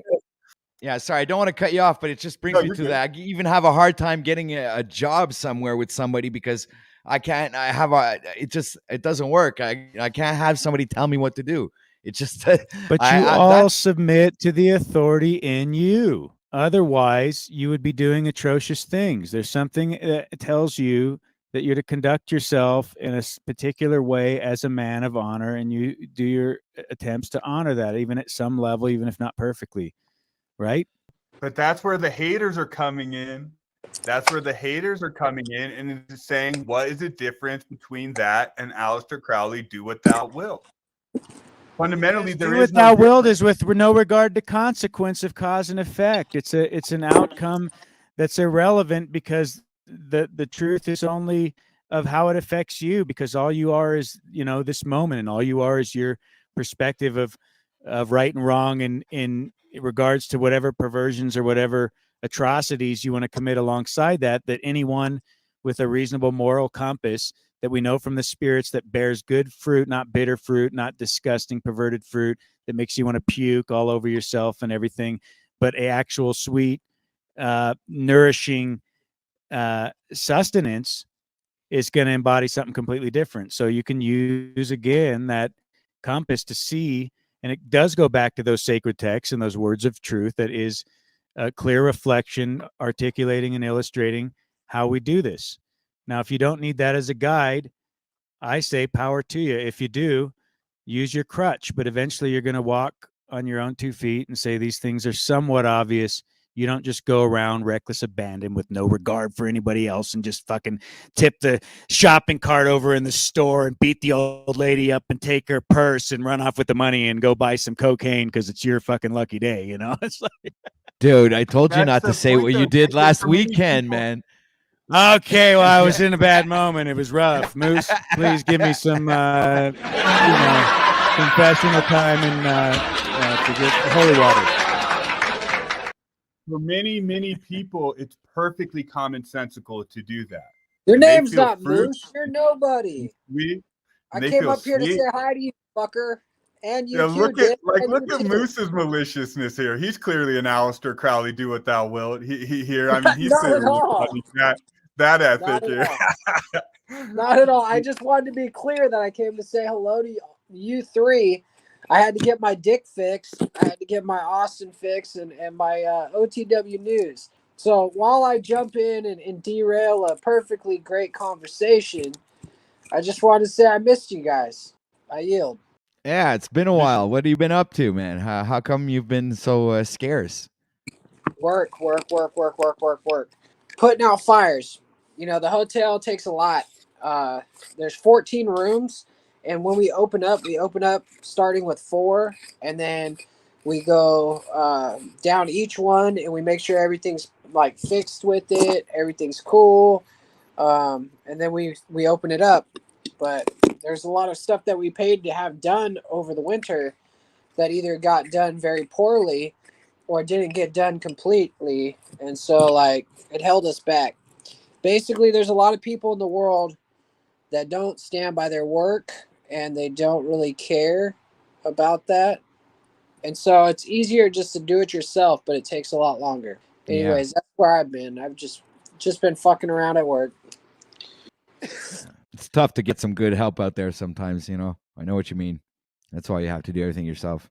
The saddest thing Great is to like see the you, Moose. best helper is the bong. Like either the bong, the joint, the pipe. It's going to be the best helper because you can literally work almost 24 hours straight as long as you have a little pick me up in between. Hey, Moose, I got to address this, though, because you're saying, yeah, Dick, what is the critical difference between trust my inner conscience and do as thou wilt? I thought I really articulated that beautifully and with absolute, just discernment. It's like you know that doeth that what thou wilt is no consideration to cause and effect. It's no consideration to the fruit that you bear and how that is consequential to generations and the community and the people around you and everything that you affect. So you have a bigger picture of your influence, and you realize that there's a responsibility to your actions and the decisions that you make. Where does that come from? I'm proposing it comes from your relationship with Creator, very much as the book phrases it, that it's written on your heart. You're pre-equipped with it. You already have it. So you're not doing as thou wilt. You're honoring and even being in submission, as you guys were saying you were against, to what you know is good, right, and true within you. If you were not, then you would be doing as thou wilt, which would be reckless abandon, no consideration to others, just trying to stimulate and find satisfaction within unchecked lust and perversion. So there's an entirely different differentiation between those two thought processes that I think at some level is obvious. Well, and I don't know if it's as clear as you're hoping it is. It appears the only differentiation is your connection to the scripture or some other moral tradition, which No, the scripture runs cross grain. The scripture runs cross grain to what I know to be good, right, and true, because it says not to lie. And if someone comes to cause harm to innocents, and I lie and say, come this way and take them to the bear trap or to their destruction, I sleep with clear conscience, knowing I'm doing what's diligent with my Creator, because I'm not bound to a book. So I don't follow and color within the lines of what men tell me is righteous action and righteous when their whole character is faulty by their own fruit, because everything they do ends up being corrupted and corruptible. So I have to take accountability for how to employ the law, which is the law of love, which is in the heart of the mind that seeks, right? Because he's being accountable. So then he's given and imparted more knowledge and wisdom to these things because he can actually hold that knowledge at some level. So I don't know if that helps, but to me, there is a clear, concise line of demarcation between do as thou wilt and just an honorable sense of doing what you know is right and true. There's a complete difference. Now, the fact that we have that in us shows our free will to be honorable to the spirit or to be captive, a slave to the flesh. Do you see that side? A little bit. It's starting to. I'm not seeing the critical difference between them. Maybe I need to listen again. But even take the practical example of what Moose just said. See how this all plays out in a practical way. So we've been, all of us, we undermine authority and all this. And then Moose comes up and says, oh man, I can't get anyone to listen and do what I ask them to do. And then we all say, oh, you're right. People suck these days. Wait. Hold on. We gotta be clear about this. When you have a business and your service is to say paint something, that's your service. You're saying that, hey, I can paint this thing. I'm going to do it at a level of quality that the value of that is this much money. And then when you pay for that, you expect that. So it's not me being a boss or telling people, oh, this is what I want. It's like, this is them literally telling you what they can do for you and them just not coming through. Right. So when money's involved, then we need to start respecting authority. But when it's a God, the creator of heaven and earth, well, hey man, we'll figure shit out as we go. And of course I'm being tongue in cheek. I understand. Wait, are you like pulling a Talcottian like theory here? No. We're having a thought experiment here, Moose. No one's being persecuted, no one's being judged. I'm just pointing out that at the same time we run about destroying all these authorities in this realm, we also then turn around and complain that none of the order that those authorities created exists anymore. And none of us on our side will then step up and say, okay, here's the more order I'm standing on, and we should universalize this behavior. No, what our side does is we just stay in our subjective realm and say, this works for me, but I can't really tell anybody else. But that's not how society works, forms, and that's not how true power is generated. So we either need to take the position of a leadership authority, or it seems like we have to submit at some level to authorities that exist. I don't think you can have it both ways. It is a problem. There's a little bit of that going on in this discussion, even in my own mind, a lot of the time. Well, there is a certain base foundation that you can, establish yourself on, like natural law, and not cause any loss, injury, or harm. I mean, there are base elements where you can, like, build upon those foundations and construct a righteous. Yeah, but even that becomes dogmatic. If you step out your door, you step on biology. So you still need to be led by the Spirit. From what I can tell, it still becomes a contradiction if you don't have the source. I'm just giving I don't mean to interrupt, but I just see that side to it. It's like loss, injury, or harm. Everybody causes it at some level. You took the fruit and, you were hungry and it wasn't fully ripe and now it couldn't seed, and you actually made a sin of some sort, if you want to get dogmatic about it. Or you can look at it, what do you have that's not a gift? It's all a gift anyway. So it goes back to stewardship. Well, and just adding that, there's a caveat to that. It says no loss, injury, or harm unless ...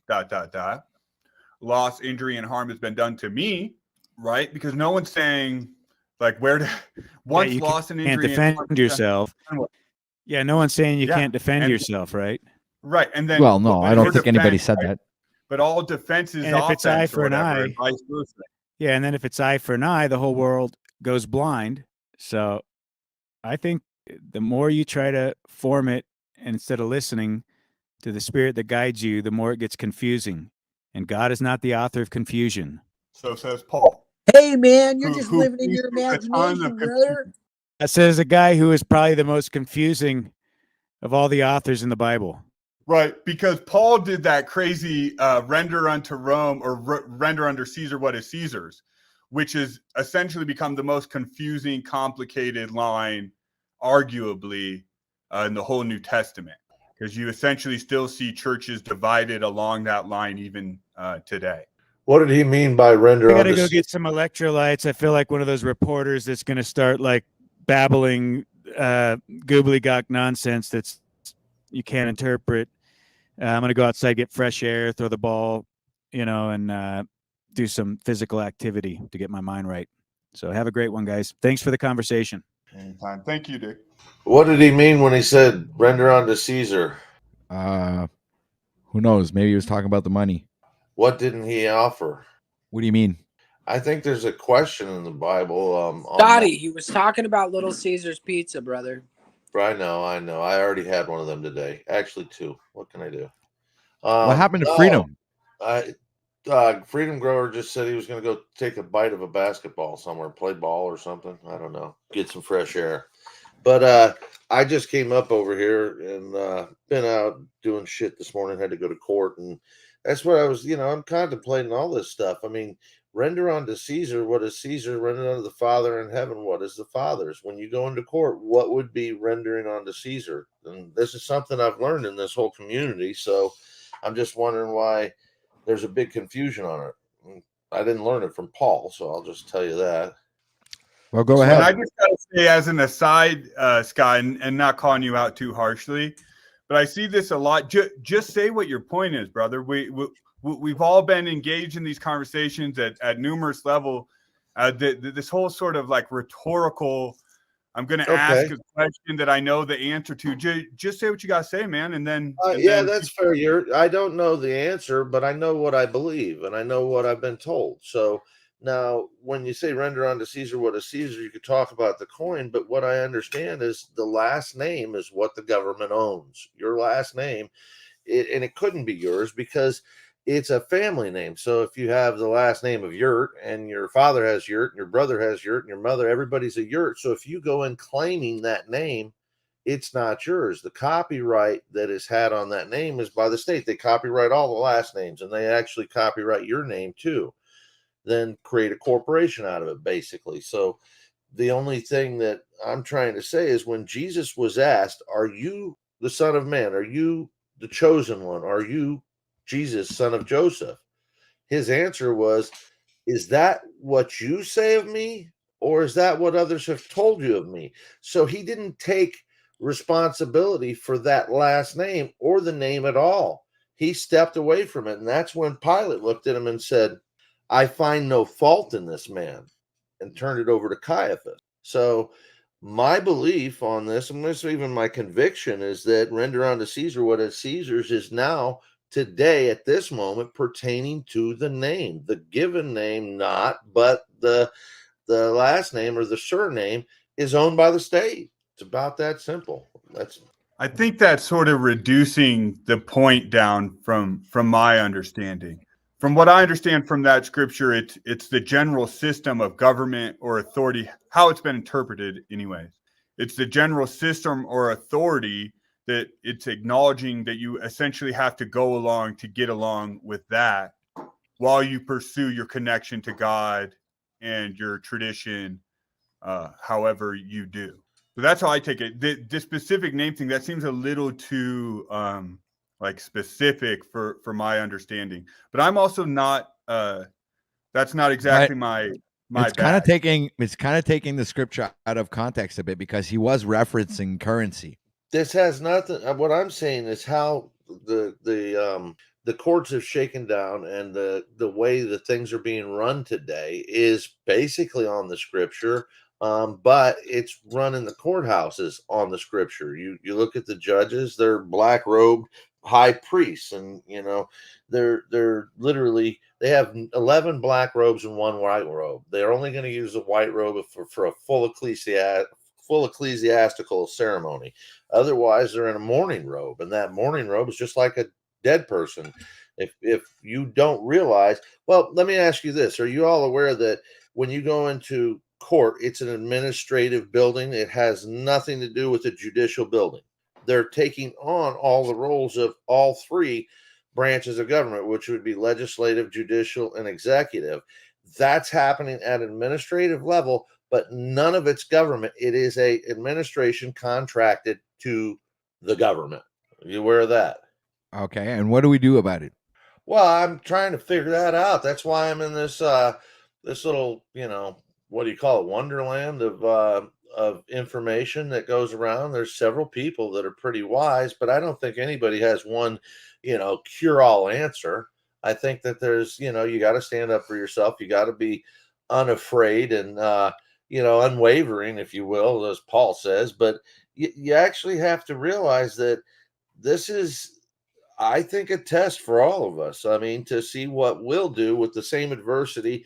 that was placed upon Christ. If you don't think that they were looking for you at birth the way they were looking for him, they found you and they enumerated you at birth. They put a number on you. And now they say all our birth certificates in the United States, I'm not sure about Canada, but are held in Washington, D.C. at Our Lady of Fatima's Basilica Shrine. There's a fucking big library of birth certificates there. So the Pope and the Vatican control the people. The three obelisks, the money is in, London, England. That is where the IMF is. And then the brute strength behind it all is Washington, D.C., where the third obelisk is at the Pentagon, the Tri-City Empire, if you will.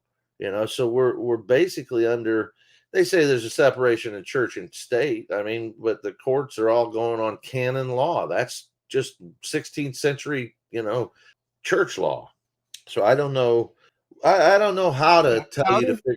Go ahead. But and how does all that play out? And I'm just a little curious. Like I hear people say that about like the persona name and the legal name. So like, how do people imagine that actually plays out?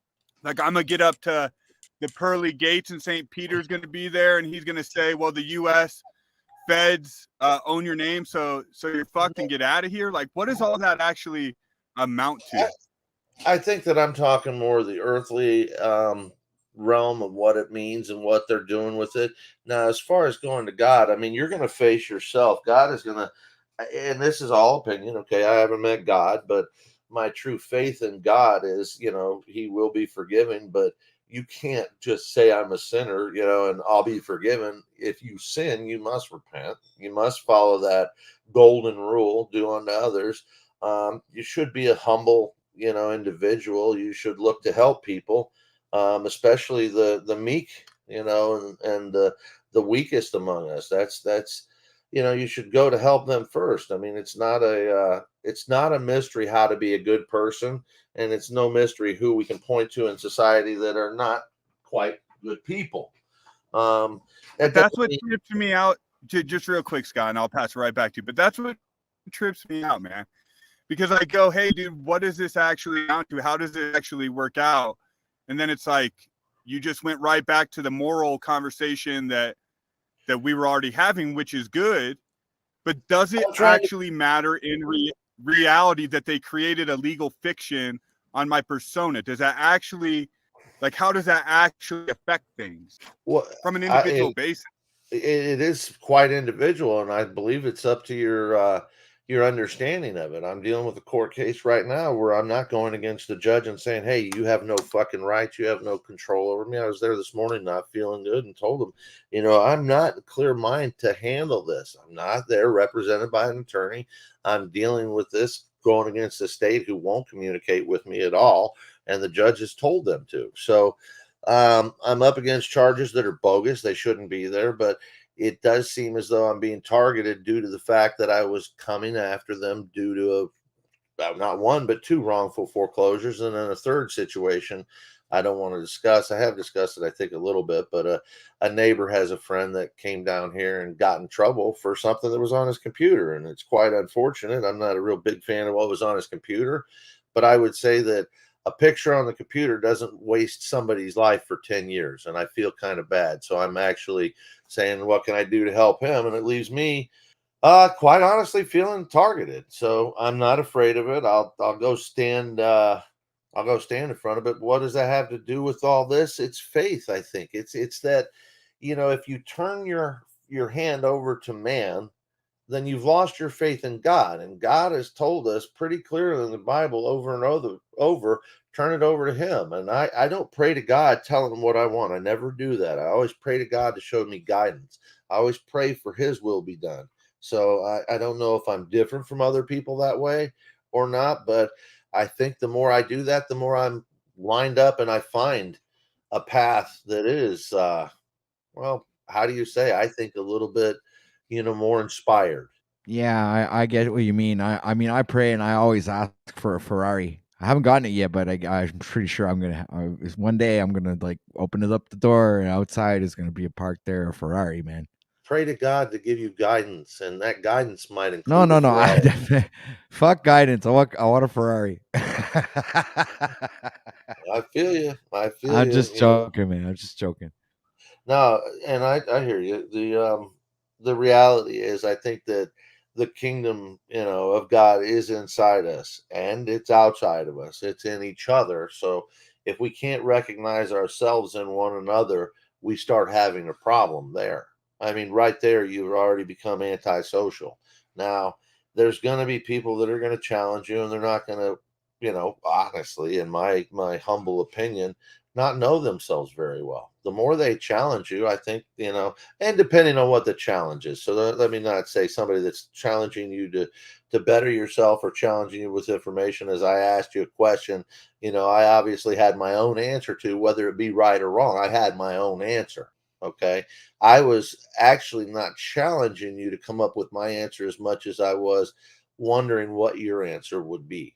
So I do see things from a little bit of a different perspective, and I've always, fancied myself as kind of the unfucker in my realm around people, and not that, um, I'm the jack of all trades or master of anything, but I understand things and how they work. So I don't force things. I don't try and push a fucking square through a round hole, and I take my time and try and understand things. So when I say, the unfucker, I mean, if something's fucked up, let's talk about how to unfuck it up.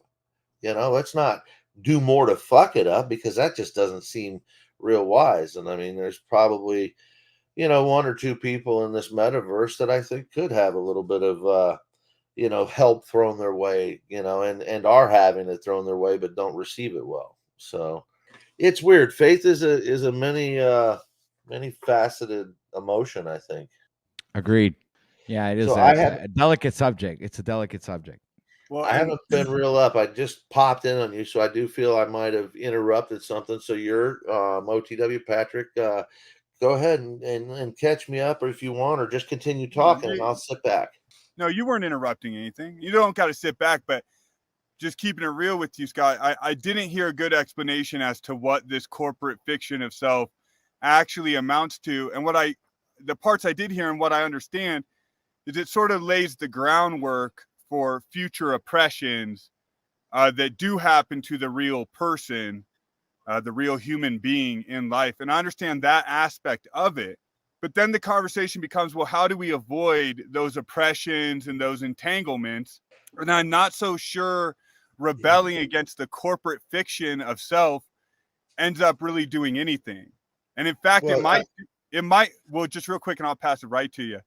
Uh, it might do exactly what you were just saying. It might actually increase confusion, because people, like, right there, it should be a simple thing like that answer I just gave, or whatever else you think about it. But when you really get down to the, like, rubber meets the road, it's like, what does this stuff amount to? Well, it's sort of your perception of it, or other real choices you make. Those have real choices in your life. Even those cases you were mentioning, Scott, there's probably a background there of bad financial decisions or other elements that go into that. That has nothing to do with the corporate fiction. Not. I would agree with you that there's always some underlying undertow to the circumstance. How did you get here in the first place? It's a many road, scenario, I'm sure.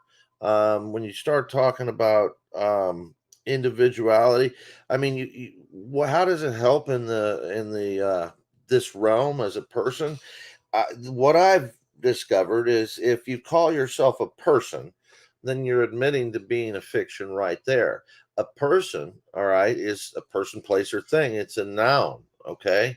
All right. So are you a noun, or are you a man? Are you a what would that be? Not an adjective, but a pronoun would be the name. I just don't think as a well, and let me put it to you this way: you may love your fellow man, okay, but then you may love your wife, and you may love your mother in the same fashion you love your wife. With all your heart, you take a bullet, but yet you can't love your mother the same as you love your wife, because you will procreate with your wife. You were created by your mother, procreated with your father to make you with the hand of the heavenly father. So if you say that you're a person, okay, the person is a personality.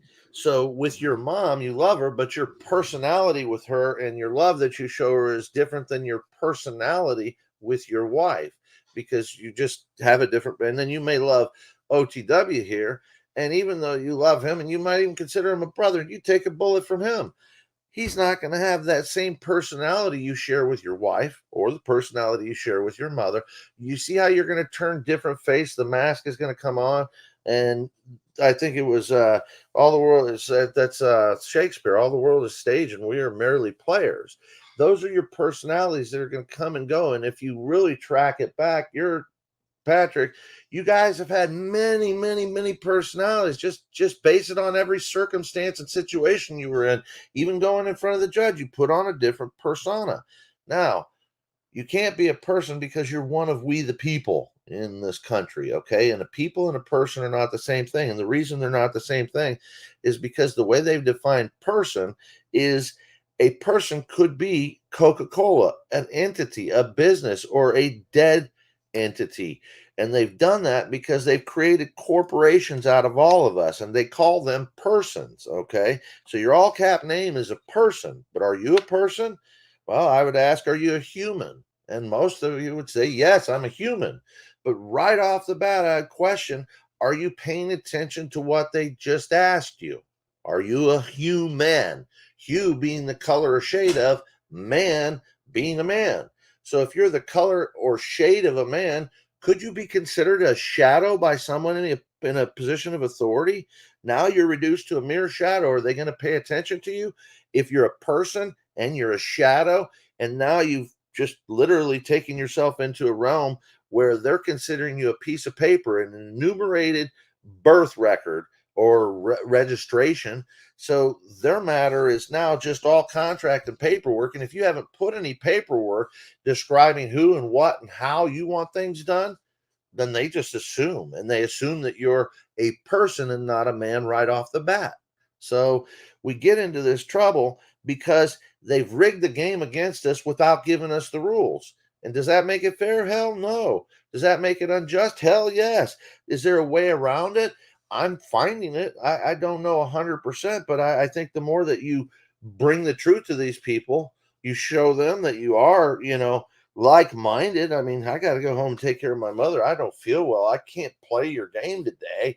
I just don't want to. I mean, my back is killing me. I need to be with heat and, ice back and forth and sitting in this fucking bench of a court seat. Can you give me one of those rolling chairs? Thank you. Fuck, I'll sit a little longer before I walk out of here.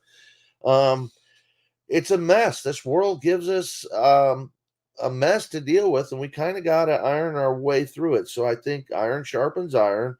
And if we were being honest with ourselves, this system of governance has chosen to put us in a Christ like position because they've taken us at birth and put us into a whole new world that if we don't figure it out ourselves, we stay the slave. If we do figure it out, I believe it's because you've risen above it and you've gained the knowledge that you can walk in there and you can tell them, render unto Caesar what is Caesar's and leave me alone. Okay, because I am the Father in heavens, I belong to him. And here, I'll leave you with this. Why am I the Father in heavens? Why do I belong to him? The wizard says, Jeremiah 1:5, for I knew you before you were in the womb. I sanctified ye a prophet to the nations. But I would also go, let's just look at Genesis. Law, land, air, water.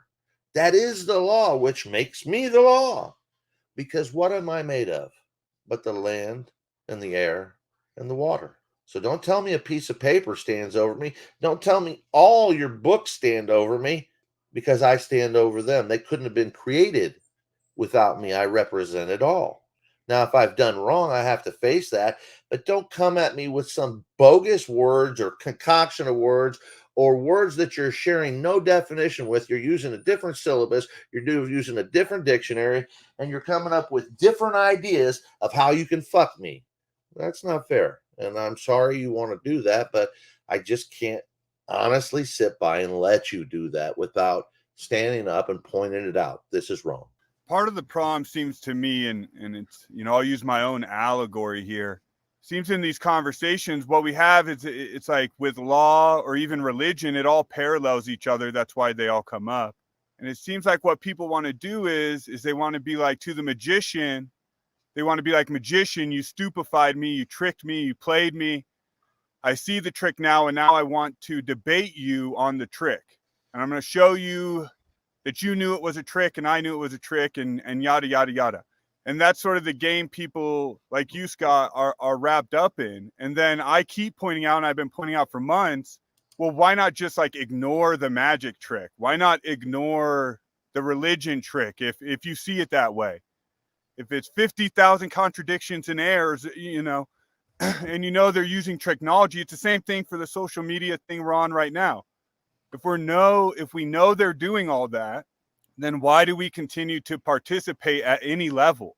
And it seems like a lot of people just real quick, it seems like a lot of people get wise to it and they're the most involved in it. So if you know religion's a lie or that book is a forgery or you know all these things, let go of the edge.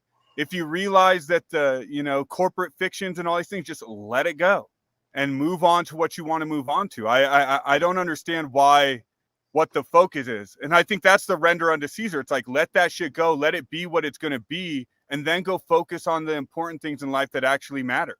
Well, and once you find out where you are in this realm, okay, that's when you start on a journey that I'm on, which is finding those hidden contracts and that tacit acquiescence you've done all along. Because when they send the magic tricks. But you're already signed up for them. So if you're saying, hey, look, he's got that box up there. It's got a trapdoor underneath it. Everyone, look at that trapdoor. Isn't that crazy? Oh, I don't want to point this out to anybody. I do not want to become the target. I'm not a teacher. I'm not going out here. I in fact, have thought about going with an old buddy of mine and starting up maybe today because he wanted to go to court but doesn't want to see me fucking stand up in this situation. So he's an old administrator for schools and stuff, and you know, been involved in you know, higher education and helping people, mentoring people, and that's the same that my father was, my late father. So I'm looking at this, and I'm probably gonna, you know, start up the Scott to Be Live and do some StreamYard stuff and let him talk about geology, let him talk about the real government that he studied, because he's a very wise guy, and not go into this free man on the land stuff.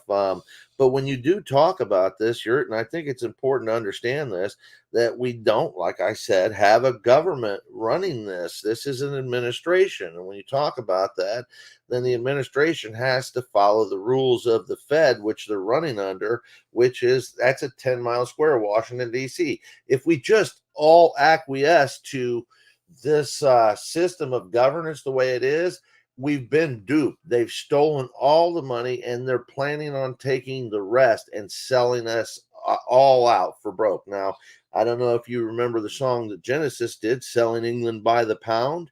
They're selling America by the dollar, okay? And they've already done it. So the point is that if we don't stand up and stop it a little bit, and I don't suggest this Jack Talcott, everybody's kind of got to do it on their own, because if you don't understand, you've agreed to this, then you can't unagree. All right. And you have to know what you agreed to and how you agreed. And let me go right to the center of the problem so that you'll understand. All right. Are you in America? Well, first, let me ask you. I know OTW is in Canada. Are you in Canada too? No. Okay, No. I got somebody tapping on the front door. Give me just a second. Okay. Give me just a second. While he's doing that, I'll just let everyone know I'm not playing these games. I'm not playing these word games. I don't care. Citizen, not citizen. I don't care. But I'll be interested to hear his point for the conversation. I don't like these gotcha games, Patrick. I don't know where any of this goes. I'm being respectful, and I appreciate him sharing his information. It doesn't really resonate too strongly with me. What about you? Well, I guess it's a different perspective. I'm not too sure. I have looked into that, but I mean, it's not. I don't know if it actually has anything really to do with the allegorical sense of. I don't know. It's like where am I off? And just go ahead and if you were to take it and go ahead and be absolutely critical, don't mind me. Just say what you don't understand or what you think I might be off on. And I'm not talking about the afterlife. I have a completely different view of that. I have a completely different view of what that means to me, and who and what and how you get there. Here's what I'm saying, Scott. Like, we all acknowledge that a mafia runs things. Right. Just to keep it simple, a mafia runs things, right? And then these mafias seem to create the same sorts of rules. And then these mafias use the same sort of rules, and then they like to play games with the people that they terrorize with those rules. And then what I'm hearing people like yourself say, or even like Wizards say, it's essentially like, hey, when you go to the mafia boss and discuss those rules that they like to enforce on everybody and terrorize them, here's what you should say to like gain some power or control with the mafia boss. And then I'm like, well, if it's all mafia boss systems, and that's just the way that, the world is, if there's a bandit down the road and I got to give him a quarter to get to the grocery store, or I starve, or I go to war with him and try to create my own counter mafia, right? It all it ends up being a wash. And then I'm like, okay, I have to live with the mafia system because power is like that. It's sort of like nature. The mafia is sort of like nature. It preys on our instinct and all that shit. So then I'm like, okay, I live in a world run by a mafia system. I just need to do what I need to do within that system. Going to mafia boss and debating my freedoms or my beliefs or my ideas, my thoughts, just seems like a bad idea on the face of it. That's where I'm at. So, and I'm not being rude on the questions of citizenship and all that, but it does boil down to me to that level. I don't see my phone right here, but I have something on my phone. If I could pull it up. Damn it. Let me see if I can go here for a second. Yeah, it is a system that you're stuck in. So you're saying just go along to get along? Is that your kind of mentality? Radical self-authorship. I'm not going to debate and argue with the mafia boss, with the magician, with any person who's benefiting from that system. I'm not even going to try to debate with them, argue with them, whatever. I think real fighting back is done through things that are within your control. So things like, all the things that would go into living the best life possible in sort of a traditional or commonsensical way. Family, art, things that I can actually build. Because, yeah, it's a mafia system. They are mafia bosses, but we still have a lot of power and mobility given to us by God and in the natural world itself. And I've been all over the country, and I'm well read and educated. There are plenty still open natural spaces that we're going to run directly the mafia boss at every turn is sort of the mafia boss's tricks. See, the mafia boss usually gets his power through manipulation and through scarcity and through fear and sort of the threat of aggression.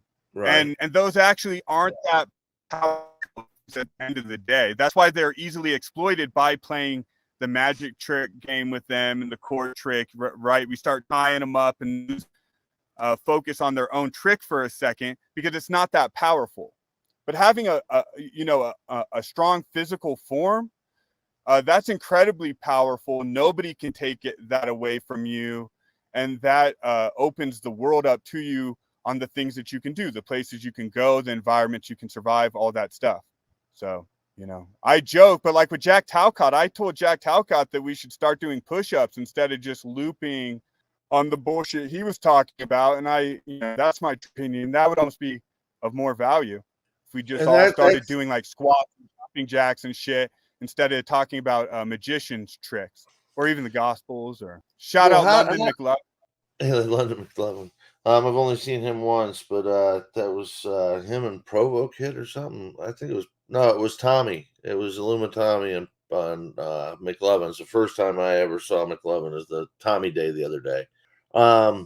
Good stuff.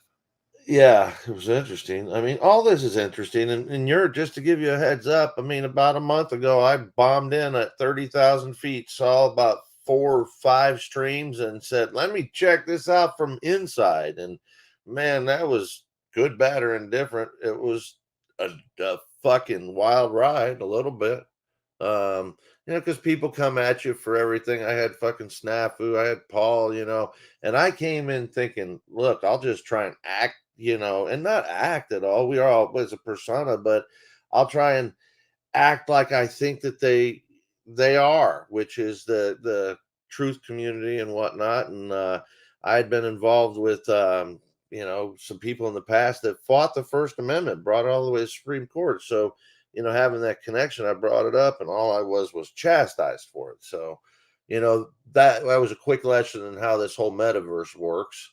But nonetheless, I do see value in understanding what you're up against. I do see value in dealing with the mafia boss in his own terms. If you don't know what book he's reading from, like if you go into a corporate meeting and you're not sitting there with any knowledge of what Robert's rules of order are, and you're in a board meeting, then you're going to be out of line all the time, and that's just a fact.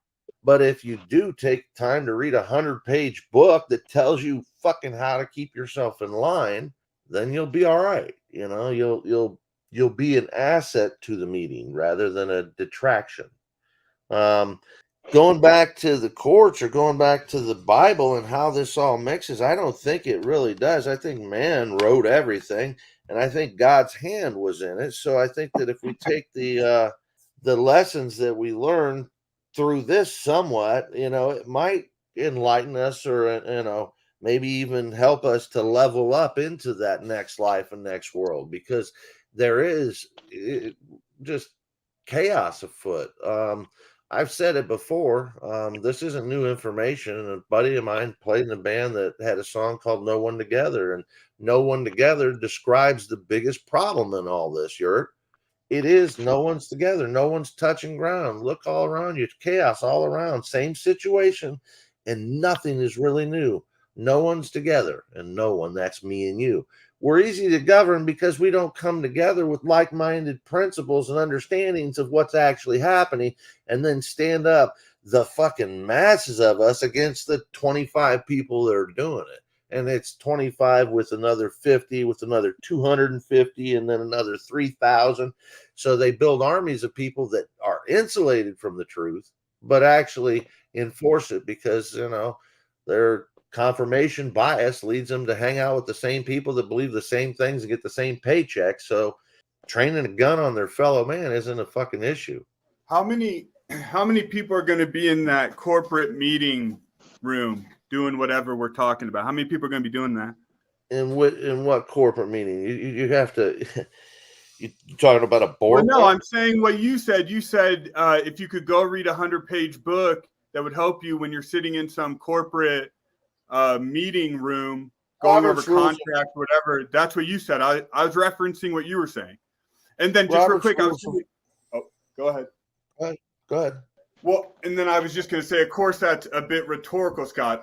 And I'm pointing out that the majority of us live lives where we're never going to be in some big wig corporate meeting room signing contracts about XYZ, whatever you're talking about. And it connects to the point that you're saying about people on the ground not actually coming together in a real way. That's my exact point, is that we're wrapped up in this obscure knowledge and magician tricks and how the mafia bosses work and all that. And we never thought, oh shit, I can't run a mile. I can't climb a mountain. I've got all these cancers inside of me from bad food and diet and habits. And I have children that I'm not talking to. And I have parents that are diseased and sick from it. We have all these immediate things, like you often point out in your own life, that actually are what's really going on in our world. And then isn't it aren't we escaping? Isn't it a little escapist to be like, oh, I'm going to go read up on corporate law and all of this and gain some power there from the mafia boss when I can't do 20 push-ups, when I'm for me, I'm $50,000-$60,000 still in. What would you say to someone? What would you say to someone like Stephen Hawkins? In his situation, go do some push-ups, go run a lap. You're fucking right.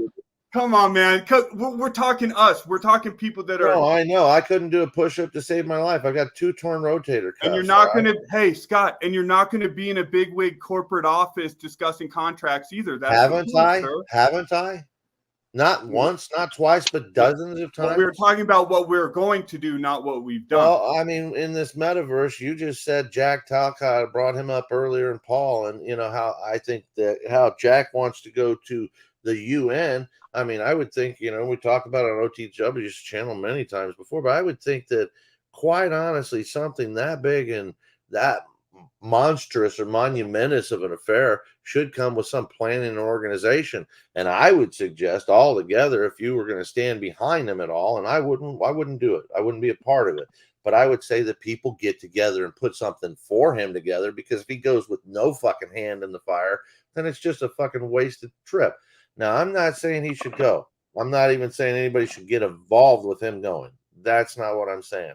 My literal fucking rule on that one is if he wants to go, he needs to figure out how to put a good plan together, or fuck all. It ain't worth nothing.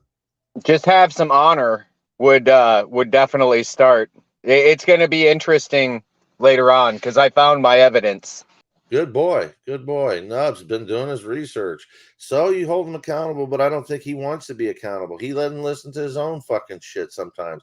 I love everyone, so I love the guy.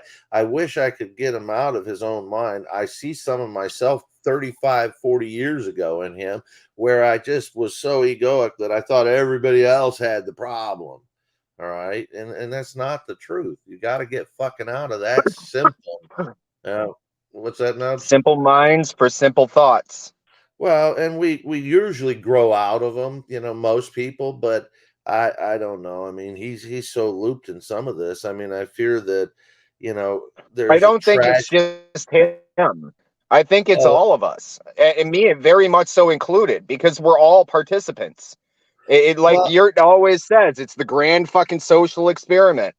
Yurt, do you recall any of the first experiences with me, or do you follow this enough to have, you know, heard me come on board 2 Live Crew and, you know, Biggie Smalls and fucking Uncle Luke, and all of a sudden that was just, you know, the rhetoric that was thrown. Yes, Scott, my friend, yes, and I've heard multiple people tell you we don't care. No, I understand. Okay, that's not the point. I'm not bringing it no, up to stage. But you like, and I would rather bring it to us. There's 4 of us here, so we might as well just talk about us. Like, why project that on? That's like the longest time ago, and the fucking least famous person. Not least famous, but I mean, I don't care. I don't care. I know. I don't care if you know the most famous person. That's not my point. Okay, what my point was is that I came in here. If you've been wiping Johnny Cash's ass for the last 50 years. You're relaxed. Slow down. Let me fucking finish my thought, please. But it's the same. No, you don't understand what I was trying to do and what I've done and what I do believe I accomplished. I came in, and the first thing off the bat, I said that there's so much vitriol in here and there's so much chaos that even at best to try and glean some fucking valuable information, I'm getting confused and anxious over it. So I made comments, not once, not twice, but over and over on different streams saying, let's tone it down. Let's listen to each other. Can't we be a little nicer? Who's going to rise above this shit first? And only for one reason and one reason only, that respect starts finding its way, that the tense or the tinge of Robert's Rules of Order finds its way into these fucking rooms. Now, it's not my place to rule over or tell anybody what to do, and I try not to do that. But when I see something that's just fucking basically off the rails, well, sometimes I participate in that train wreck, and sometimes I try and get it back on the tracks. Respectfully, sir, there's a part of this social media thing, and I don't know if you're familiar with this term. It's called a parasocial relationship. And we all do this. We all create an overinflated sense of our value and our influence in these conversations. So I don't know exactly what decorum your insight has brought or hasn't brought. And frankly, again, we're now doing exactly what I was pointing out, which is debating and peddling in the magician's trick of creating decorum and all that. At that conversation that was actually interesting and that we were right at the point of, and then it got obscured by Jack Talcott and all this other stuff, is would it be more value for any one of us to go face the immediate things in life or do this education stuff on the magician's trick? That's a question I'm interested in. I don't know if that's a question you're interested in, Scott, or OTW News, and it might be the question I'm interested in because I'm about to bounce. What are you going to do going forward, though? I mean, if you're a part of the system, you're a part of the problem. And this is the way I see it, quite honestly, is if you go out and you earn a Federal Reserve note, you've created debt. That's debt. It's $1 below zero. There's no other way to look at it. You can go to, there's three books, but let's just go to one. Modern Money Mechanics, printed 1968 at the Chicago Federal Reserve, tells you what money is all about, how it works. You could probably fucking find it for $20 on Amazon. We all know that. Then you take okay, so you know all the stuff I know, 12 USC 411, 12 USC 412. We're talking about a world where if we're using that, then we're in on usury. So trying to figure out, what I'm doing is trying to figure out how to use paper and not create more debt, and how to use the IRS to go claim the debt that I've left out there. And that's where. And here's my thing, Scott. You can say all that, but it was mom and dad crying because they couldn't get Christmas presents that speak stronger to my soul and many people's soul out here. So you can say all that, but at the end of the day, I got to put a roof. Right, we got to put the roofs over our heads. We got to handle our shit. So all those details. Once again, we go to the magician's trick. I never went to a magician's trick to work and do anything. You did talking about usury and the money and all that. Well, I'm looking at this. Listen, I worked my whole life in sales and marketing and fucking. Right, you went after the money your whole life, right? Well, I worked. I actually went after things that I loved. So right. I actually. So should we do what you say or do what you do? Say again? Should we do what you say now or should we do what you did then?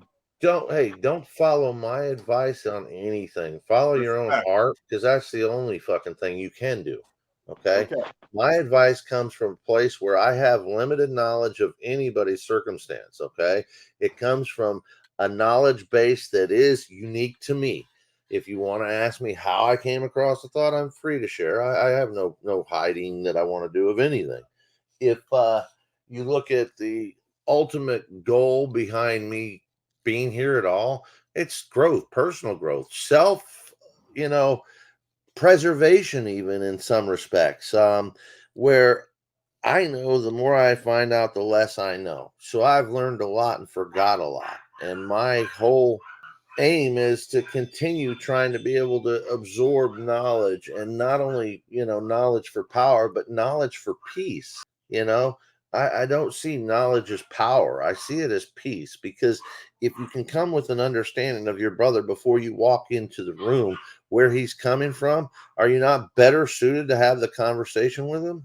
So trying to understand what a judge has learned, or what the district attorneys have learned, or what even the clerk of the court has learned, and how they operate, I think is fundamental to my own personal peace and success in dealing with them. Now, I don't put that on anybody else, but I do understand that there's people that have been there that have ideas, that have tried and failed, tried and succeeded, tried and broke even. I'm just taking it in, and along the way, I've been through a lot of stuff. So sharing my story, I think sharing does, rise to that level of caring. If people are willing to share with me, why should I not be, at least somewhat willing to do the same? So I'm not trying to take you in a different direction that you might want to go. I'm not suggesting that you go anywhere other than your heart leads you. When it comes to your family, I've always worked. Put that first. That's top tier. I mean, there's wishes, wants, and need to haves. And I would say, and no beef, Scott. And I'm not taking that. I'm not taking shots at you, man. I'm probably just like projecting my own internal conversation and thing I find interesting. I'm questioning my own contributions and participation. So don't take it personal, man. I understand. First off, if I did take it personal, it'd be over within 3 to 5 minutes, and that doesn't matter if we got in a fucking fist fight. All right, seriously. I got you. Yeah, you're a good sport for sure. I mean, I'm not somebody that holds on to the past, because that fucks the future. Just can't do that. Yeah. So, I agree. And they're fascinating things too, so man. So I'm not trying to shit on your rap or what you're interested in. It's just if we're going to do practical, which we don't necessarily have to do, but I just think some of that gets a little lost in the sauce of details. And I hear those discussions going on a lot, and I don't know what they amount to at the end of the have day. you taken? Have you sound like you do know some of this stuff. I mean, has it resonated enough that you want to know more? I knew the key parts of it, Scott, before I knew. I knew Okay. before I knew, Scott, so I never didn't know. If that translates. I never didn't know. Here's where I come from, okay? I was a licensed real estate agent, and my folks wanted me to get a broker's license, but I was always running around chasing the music. All right, I made good money in real estate, and I made good fucking friends and good times and some money in music. But I always rose to those events where I ended up having really interesting fucking times, at any rate. And then I got landed in motion television bullshit. And just as a fucking outsider, I ended up fucking, landing in that because of some bullshit. But I look at the life that I've led and say, okay, I've learned from some great people, and some of the lessons I've learned might just by sharing them be valuable. And especially in this metaverse where I know there's a lot of people, they have their own experiences and this and that. And then there's a lot of people that aren't experiencing much. So they are, tied to this, especially the younger generations. I don't know how to get my nephews off computers and playing Minecraft and shit like that without bribing them. And so I look at that and go, okay, well, how do we figure out everything now? So funny, man. What? It's so interesting, Scott, and thank you for joining. The conversation is always. I'm not trying to like make this adversarial, but it's just amazing. I sit here and listen. And I'm like, dude, I'm checking myself. I'm like, don't be critical of this guy. I don't know you from anyone. Blah blah blah blah blah. But as you speak, you're literally building the case that I was not wanting to build against you. So you just complained about having. Scott, you just complained about having people in your family, young ones, that are under your care to some degree, and you're saying you have to bribe them to get them off the video game systems.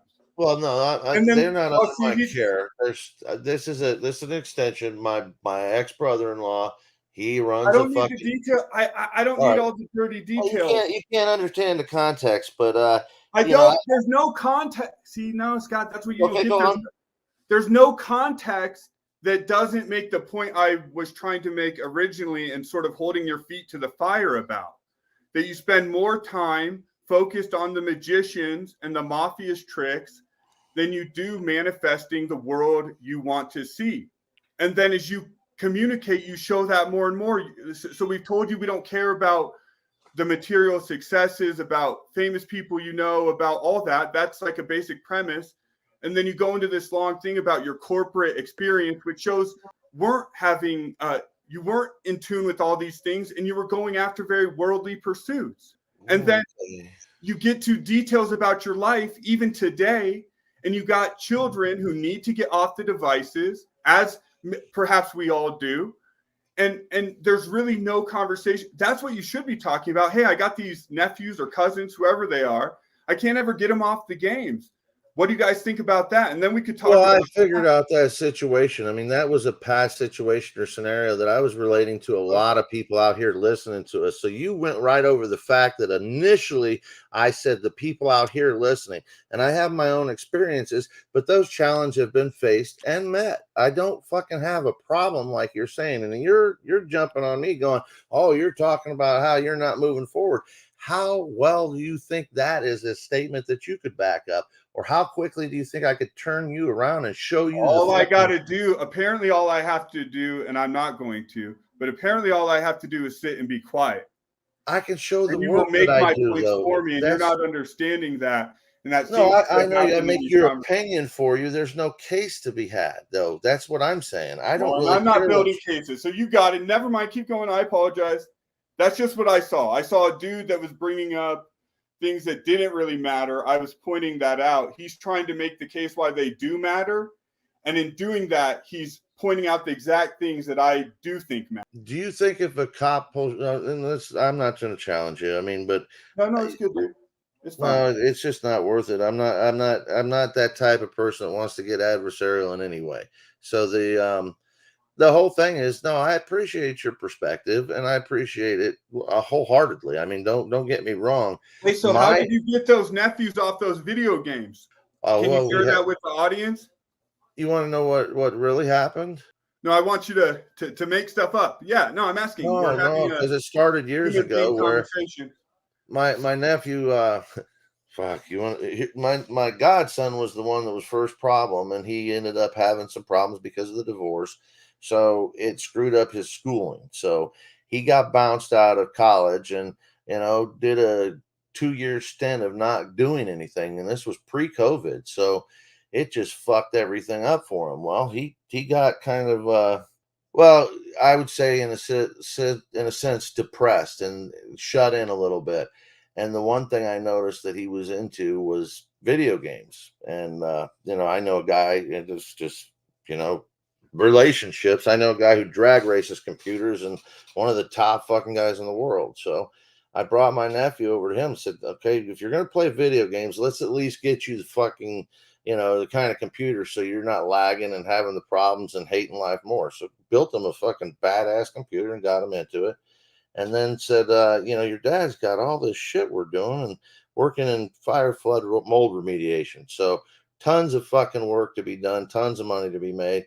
And I said, look, I'll help you. I'll go over and work with you and get some stuff done. And we'll get some things. And showed him just the way out of that. And got him interested in that, but he didn't get along with his dad. So then I said, okay, well, they're doing a medical marijuana petition. Why don't you can make money. I found out about this. I'll help you out. I took him to biker rallies and helped him make a bunch of money. And he was able to do more stuff. And the kid got that taste for money and then went back to his dad. And to this day is working for the company. He doesn't do as much out because he doesn't like the hard work. He sits and does the phone work. He sits and does the scheduling and does all the computer work, answering the emails and stuff, and still plays video games. And now has replaced some of the stuff on the computer, but I don't know if he's replaced it altogether. But the reality is gave him something to look forward to. I think the biggest problem for most people is when they go to bed the night before, they don't have something to look up or look forward to the next day. And that is not a good way to wake up with a little bit of, get up, gumption, get up and go. And, you got to like what you're doing. And, you got to find something that you're passionate about. I got a bunch of hobbies and I got a bunch of passions. So I can rotate through them and do what I want to do, everything from music to photography to, just enjoying time creating other things. So. I just had a really interesting conversation with a city employee while I was online here. I asked him about the FARA documents, which is the Foreign Agency Registration Act of 1937 or 38, one of the two. Anyways, he said, yeah, I signed those. I said, did you read them? He said, nope. I told him what it was. He said, holy shit. I didn't even realize it was foreign. No shit. Yeah, that's exactly it. That's crazy, man. That's crazy. Sorry, Yurt. Go ahead. Well, yeah, and that's exactly it. Now, there's so many times knowing more about this shit actually makes it more difficult.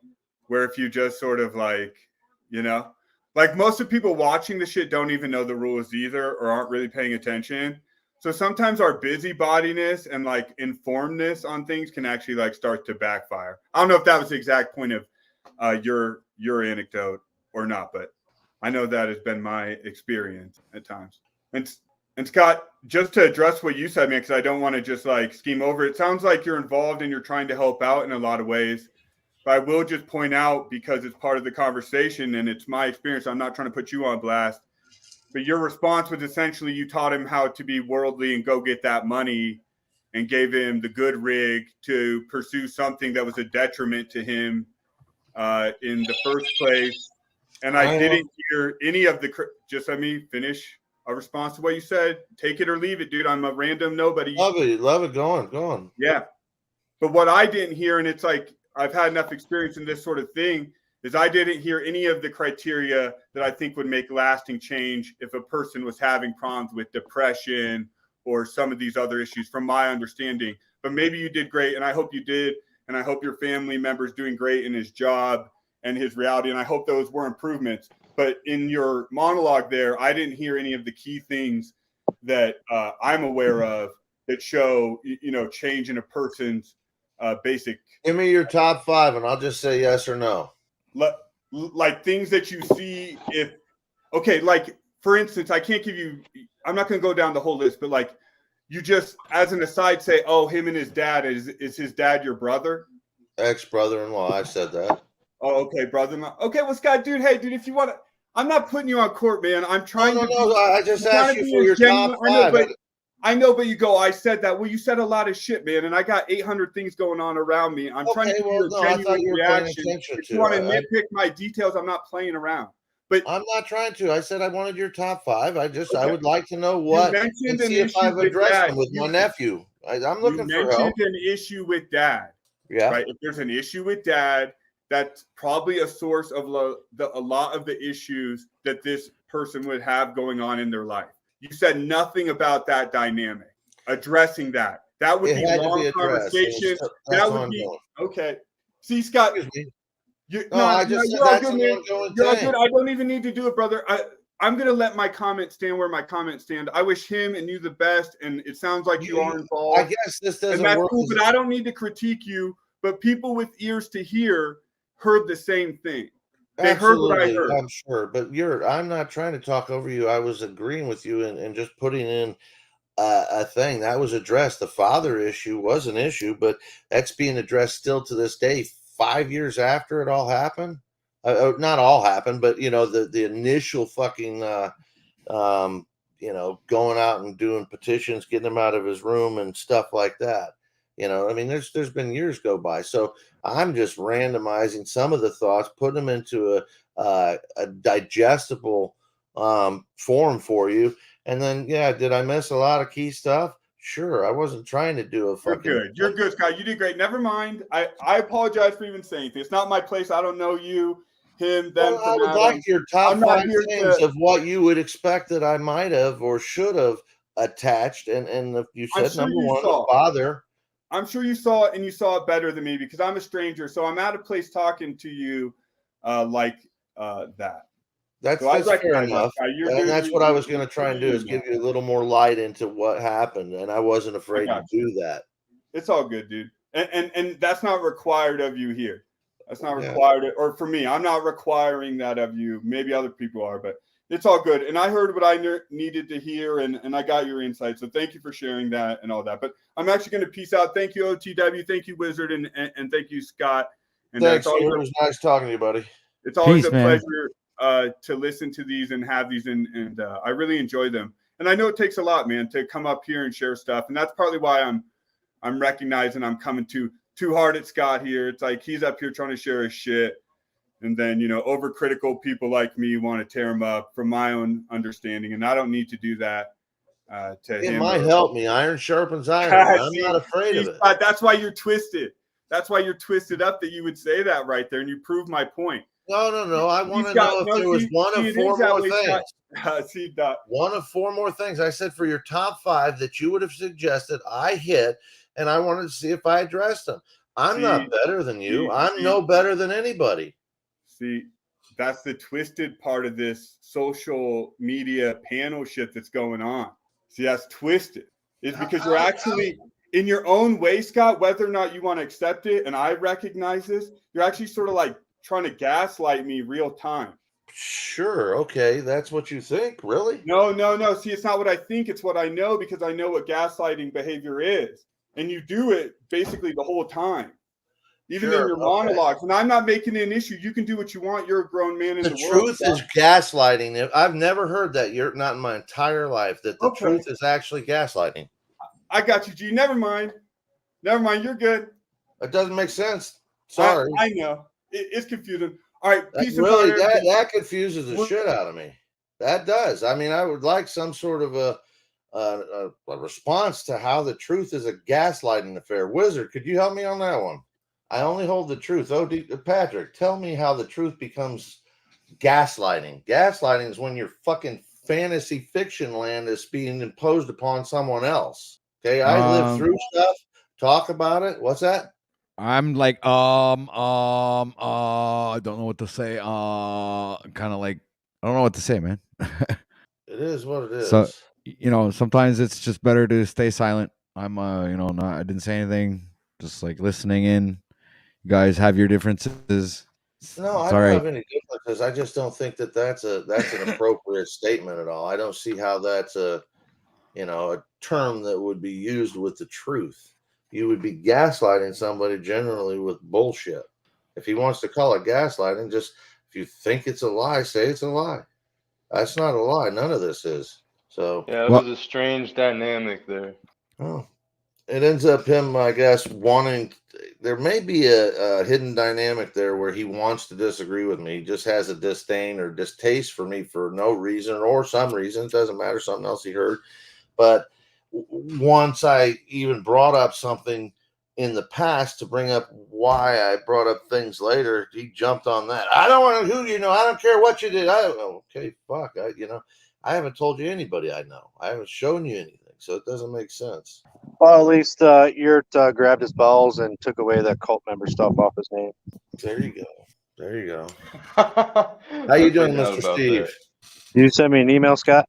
I did. I actually wanted to reach out with you and reach Hello, out gentlemen. to you. So if you get a chance, or I can send you a phone number if you wanted to call. I actually went to court this morning. I was just going to tell you, shit, it might not be that far from you if you wanted to go. I'm going on the 20th next month again. So I didn't know if I'm getting pissed that you can't bring a camera in this courthouse at all. And, I thought if a few of us got closer that are close together, at least back people up if there were any situations, show up. That's 99% of this, I think, is going to be not having to show up alone when but I don't want to derail your show, OTW, with this, this type of content. It's up to you. Dude, it's content. He couldn't answer your question earlier. So. Things, they go the way they go on the Grand Rising show, man. It's even written in the credits in the beginning. You never know what to expect. Everything can go in any direction. So that's the way it is over here, man. You never know what to expect.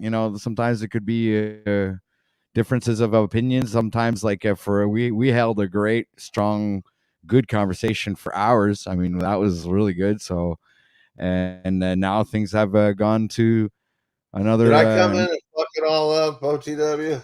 I don't know. I'm gonna have to look back and check it out. I wasn't always present. Sometimes when my avatar is up, it's because I'm busy feeding the cat or something. Nub, the initial thing Nub said came in about Talcott and that's when Yurt said, okay, well, we were having this discussion, it got derailed, and I was kind of on topic, I think, a little bit, trying to talk about the render on to Caesar, but nonetheless, I mean, it could have been me, it should have been me, it probably was me, and then I'm the I guess the provocateur. So okay, don't be a victim now. No, provocateur would be someone that did something by purpose. I didn't say I was a victim at all. I just took a role. But Steve, yeah, I would like to talk to you outside of this, and maybe if you're going to do some more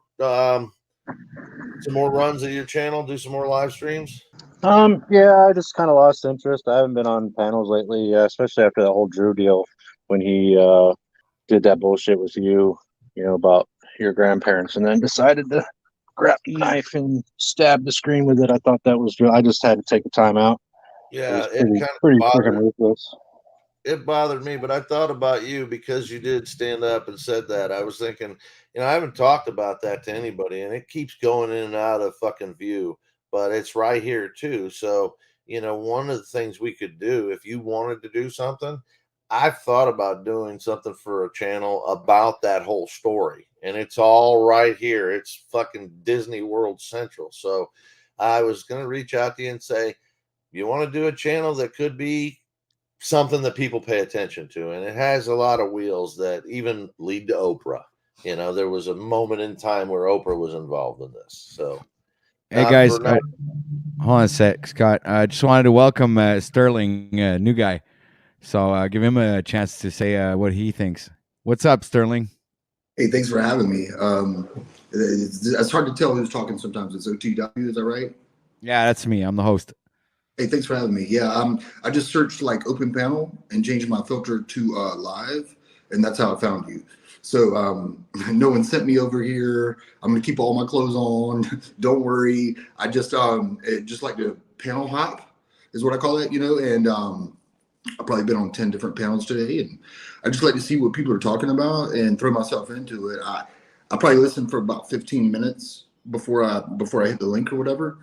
And so that's all I know about your channel was within the last 15 minutes. That didn't scare you off already? I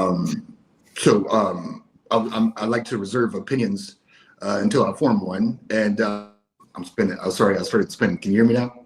No, it's good. Yeah, you kind of cutting out a couple of times, but it's all right. I understood what you were saying. So, well, the original and topic that we came up with at the beginning of the show was, is the Bible or any religious scripture allegorical or literal? So this is kind of a debate, and it went on for hours, and then it kind of went off into a different direction. Scott brought his perspective on his his thoughts and the way he saw things, and we now we're at this point where we're bringing our perspective on all of this. I think it's going to be coming together. Anyway, we're going to be shutting the stream down in a few hours. Like, we still have 2 hours to go. So yeah. So this could go in any direction, Mr. Starling. So go ahead. Well, thanks for having me, and I'm trying to be on my best behavior. So please continue, but I will jump in when I have an opinion, if that's okay.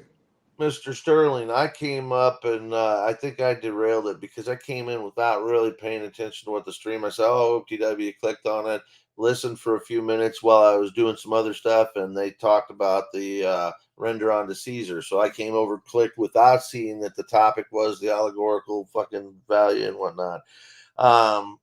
I think literal, allegorical. I think it's God's hand. I think that even though you go to council and I see you can put all this stuff together in many different ways, you can put different books together and say, okay, this is this, this is that. I think there's a touch of the hand of God in it all, OTW, Sterling, all y'all. I think if it wasn't that way, then there wouldn't be good to it. I mean, if you look at the Bible, I mean, the first five was book of Exodus, Leviticus, book of Exodus, Genesis, Exodus, Leviticus, Numbers, then Deuteronomy. And the first two books is like the story of the beginning, and then how they were chased out of Israel. But then the next two books are basically a genealogy, and then Deuteronomy is our laws. So how literal is it? Man, I really think it some of it has to be taken literal because it seems to be descriptions of events and people, and like I said, those two books are a genealogy of sorts. So, and then you get into a lot of writings back and forth between people. I don't think that you can write that off as just an allegory. Anybody else? Well, I was going to mention that I'm firmly on the side of the allegorical and non-literal aspect of the Bible, but that's my personal opinion. So this is why there's been a little bit of controversy. I mean, I think other panelists have been up here who believe the same thing, like Freedom Grower and Mr. Wizard, which is not present right now. And it's been actually a very interesting conversation since the beginning, because we're getting really great perspectives from really great minds and people that have actually looked into this, and we're getting really good perspectives on each and every person that's decided to join the stream today. So yeah, I do understand what you're saying there about Scott, about the fact that there could be a historical or but in my opinion, it's still stories, and so far I've heard a lot of good arguments, and really I've heard a lot of good compelling and interesting points, but I still haven't seen anything that can really bring me back to The understanding. apostles, excuse me, but the apostles and the writings when it came to Jesus, I think became more allegorical, possibly, but when you go, like I said, I mean, when you look at it for what it is, Leviticus and Numbers is like you're starting to talk about a genealogy of sorts, all right, and it's just and look at this, it's a family that start. Go ahead, Steve. Oh, He's he's gone. leaving. You look at it, I don't know. I mean, if you look at it for what it is, it's like the family, the same family, Abraham and Isaac, all the way through Christ. I think this is the same family. That's what the Bible is kind of. I think they're all connected. It seems to be. And I may be reading that a little bit wrong, but you know, almost seems like there's a, and I don't want to say, I don't But know. Go you know ahead. what? I understand what you're saying, but if you look at all the Marvel movies, like there are like 30 Marvel movies, they're all in the same universe, but they're all telling a different story. You know what I'm saying? It's like it's kind of like arbitrary. It's kind of like not really high. It's not something you can really build a foundation on, like with a conversation. You know what I'm saying? They built churches on it, bro. Yeah, I know, but yeah, okay, maybe, but I mean, it's still in the literal aspect. It's still a means of control. It's still a means of controlling the masses and taking the like the not strong, like the weak-willed individual who doesn't know where he's going, what he's doing, what he's believing in, whatever, taking that person and bringing him to some sort of understanding where you're going to treat that person as a mental slave because that person is programmed to that system of belief and is going to follow into those footsteps and show that to their children when these are the things that are deceiving them into actually ascertaining a certain level of sovereignty in whether we're talking spiritually or even in this physical realm that we live in, connecting okay. both what you were saying about the laws and the laws of sovereignty before and the allegorical aspects of scripture. And Wizard, if he was here, would probably back me up, but he's not. So anyway, He may. So Go the ahead, choice, Sterling. the choices yeah, between allegorical and I'm sorry, what was the other one? Literal. And literal. you're good with like vocabulary and stuff. So tell me what you mean by allegorical. It's a story that's kind of like hidden Fairy beneath, tale. Yeah. Kind not of a fairy maybe tale. not necessarily a fairy tale, but yeah. Go ahead, I speak can on bring it. up the I hold on. I'll bring up the actual definition so we'll know what we're standing on here. Thank So you. I'm not going to just spew out anything. It's a hidden meaning within. It's not, like the story is the story, but the undertow of the story is the allegorical value of it. All right. So here from Oxford Languages, we have allegories, a story, poem, or picture that can be interpreted to reveal a hidden meaning, typically a moral or a political one. Okay, So so if it's allegorical, could something be allegorical, but it also actually happened, or that Well, well, that kind I think that one does not one doesn't deny the other. For some correct. reason, I guess they could combine them both. Maybe. I guess it could be possible. I'm not denying that. It could be a possibility. But then um, the literal story would how can it still has its own contradictory. It can still contradicts itself. to to me, just so I'm clear, to me it sounds like what we're debating is whether or not it's literal or figurative. Is that am I on the right page?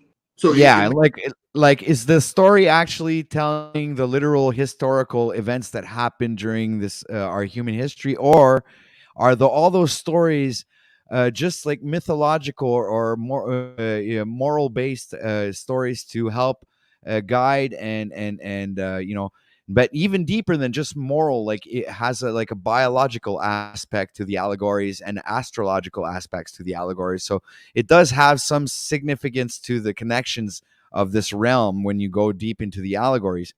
So this is what I'm talking about. Is, in other words, if you look at it just literally as a historical book, then you're taking away the complete spiritual side of things, which would connect the book, in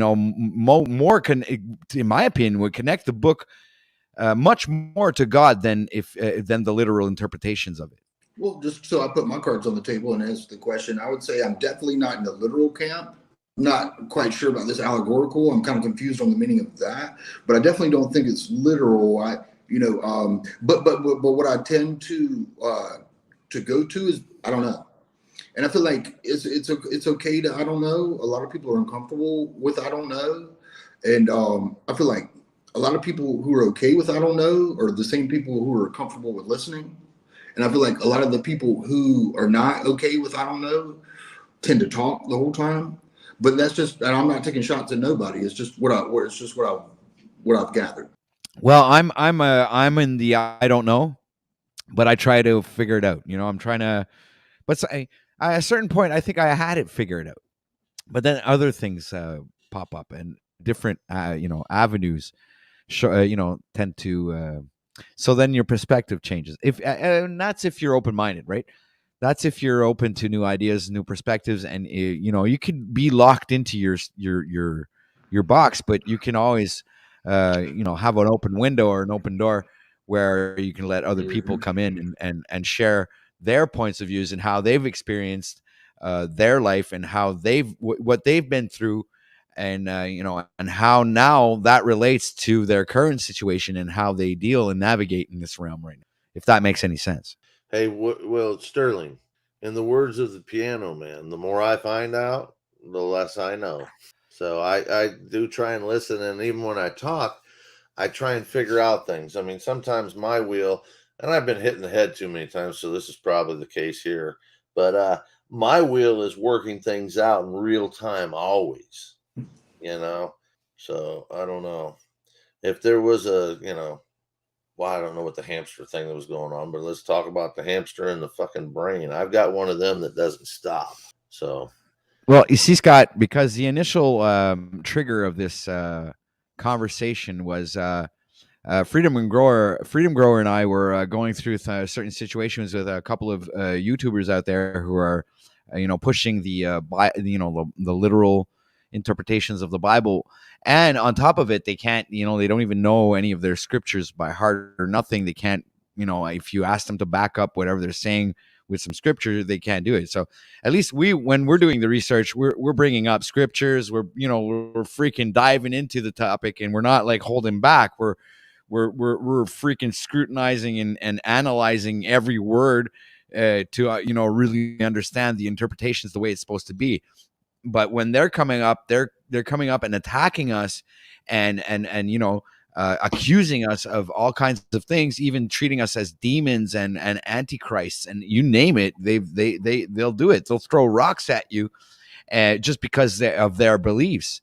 The literal And this spirit of it. I get what you're saying. right. So this is why I'm trying to break down that literal interpretation of the Bible, because it's a certain way of defense. It's like, hey, look, wait a minute, man, stop persecuting us for a minute. Take a look at how we see things for a second, and make your own decision based off of the information that we're presenting you. So we're actually diving into the topic, researching the scriptures, reading them out loud, giving the interpretations that from a spiritual perspective, and trying to share that with everybody else.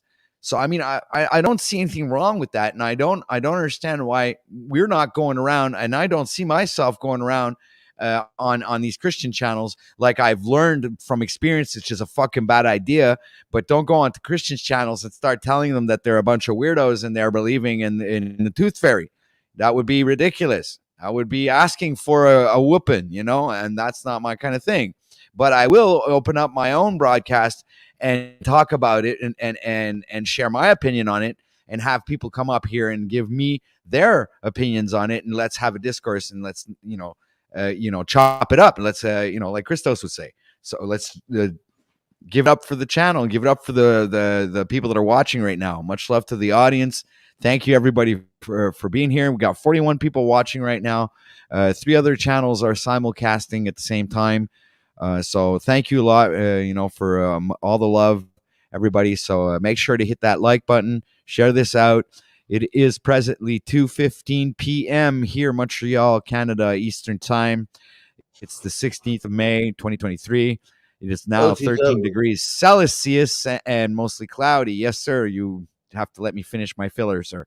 Yeah, I got it. Go ahead. No, I just I was just kidding. I never fucking check out the chat because it's like one of those fucking those. Well, it's the curb sometimes. You get caught there and it fucking ruins your wheel. Needless to say, F Oprah and a couple things like that. Character. I didn't bring up Oprah for any other reason than she ended up part of the story. And I told the story the other day. I think you might have heard it about my grandparents. And, after their funerals and all that bullshit, we got stuck in Chicago trying to fly out and we couldn't. And the plane delay and how we are going to get to a plane with nowhere to go was about 6.5 to 7 hours. My cousin, who worked for Stedman Graham, literally got us a limo, brought us to the studio, and we didn't even know what was happening. Next thing you know, we were fucking face to face with Oprah. So it was not something that and we were in the studio audience that day for 2 tapings, and it got our mind off a horrible fucking event. And, in all honesty, I would say bless her for allowing that to happen and fucking accommodating us. And, probably the most humane way she could have. It was huge and, from the heart from her. And God, we couldn't have been at the fucking lowest point of our life any other day than that. That's why I brought that up, because I was talking to Steve about maybe telling the story with him if he cared to. And, that's up to him. Right. Well, I mean, I don't know. It's like name dropping and stuff like that. It's just a fucking reality. I mean, it's like what you was saying earlier is that what was the term he used? I don't remember. At any rate, if it's the truth, he uses a lot of terms.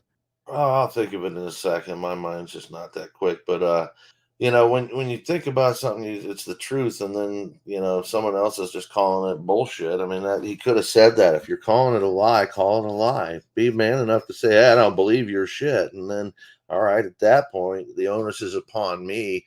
If you're making the case that I'm full of shit, well, I might have to prove you wrong there. Right. So, okay, wait some people walk the walk, some people talk the talk. I don't talk because I haven't walked. The frogs around the pond seem to be having these talks. Great show today. I missed some of it while I was installing a new CV shaft in the whoopty. What the hell does that mean? Hoopty. Hoopty? What's a hoopty? Yeah. A hoop. There's a fucking carcacha, man. It's a jalopy. It's just a rat rod, whatever. The hoopties is the ride. Right. Okay. All right. Well, there you go, ladies and gentlemen. That's the way the cookie crumbles here on OTW News. You never know what can happen.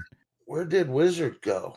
I don't know. He just he came up, opened up the camera, and left. He's got a big sign up here. It says private property. He's got a private property sign up top right above an eyeball. Top right of the screen. Hold on. I'm gonna bring him full screen. Let's go check out what's going on over there. There we go. Up at the top right at an angle in red, it says private property. Oh, yeah, you're right. Underneath it's a big eyeball. We got some family pictures. Looks like he got some crackers on the desk. Wizard, come out, wherever you are. He's got a little safe back there, or is that a cooking thing? Looks like a camping cooking thing there. Gas stove. Little stove with the handle on it you're talking about? Yeah. That looks like a little gas stove. Too tough to tell. I mean, you pop it open, it could be fucking anything from here. Could be a bomb. There you go. He's setting up for something. He's got that black bag there. It's gonna go. He's got that black bag, man. fuck! Don't drop that off. Wizard, you're getting suspicious, man. That black bag is suspicious, bro. Well, he disappeared. He'll come back. So anyway, OTW, carrying on with your discussion. I mean, I think that it has to be taken both ways. All right, and I think that I know the characters, and I don't even want to lend credence to their names at this point because it doesn't bear any fruit. That there is a literal sense, and there is a lot to be gleaned from the allegorical side. We're we're better for learning these lessons. All of us, we're better for it. And I think the misfortunate ones around us are the ones that they haven't been introduced to it. I mean, because the things that are going to keep you out of the trouble that we're talking about, which is the law, are the things that have given you morals and, a good fucking presence around people where you're not going to reach in their car and grab their shit, or reach in their pockets or when your character is what you do when nobody's looking. And there's a lot of people that have really questionable character. And that's sad. There is there is the consequence of reality where if someone has to feed themselves or feed their children and you see them dumpster diving or, walking out of the store with something shoved in their pants, do you call them on it? I mean, therein lies that allegory side of things where you got to kind of make a moral decision. And that's, Well, do you? What do you? Yeah, yeah, there's a good question. Do you? yeah, you got to help them. You don't call the law on someone that's starving. You don't do that. You don't try and hurt somebody that's already hurting. I just don't see that as a fair way to move forward. So you let him steal whatever he's stealing if you see somebody do that. You don't let them. You try and pay for it or something. You got to come up with another solution. I mean, and we could go into the there's no money, blah blah blah. It's already paid for. But in the real world, we know that doesn't work. So you got to just pull out the FRNs and say, okay, I'll deal with it. Or hey, let me see if I can buy you a bag of groceries or something. And if you have it, that you can do that for someone because, I mean, what the fuck? And you can't do it for everybody, but the society around us needs to get a little bit better in shape for that.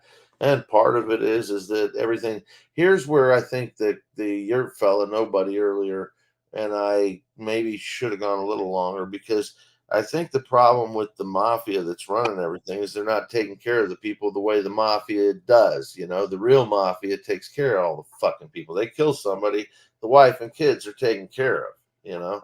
A made man's a made man. And these people, I don't know, they're not taking care of the basics for some of these people in the world, and there's plenty.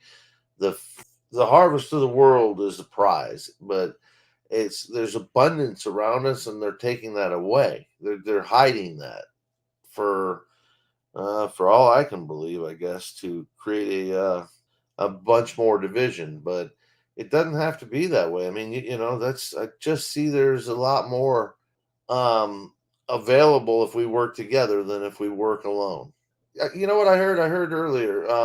Jesus, who was this that was talking about it? I was listening on the radio how, all these other groups of people get together and they're trying to be rich themselves, but the Jewish people, the Jewish businessmen, they always get 5 or 6 people together, and one guy makes money, 5 guys make money.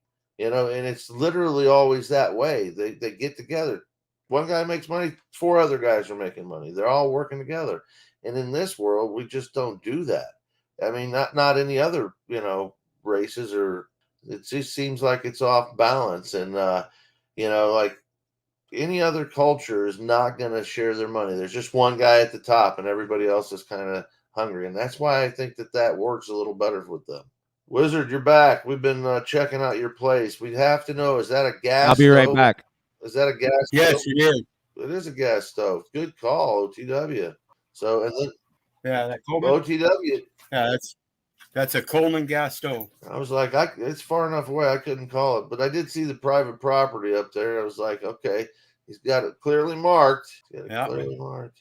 And Yeah, I then just got back eyeball. here to chase my dog. Oh yeah. Dogs like their freedom just as much as we do. So as soon as he saw that door open, he was gone. Jeez. But it's always me that catches him and not the dog catcher. Yeah, right. When our dogs get out up here, I end up just sitting down in the front yard and don't let them, I keep calling them so they don't get far away. If I chase them, they run like hell. I fucking hate it. So yeah, I just, that's what my slave whistle is all about. For my there dog, you go. Chase him down. It'll perk his ears up and it'll bring him to the front yard so he can see where I'm coming from, and then he'll run the opposite direction. Right. I gotta get in the other side of them if they start running and keep them from going out to main roads and shit. So I try and go the opposite direction and get them on the other side of the houses. We're tucked in a nice little quiet neighborhood. He's got a few blocks to go before he gets to a main road over here. And there's a main road on the other side of the school here, but he generally always goes. Yeah, there's a semi main road right kind of across this little cul-de-sac that we're at.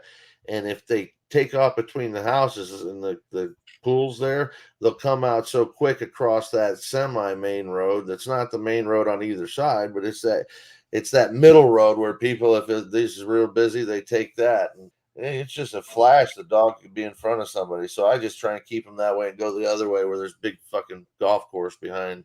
And then that's what we've got up this way is a big golf course.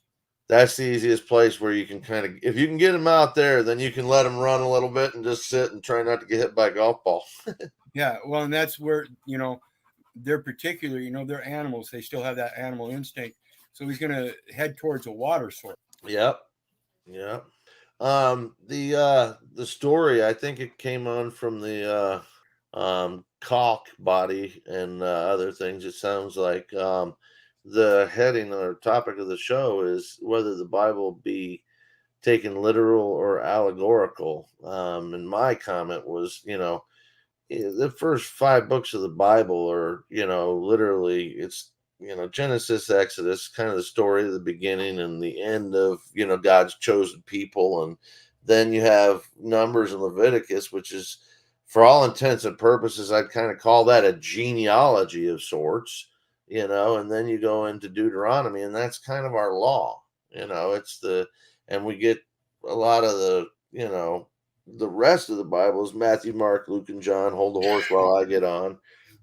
You get, the apostles, the writings, number of other books and writings.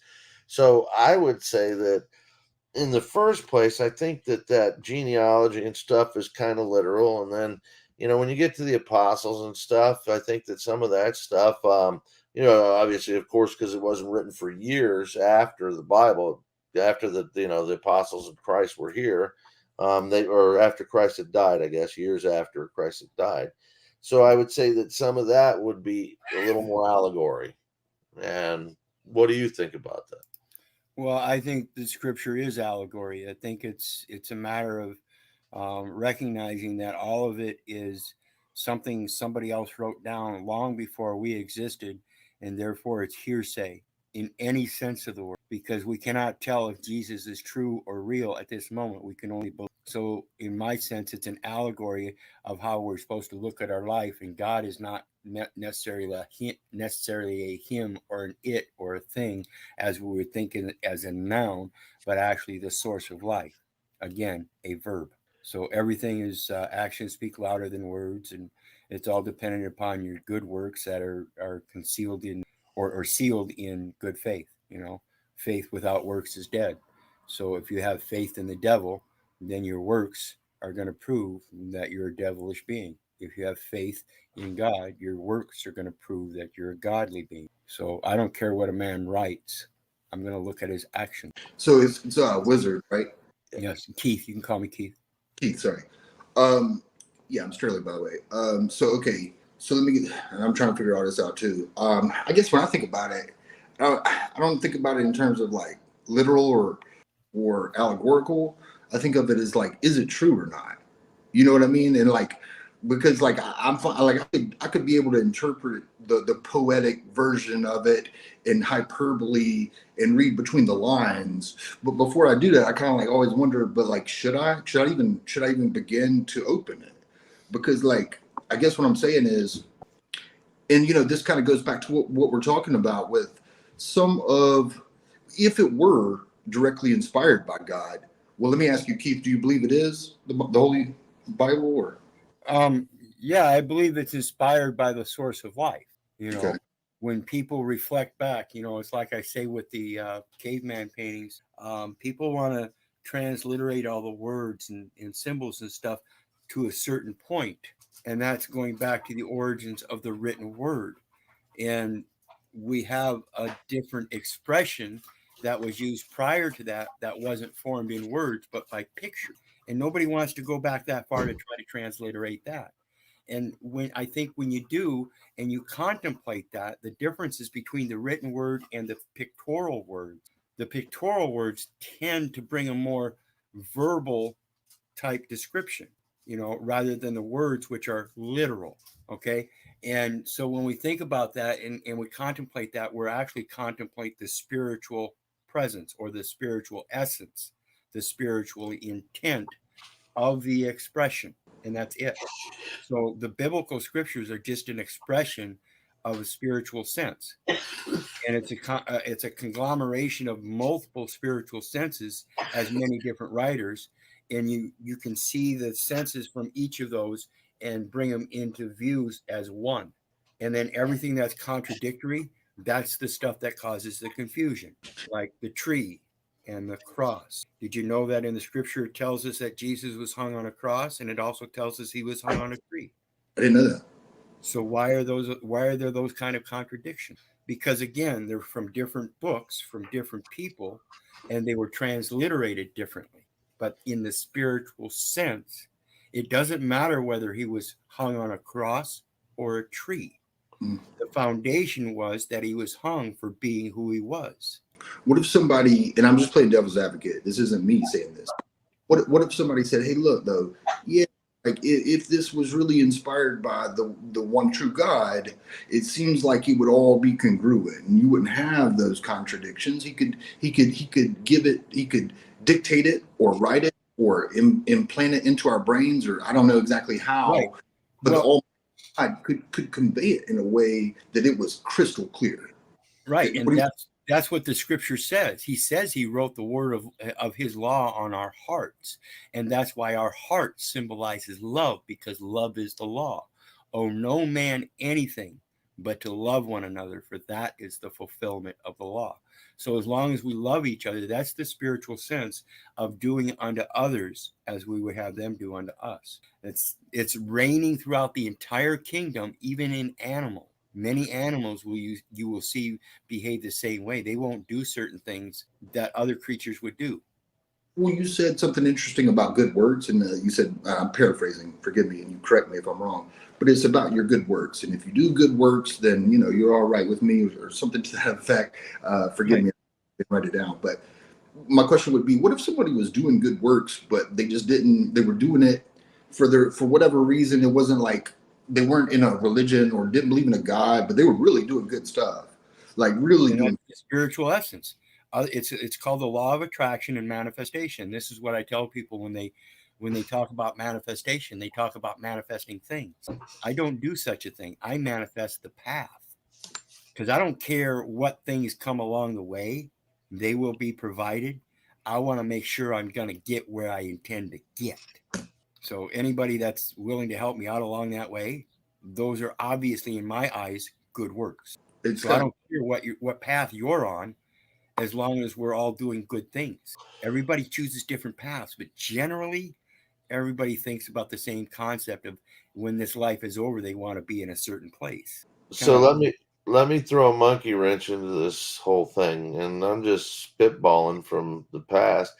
When you name something, you have to define it. So imagine when somebody named God. Now defining that has come to where we are today. Okay, it has become one of the most undefinable scenarios that there is. I mean, everything else we can see, touch, feel, smell. And here we have to say, well, everything is God or nothing is God.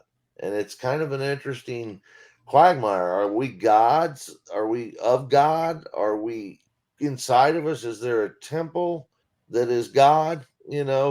And when you name it, you have to define it, and that becomes the puzzle. And I mean, that's been throughout time, everything. And I guess who was the first one that got to name things? Adam. So No, I agree. I sort of agree with you, Scott. Like if you say, yeah, if you claim it and you use the word, you should be able to define it. But I kind of disagree that we should blame it back on that first person who used it. I would say even modern day, if you use it today, it's up to you to define it. And that's Absolutely. and Yes. you're right about it, that being one of the puzzle pieces. And I would say, but that's the first puzzle piece.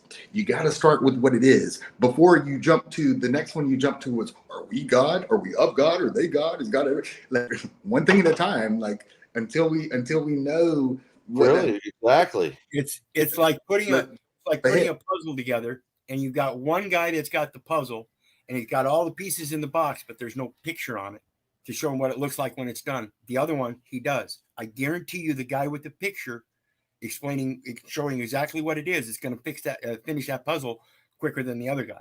With all due respect, it's more like one guy's trying to figure out what the overall picture is from the very jump, and the other guy said, "Nope, I'm trying to pick the four corners." Yep. Yeah.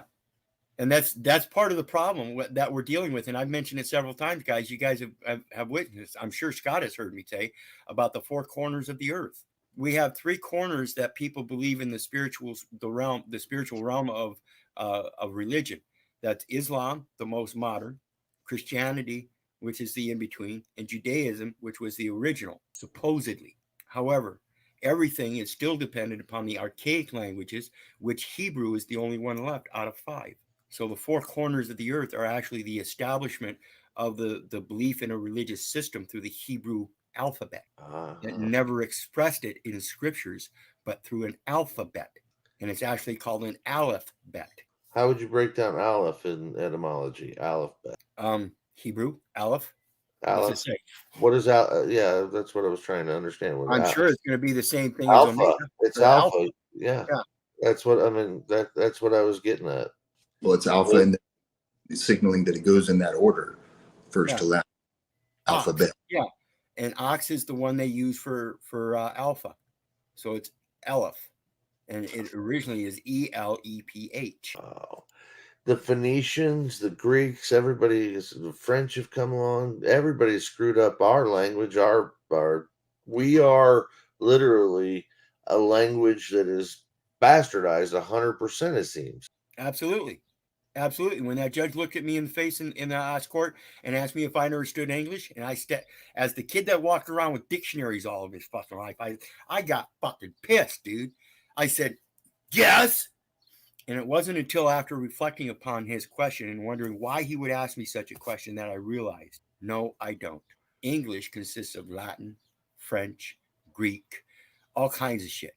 And then that's just English. But when you go back to the etymology of the context of the contractual terms that make up the English language, they're not all words. Like behave. That's a term. It's a contracted term. Behave. 2 words that were contracted together. And if you separate them again, you have be have, not behave. So it's all a morphism of the phonetics and the graphemes. Everything's just morphed. It's like you're looking into this real world and you see everything nice and clear. But when you look at the language, you think you see it clearly. But in fact, it's all a bubble, babble, bibble, bobble shit. You know, when you go back and think about it and realize that, no, you don't understand English. What you're trying to understand is, in fact, a twisted language, twisted of braided knots, of like macrame almost. You can use different knots for different languages and tie them in here and tie them in there and tie them in there. And that's what we got. So when you talk about the cross and the tree in the Bible, and somebody wants to say, well, I believe in the Greek Orthodox because the Strong says it's cross. Well, if you go to the origins, Hebrew says it's tree. So we have a placement of people that are picking and choosing the scriptures according to their own transliteration. And that's fine. That's fine. Again, because it doesn't matter how you transliterate it as long as your works are good, period. There was a guy. I caught this. Probably a month or two ago. I was watching something. I don't know if it was on TV or maybe in a stream. I can't remember. I've tried to find it, but and talking about literal or allegorical. There was a guy in '83 or '84 that was digging underneath the Calvary, I guess, where Christ was. Go ahead. I gotta go. I was hoping you might know what I was talking about. I'll ask you another time in another stream. Good All right. seeing you. Good seeing you, Wizard. Hey, nice to meet you. Actually, You and too, I'm Sterling. hey, cheers. And I'm sorry, Scott, to leave you hanging, but I actually need 5 minutes myself. I'm sorry. No problem. No problem. We'll see if OTW is still in the background here. If he's over playing his guitars and Cadillacs. Patrick, where have you gone?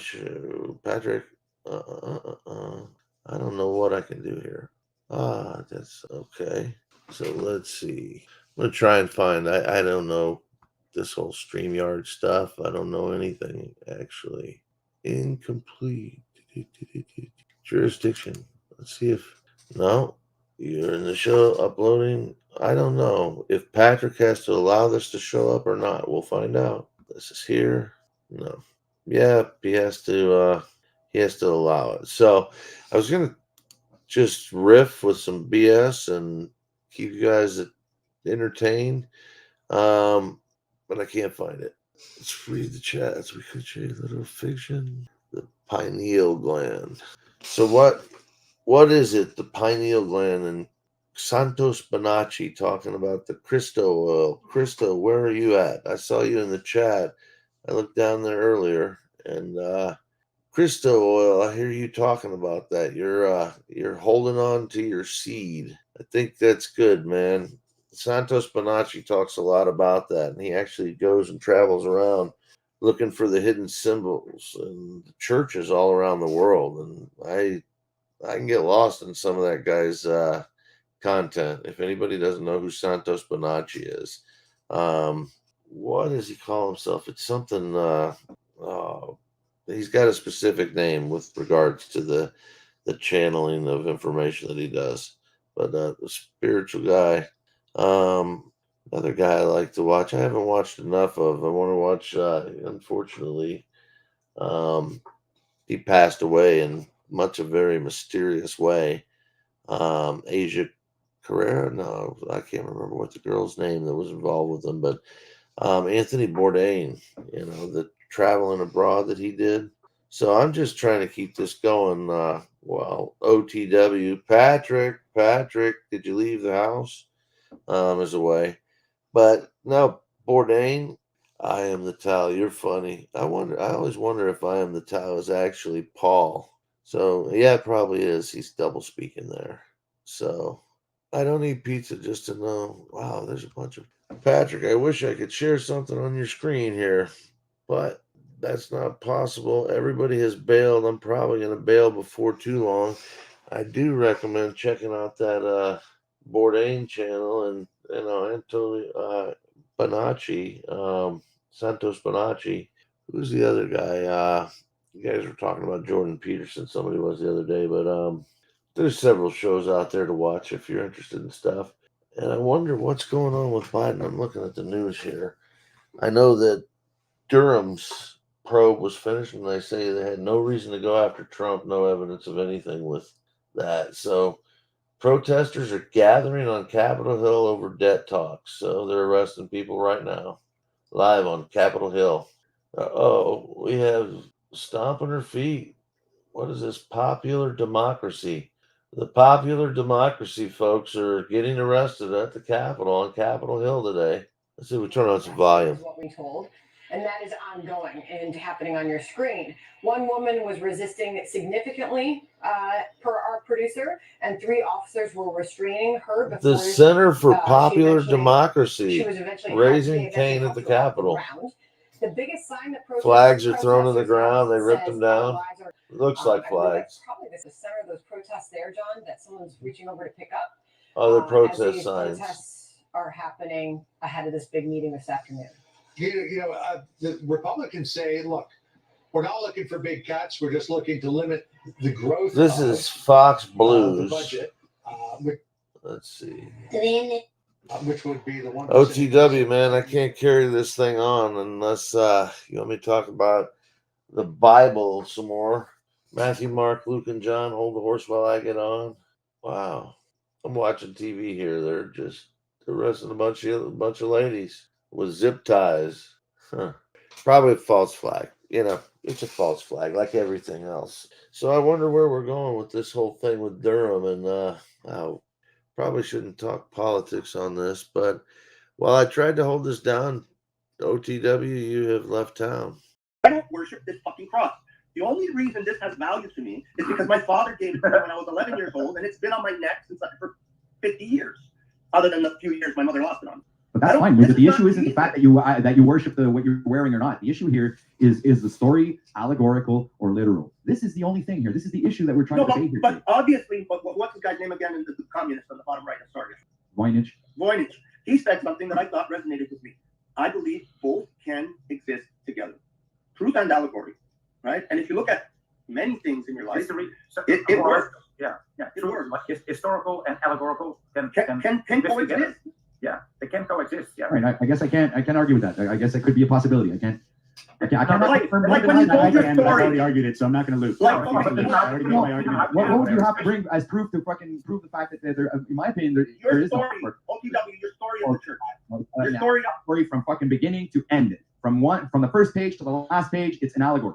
That's it. I'm done on that. That's it. Unfortunately, Yurt will say that it's being dogmatic on my end because of that. Yeah, but the spirit part of me, my spiritual discernment came to that conclusion. I was also dogmatic. Even though that, you guys let me finish. Let me finish. I was dogmatic in the sense of believing in the Jesus that died on the cross for our sins, and I was like packed down, going to church every Sunday until I actually came to the realization that there was something deeper to the meanings because of the contradictions. Because of things that I thought that were fucking fitting together. Because I was going to church, and in the scripture is written, do not worship me, and I see people holding their hands up in the air, looking at the ceiling and fucking worshiping him. With the big cross on the fucking wall, this is where I had an issue. This is where eventually something, my brain fucking cracked because of the contradictories. So this is where you fall into the allegorical aspect of the book, and then when you start really reading it with spiritual eyes, or with the spiritual discernment, you start realizing that the whole book is a complete allegory from the first page to the last one. And this is my opinion, my personal opinion. You guys are welcome. OTW, can I just tell you a little bit about your story, right? Was your story about going to the church an allegory? No, it was a true story, sir. Okay, so when you were telling your story, you contradicted yourself. Maybe you didn't even realize it. Maybe no one else realized it either. But you said that I'll tell you, at a certain point, if you want to rewind the tapes, maybe I don't have it exact words, but I'll give you the idea. The idea of what I heard was you said you went to church specifically to tell these people that it was an allegory, and that you ended up that they invited you to dinner, and they that's not the reason I went to church. The story was different. And then now you're twisting the facts. You're twisting the facts. Okay, all right. Maybe I didn't say I went to church. I said I experienced it at church because I was invited to it. Perfect. We can't even get on the fucking same page on the conversation we're having right now. And then you're pointing out contradictions in documents from 2,000 years ago and saying, oh, those contradictions mean the whole thing is made up or bullshit. We can't even run a conversation right now in real time where things are understood. Because we have Lubac and Yurt and all these people. But I just want to point out, you see how all that. Roll your eyes all you want, Lubac. I actually agree with you, fuckhead. Because I didn't get a chance to bring it to the fruition. Oh, okay, go ahead, Luke. I'm just doing about moving the ball. Okay, you move the ball. I'm gonna play with mine. You move them. I was trying to say. I like the way that. Let's get ready to rumble. I like the way that Patrick just kept it on top. I was just trying to say that OTW mixed into his story. And whether he believes it or not, or whether he thinks he did or not, I caught some of the inconsistencies in what he said. So what he did is he mixed in a little bit of allegory to make the story more relatable, more whatever. I told it as it was. You did. If you want to rewind in chat confirming that what I said was true. And I'm not saying what you said was not true. I'm not saying that it wasn't. Hey, Scott. I'm back. I like the yes, no conversation. Yeah. Hey. Sorry. Who are you listening to? Yeah, anytime you do that, I really love it. What did I do? Did I get cut off? I'm sorry. If I got cut off, I don't know what happened. No, nothing good. I don't know what you did, but you did. What did I do? You did it again. Yeah, what did you do? I don't know. But you did stay silent for a few minutes. How somebody's backstage is coming up. We got the world famous Svetlana decided to join the stream with us, ladies and gentlemen. Hi, everyone. Can you hear me? Yes, we can. I'll take my step. All right. I mean, discussion about the Christ is already just like, if you just disagree with one statement in the Bible, it's already cancel out the whole thing. It's that simple. And if people are so retarded that they can't see what it's a massive contradiction in it, I mean, it's their fault. They actually, basically, what I'm considering Christians, they basically parasites. There is a group of people who exist outside of the matrix, and there is a group of people who does not. We who exist outside of the matrix, for us, it's already no problem to dumping all those illusions. But certain people cannot, so they're the ultimate parasites. They actually using our energy to continue what they used to be alive, to have a body, to reproduce, and all kinds of stuff. So, all right. So Dick, plus, if you look at the Dick, we have Svetlana's on our team. Well, and that's exactly the point, Dick, and OTW, right? This is what TBE and them are saying. So the criticism starts out as like, hey, man, we got a few of these contradictions. Hey, man, we got some of these errors. It's not really holding up to scrutiny. To a couple steps later, Christians are parasites. They're completely mindless drones. And so go ahead. I didn't say that either, but No, Svetlana said that. But that's not completely in line with everything. I know, but those are I get that. It always goes to personal attacks. You're right. It does. And it's actually not only Christian, but all of them. Everyone who thinks what their religion is the best, they're retards.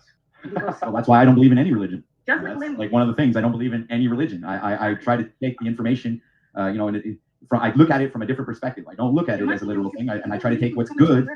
I try to take what's good and what resonates with the truth, and to the best of my abilities, because I am a lawful person. I am a person of integrity. I am a person who wants to do good, be good, and do good actions and be to service to others. So in doing that, I take all the good aspects of those scriptures. Excuse me? I'm gonna have to put my earphones on. All right, I got my head. But if you're able to, you have illusion. La da dee, la da da. Each one of us. La da dee.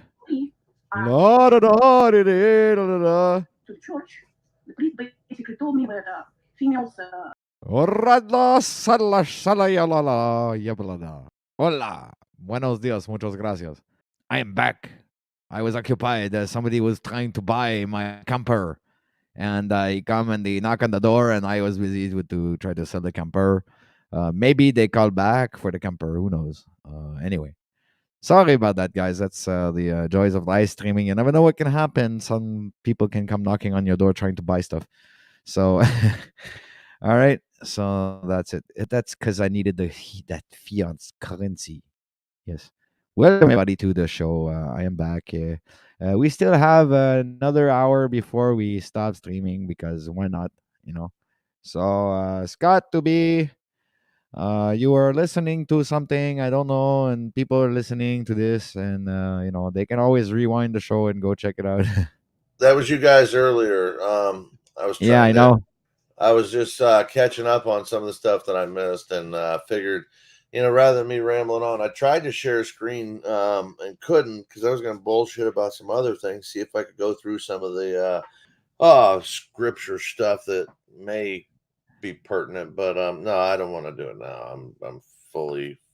I'm better with you here. I would rather plan something in that case. I was just going to go and pull up something and try, and I don't have any real experience with StreamYard or sharing screen and stuff too much, so I was just going to play around while you were gone and seeing what I could talk about, what I could find that might be pertinent. So because you didn't share it, I left that, bailed that idea, and then went on with my idea of, let me figure out what everybody else had to say about this allegory and literal sense of the Bible. So I was trying to clue in on that. Dick had said some pretty interesting stuff right at the beginning of what I started putting out. I don't know if it was just that all of you were saying some pretty interesting stuff. So it's a quagmire, Yeah, well, that's what I was saying in the beginning, early on before I had to leave real quick, is that, the conversation was actually really good, and it was, getting very interesting, and, like we were in the topic for, like a couple of hours, man, and it was, I don't know, instructive and interesting, and it was informative to hear these back and forth going on between Freedom Grower and Yurt, and myself as well, where we were all bringing out different aspects and different points of views from different perspectives, right? So that's what makes the whole thing interesting, and So that's why maybe there was like a little turnaround at one point. But anyway, like I Sure. said before, that's the joys of live streaming. Anything can happen. It was interesting what Freedom Grower was saying about how God, if you believe in a God that would want you to know him and be close to him, but then puts a book out here that's Latin, German, Greek, Italian, Hebrew, whatever. I mean, just takes your language and throws it all. Would you think that that's the way he would have planned it, etc.? So I mean, just an interesting take on it, and everybody has an interesting take on it. I mean, playing it at fast speed like that, and then I walked out of the room for a minute, so I didn't hear everything that was playing. But I was just trying to keep your dead space from being totally quiet. But where did you go? You're muted if you're talking. Somebody wanted to buy my camper, so they came they came knocking. So I didn't have a choice. I was like, kind of stuck between the hard and rock place. They interested? I don't know. They look interested. They told me they're going to get back to me on it. I think they have maybe other places they want to go check or other campers. I don't know, but it looked promising. Yeah, the person did look interested. Yeah. What do you got? Like a fifth wheel or something, or what is it? No, it's the one of them puller. You tow it around there. Right. Okay. It's a trailer, and Okay. it's a nice little trailer. It's 20 feet long. It's 7 feet wide, 6 feet high. It's got all the space you need because I stripped it down and rebuilt the insulation and everything inside of it. So then I was just put it on Facebook for sale. But it's an old 1977 trailer. It's the same age as me. No kidding. You should take some old panel walls and put it in that thing and do that 90s, or not 90s, but the 70 van conversions they did before the big company started doing conversions. The guys were putting fucking, dice in the fucking mirrors. They were putting fucking fluffy carpet on the dashes and, panels in the back and putting beds with big fluffy. It was pretty cool watching some of that shit happen. And then the paint jobs that were on some of those old vans, just, really cool murals. I mean, really cool stuff. I remember there was a guy. I won't bring him up. There was a really cool artist that did a bunch of vans in the Florida area. But it was a really cool artist. I mean, like van would have a hand for a door handle and stuff like that. So, at any rate, I don't know, man. The Bible seems like a many, to go allegory on it, there is many hidden doors. Seems like one thing leads to another, and there's a lot of not, I wouldn't say coincidences, but tie-ins. Like one thing ties into another so often that it's really strange. For a book that's been put together by so many people after so many years, and I mean, if you go to the what was it, Constantine, when he put it all together? I mean, what do you have? The high priest and the Pharisees at the time going, this is scripture, this is not, this is scripture, this is not. So I mean, it became, if what was it, that the Council of Nicaea or something like that? I'm not sure. I'm not sure. I don't know. Wrong. But they basically just decided that half of the shit there didn't matter and the other half did, and I think that's where women got taken out. The Gospel of Mary, Mary Magdalene, stuff like that. That's where I think that disappeared, and any references to women, being any kind of power sorts were left behind. I may be wrong on that. I wouldn't know. Yeah, I who would know? I've got a cousin that studied that and is a little bit more up on it. And then, some of your guys, Yurt might know. Freedom Grower seems, you never know. So I got to go out and take care of some stuff. I got my mom and somebody's here. She's getting, she's got a movie she's going to in another couple hours. So I got to make sure she's got everything settled for that. Right. But I do appreciate your time and interesting stream, my friend. I'll try and keep listening. I'll bring my phone with me.